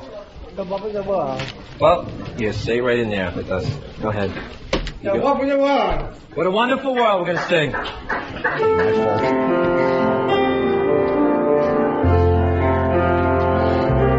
I see trees so green, with rosy tune. I see it bloom, like me and you are thinking of myself. What a wonderful world. Not for your parents, it's not. The sky so blue, and man is white. What? The colors of rainbow, F-E-E-R-Y. I'm thinking of myself. Oh, he's getting nervous. And the wonderful world.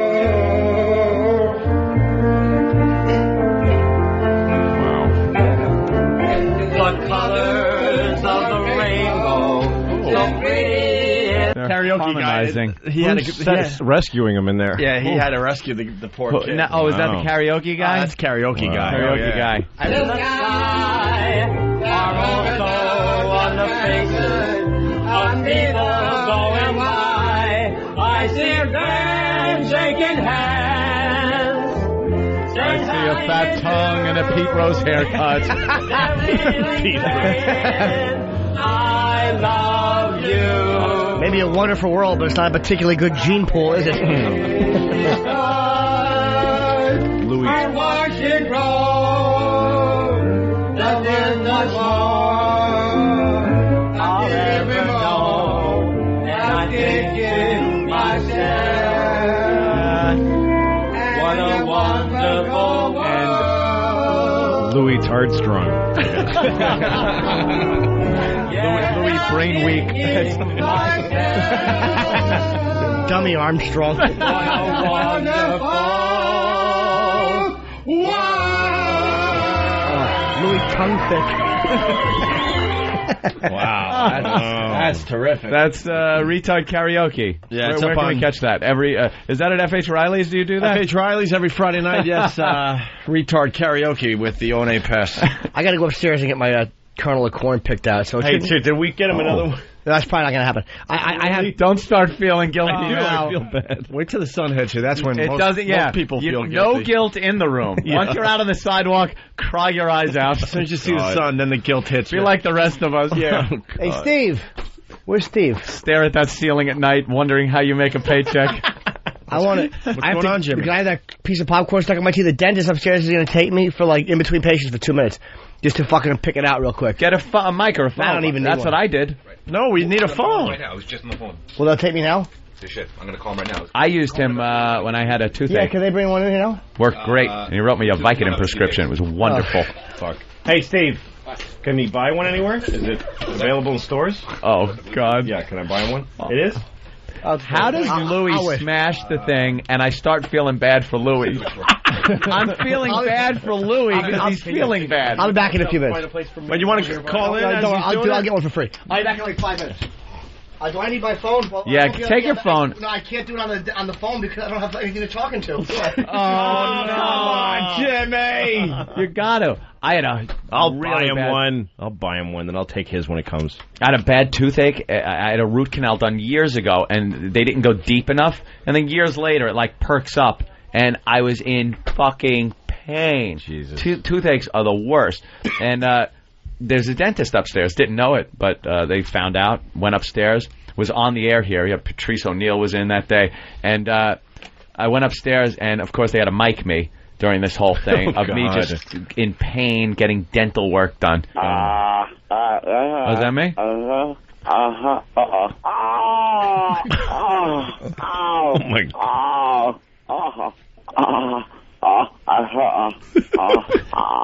It sounds like you're shitting into your own mouth. It's what it felt like. The show never ends. It's like It was hard. But then he wrote me a prescription for a Vicodin, and I took a few of those and was just like, And I think we La La talked Land. about it, yeah. Vicodin's where, good. Where I took the first one, and I had never taken Vicodin before.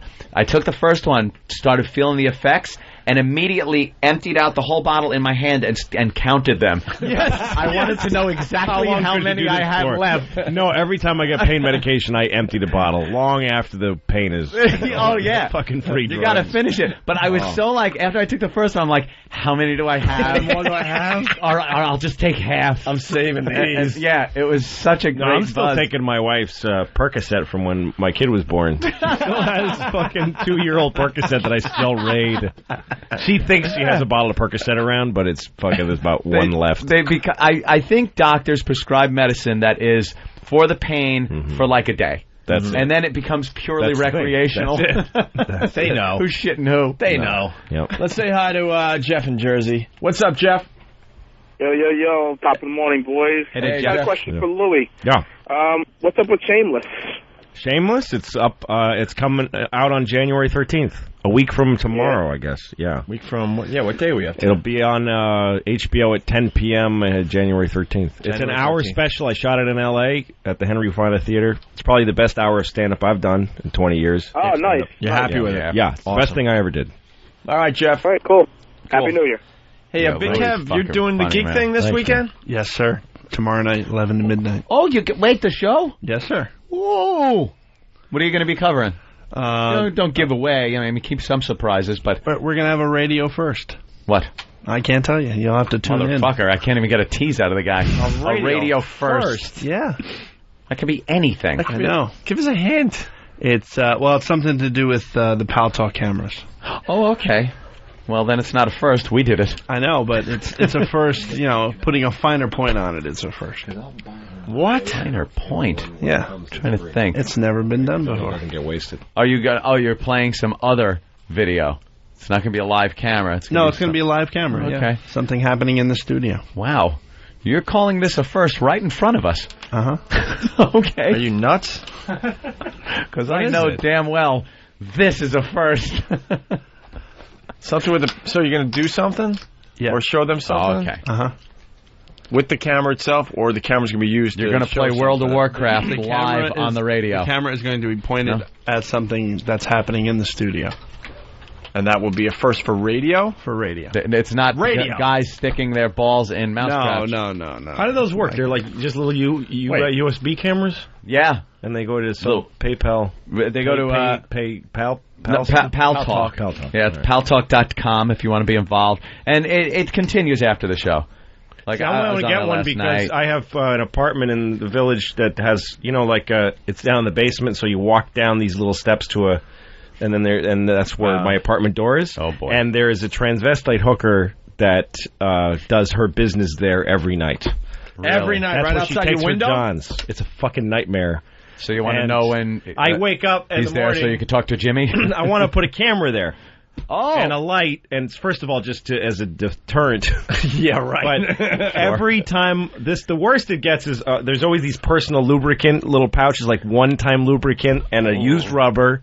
And sometimes she greases up her ass, she gets the guy to fuck her, leaves the condom there, and sometimes will then take a nice soft shit on my stoop. I get that whole package in the mornings. I hope you're taping your murder of this person, because that's fucking... It's the worst. No, one time I came home, and there she was, and she's giving this guy a hand job. And the guy's back is to me. And so he doesn't see. When the John sees you, they run away. Nobody wants to get caught doing that. But she's looking me right in the eye while she's jerking the guy off.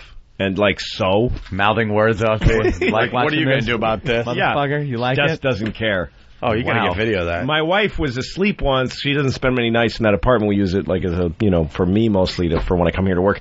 But she was asleep, and she hears the transvestite say to her John, "Put your hand on my shit." That's what your first. Put your hand on my shit. On my shit. Nice. That's wonderful. Yeah. Sam knows. Sam knows the first.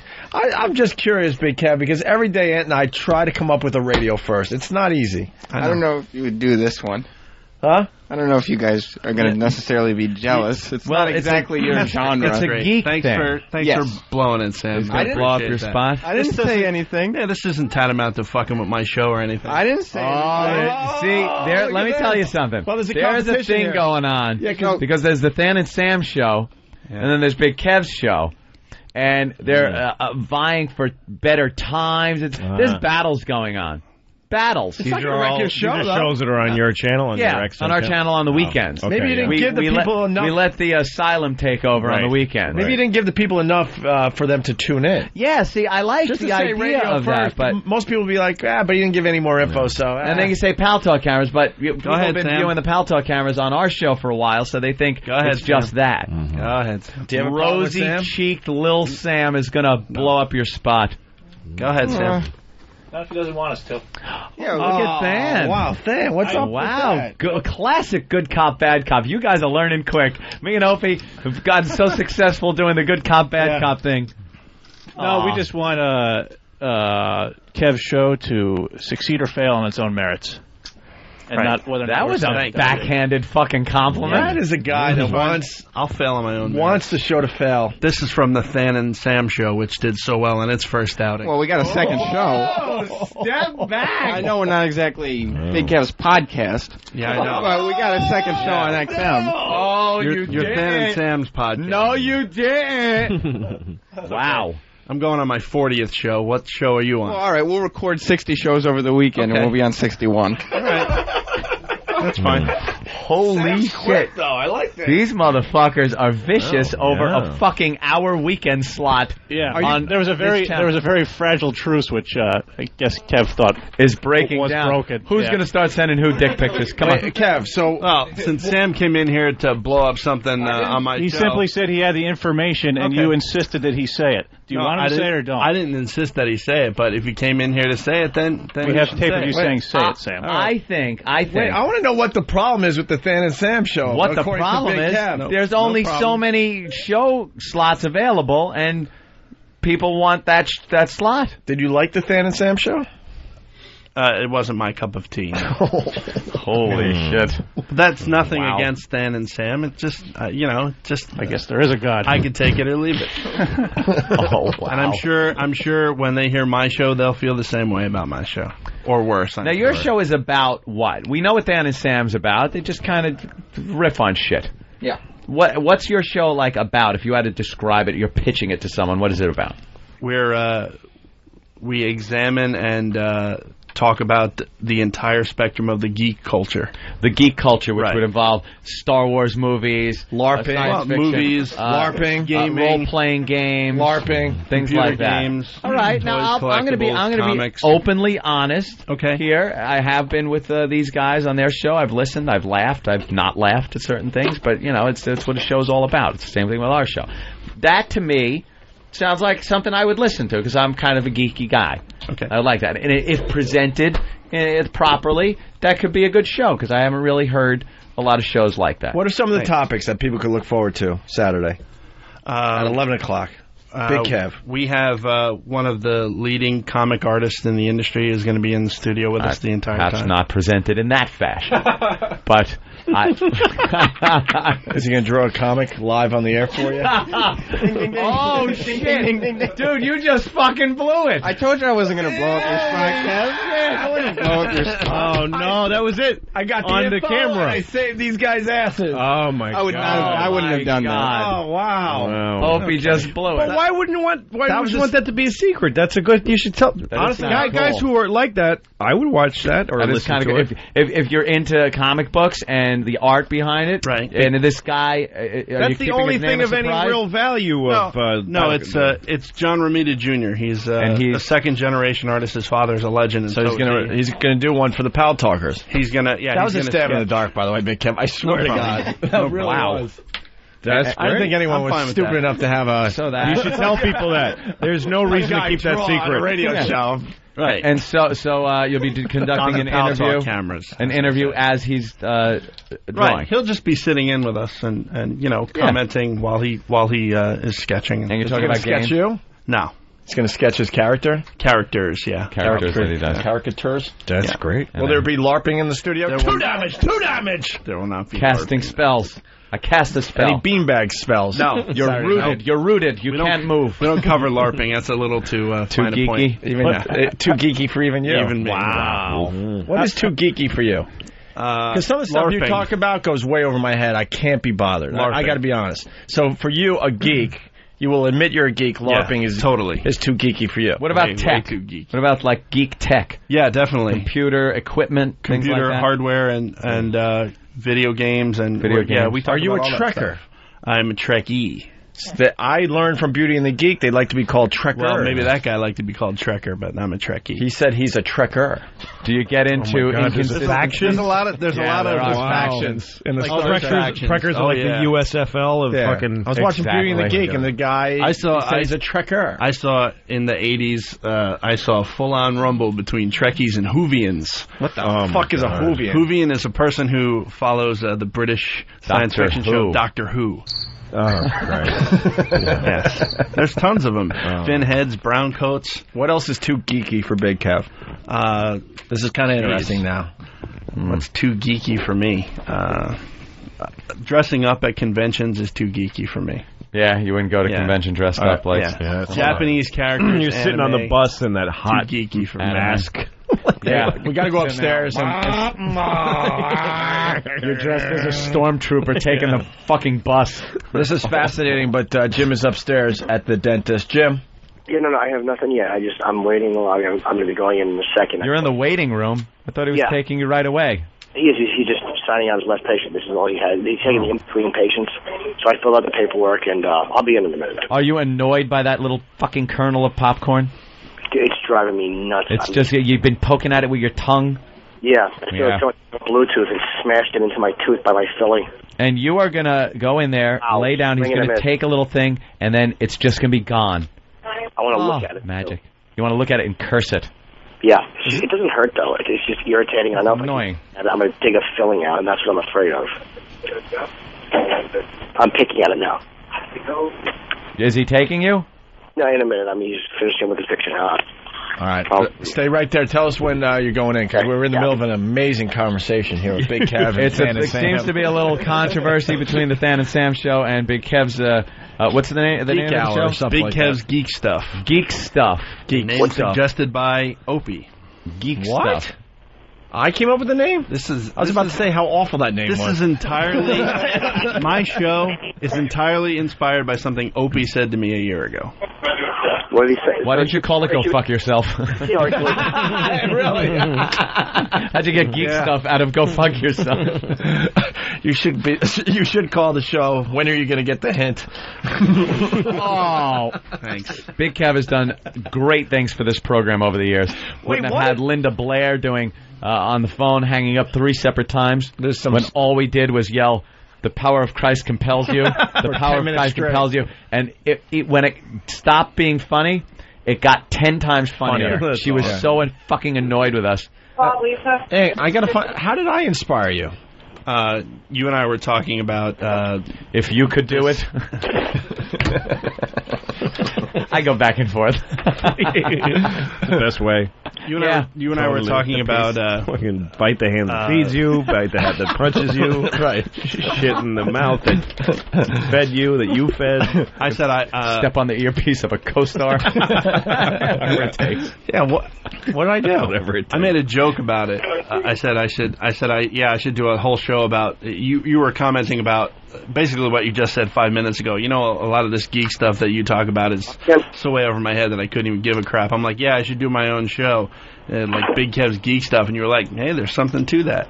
No, there you something go. to it that. was your idea, but he said there's something to that. That was his input. You know, it was more than something. I'm just unbelievable. I'm all right. It's inspirational. He was doing something else. I know. Half listening. Yeah, you know how that goes. Yeah. Something to you know how that goes. You're half listening. You know you got to say something. Yeah, there's something to that. Sending emails. Yeah, there's something to that. Kenny, can I get my blueberries?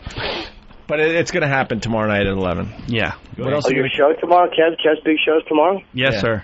Oh, good, man. Good luck. Thank you. What else? Odd that I have a radio show that's I would consider pretty successful, yet I still want to do a podcast. Is that odd of me? No, that's like, why would I want to do that? You should do that. I want to do that. Maybe I'll do it like incognito. I'll just be at a desk in my dank basement with like a mask on so no one knows it's me. And see if I can get any notoriety just I have based one of those, on my.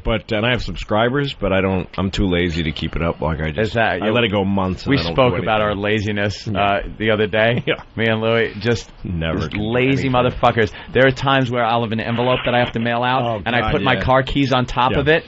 And I know it's easy. I pick it up, it's done. I will pick the keys up and look at the envelope, and my head goes, "You're supposed to take that," and I just walk out without it. Yep. For no reason. No.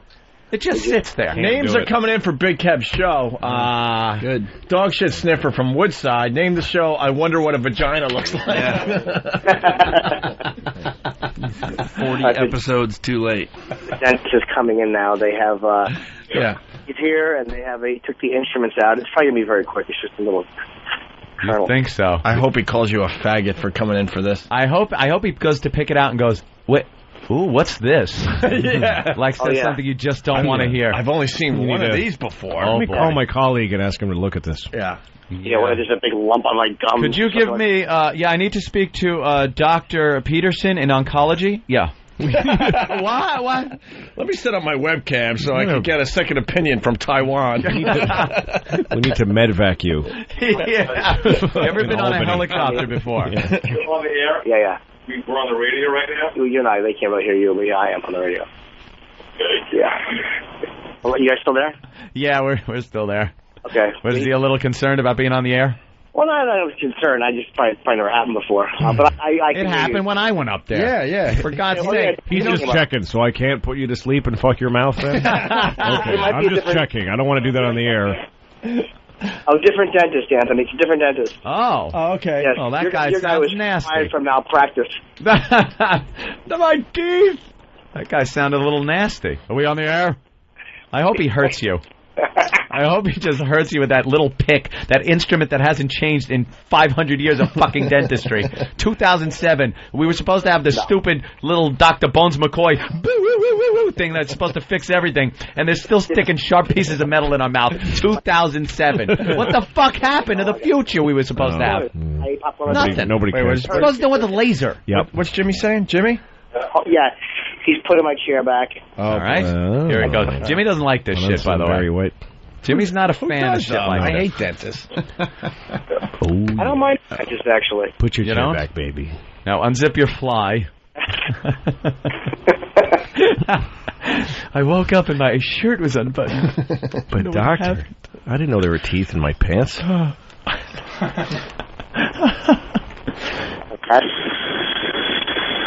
There's the suction. Oh, suction. Yeah, that thing I hate. That's the worst when part. it catches. Yep. And you gotta kind of pull it away. Yep. You got a hygienist or something that doesn't do it right and you can't only have get a few it. seconds And before you know, it takes skin. You know, like a bunch of fucking spit and chunks of filling are going down your throat any second. You gotta close your throat off. It's like, I can't do that. I can't humanly close my throat off. Another name for Big Kev's show. Geek Stuff and Pocket Pussy Etiquette. Come on, play the cricket sound for yourself. That was for a list. I'm reading. Cricket him. Thank you. Why are you Isn't that cricketing, bad? Jim? I've seen anything.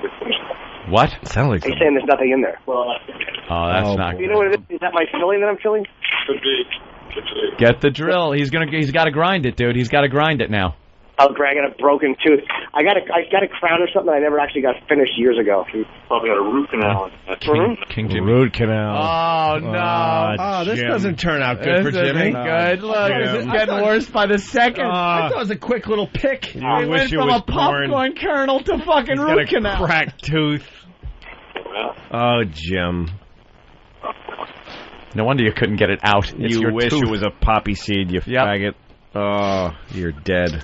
Now he needs fucking root canal. Oh, no. Wow. I have a crown here. Ooh. Good. What was that? Yeah, what was that?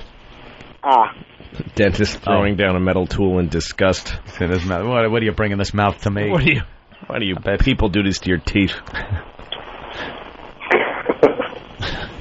Dentists have the highest suicide rate, don't they? Yes, they do. Wow. So this guy could be dead in a week from his own hand. Might have been what happened to my dentist. Maybe. Fuck.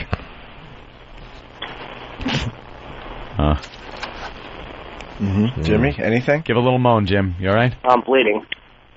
You are? From the ass.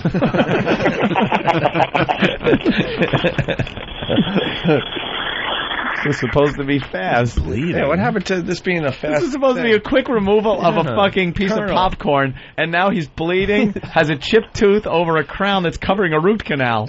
Jesus. You're fucked. This is major dental shit. You're done for the day.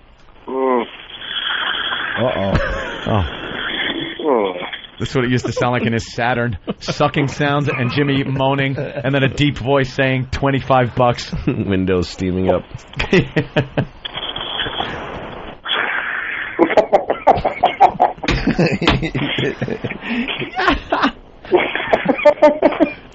Let's just make him laugh so the dentist hits a nerve. Gets all annoyed from him. Nervous. Open, big. I can't open when I'm chuckling.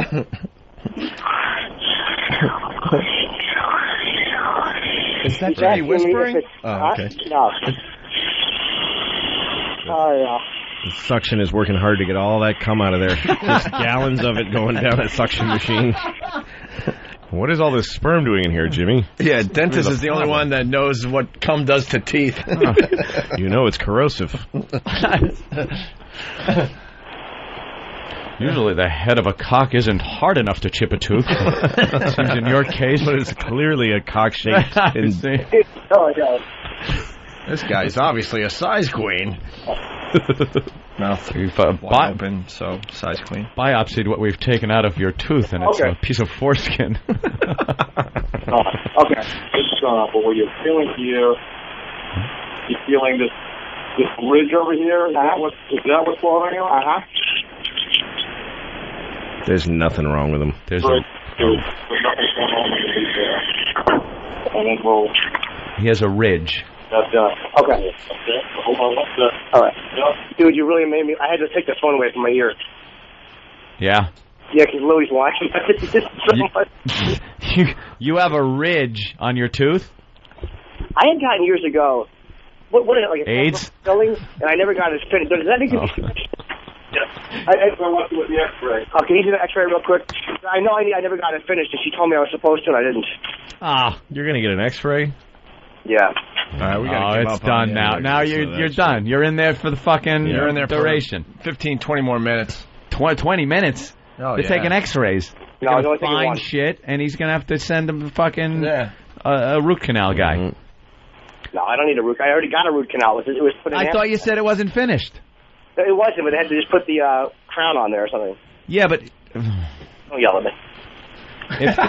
if the crown wasn't put on, then the filling that was put in probably isn't good. Oh, is that filling in there no good anymore? Don't know after you look at the X-ray. Don't know after you look at the That's why I looked at the X-ray. The crown protects the filling. Yes. Oh, boy. All right. Oh, we're sunk. Poor Jimmy. Bad time for him. All right, Jimmy. Good luck, you know. Godspeed, Jim. Hope you die of AIDS. I hope that everybody's sending wishes. Hope that dentist is in fucking like Neil Armstrong's spacesuit. It's the only thing that'll protect them. All right, let's do line of the day. And Line of the day already. Yeah, let's go. Wow, I wanted these two to duke it out. 3. Just line of the day. One runner-up and one line of the day. Yes. Dan and Sam tomorrow night. Before or after? Before, it's at 9 p.m. Oh, so you're the opening act. Yes. All right. Lead in. Lead in? Lead in. Dan and Sam are the lead-in to Big Kev's Geek Stuff. So you're considering yourselves like Seinfeld or Friends. Exactly. What's your big bit tomorrow? The show that was on after it. Kevin's got someone sketching. Yeah, what do you got? Radio. Give us a little tease about your show. Yeah. Another radio first. Oh boy. Oh boy, Kev, don't look happy at that little barb. What's the problem, Kev? No problem. Why don't you just get his guest to do it on your show? Because you're on first. Oh, wow, Just that take would it. really suck. Just to be totally aggressive and Oh, take would it. that be good? Why don't you get a first grader to like finger paint live on the show? Get Tony. We need somebody to do a coloring book live. You could do a coloring book. Yeah, live while we're doing the show. Oh, shit. Maybe a little Dora the Explorer or something. Oh, you guys fucking suck. They are so vicious. You should do it just for the hell of it, man. Just have someone doing that in the corner for Just Pal have Talk it. as you do your radio show. There is a power struggle thing that goes on that you understand Stalin and Hitler just wiping Totally. everyone out every couple of years where they're like, we just got to kill everyone and get new people. Yep. A push. All right, Big Kev. Don't look so down. I'm not done. You'll be fine. I know. All right. Here's the runner-up line of the day, thanks to BowDogFight.com. What day? What does the day matter? He had to have an orgasm on Christmas Day in the living room on my nice coffee table. Well, in order, because Christmas Day is normally the day they reserve where the father will drink too much and then punch her into the tree. Knock the tree over with her unconscious body. That was really funny. Jimmy, runner-up line of the day. BowDogFight.com sponsors the line of the day, and here it is. Here comes line of the day, line of the day.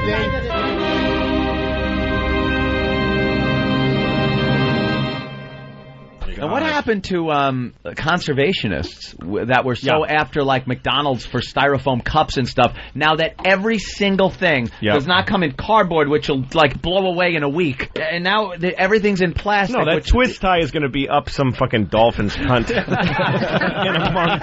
Long after we're done. Dolphin's going to be like, "What is in my pussy? What is this? I was just swimming by I was just swimming by San Diego after Christmas, and now I got a fucking twist tie in my blowhole and my cunt." A twist tie up a dolphin's cunt, ladies and gentlemen. Thank you. That must be Louis C.K. Thank you. January 13th, the HBO special.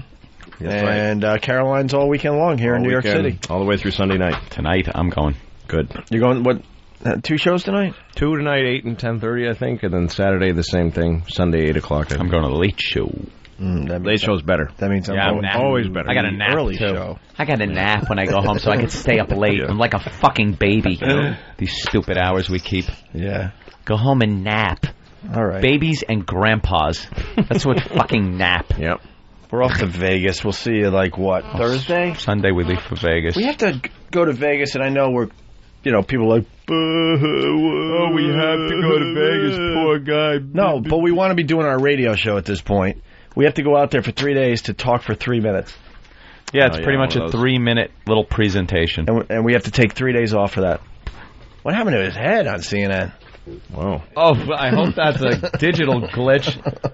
She's just looking at him. Like, what the fuck? He watched the video. He's a cyborg. All right, it's 2 Inside. Big Kev, have fun Saturday. Thin Sam, have fun tomorrow night. Best of luck. Break a leg, guys. And we'll see you guys soon. Louis C.K., thank you so much. Thanks, guys. Yes, absolutely. Thanks for having me. Hysterical. Hey, what's that? Well, you've never seen it before? Looks like a rock. New from Sedentary Toys and the Opie and Anthony Show. Oh, it's so shiny. It's got corners. It's the cool new toy that has everyone jumping for joy. O&A Party Rock! It's not just any rock. It's the O&A Party Rock. The O&A Party Rock is incredibly versatile. You can chuck it, you can fuck it, you can drop it in a bucket. You can race it, you can chase it, you can yell right in its face. It's the bestest friend you'll ever have. O&A Party Rock! Why is it wearing a party hat? Every Party Rock comes dressed in a colorful party hat and party blower, making it the centerpiece of any party. Now with shiny red dancing shoes. Not only that, the O&A Party Rock is the fucking rock, you dildo. Line of the Day is brought to you by Bodog. If you want to vote for Line of the Week, go to iliketolisten.com.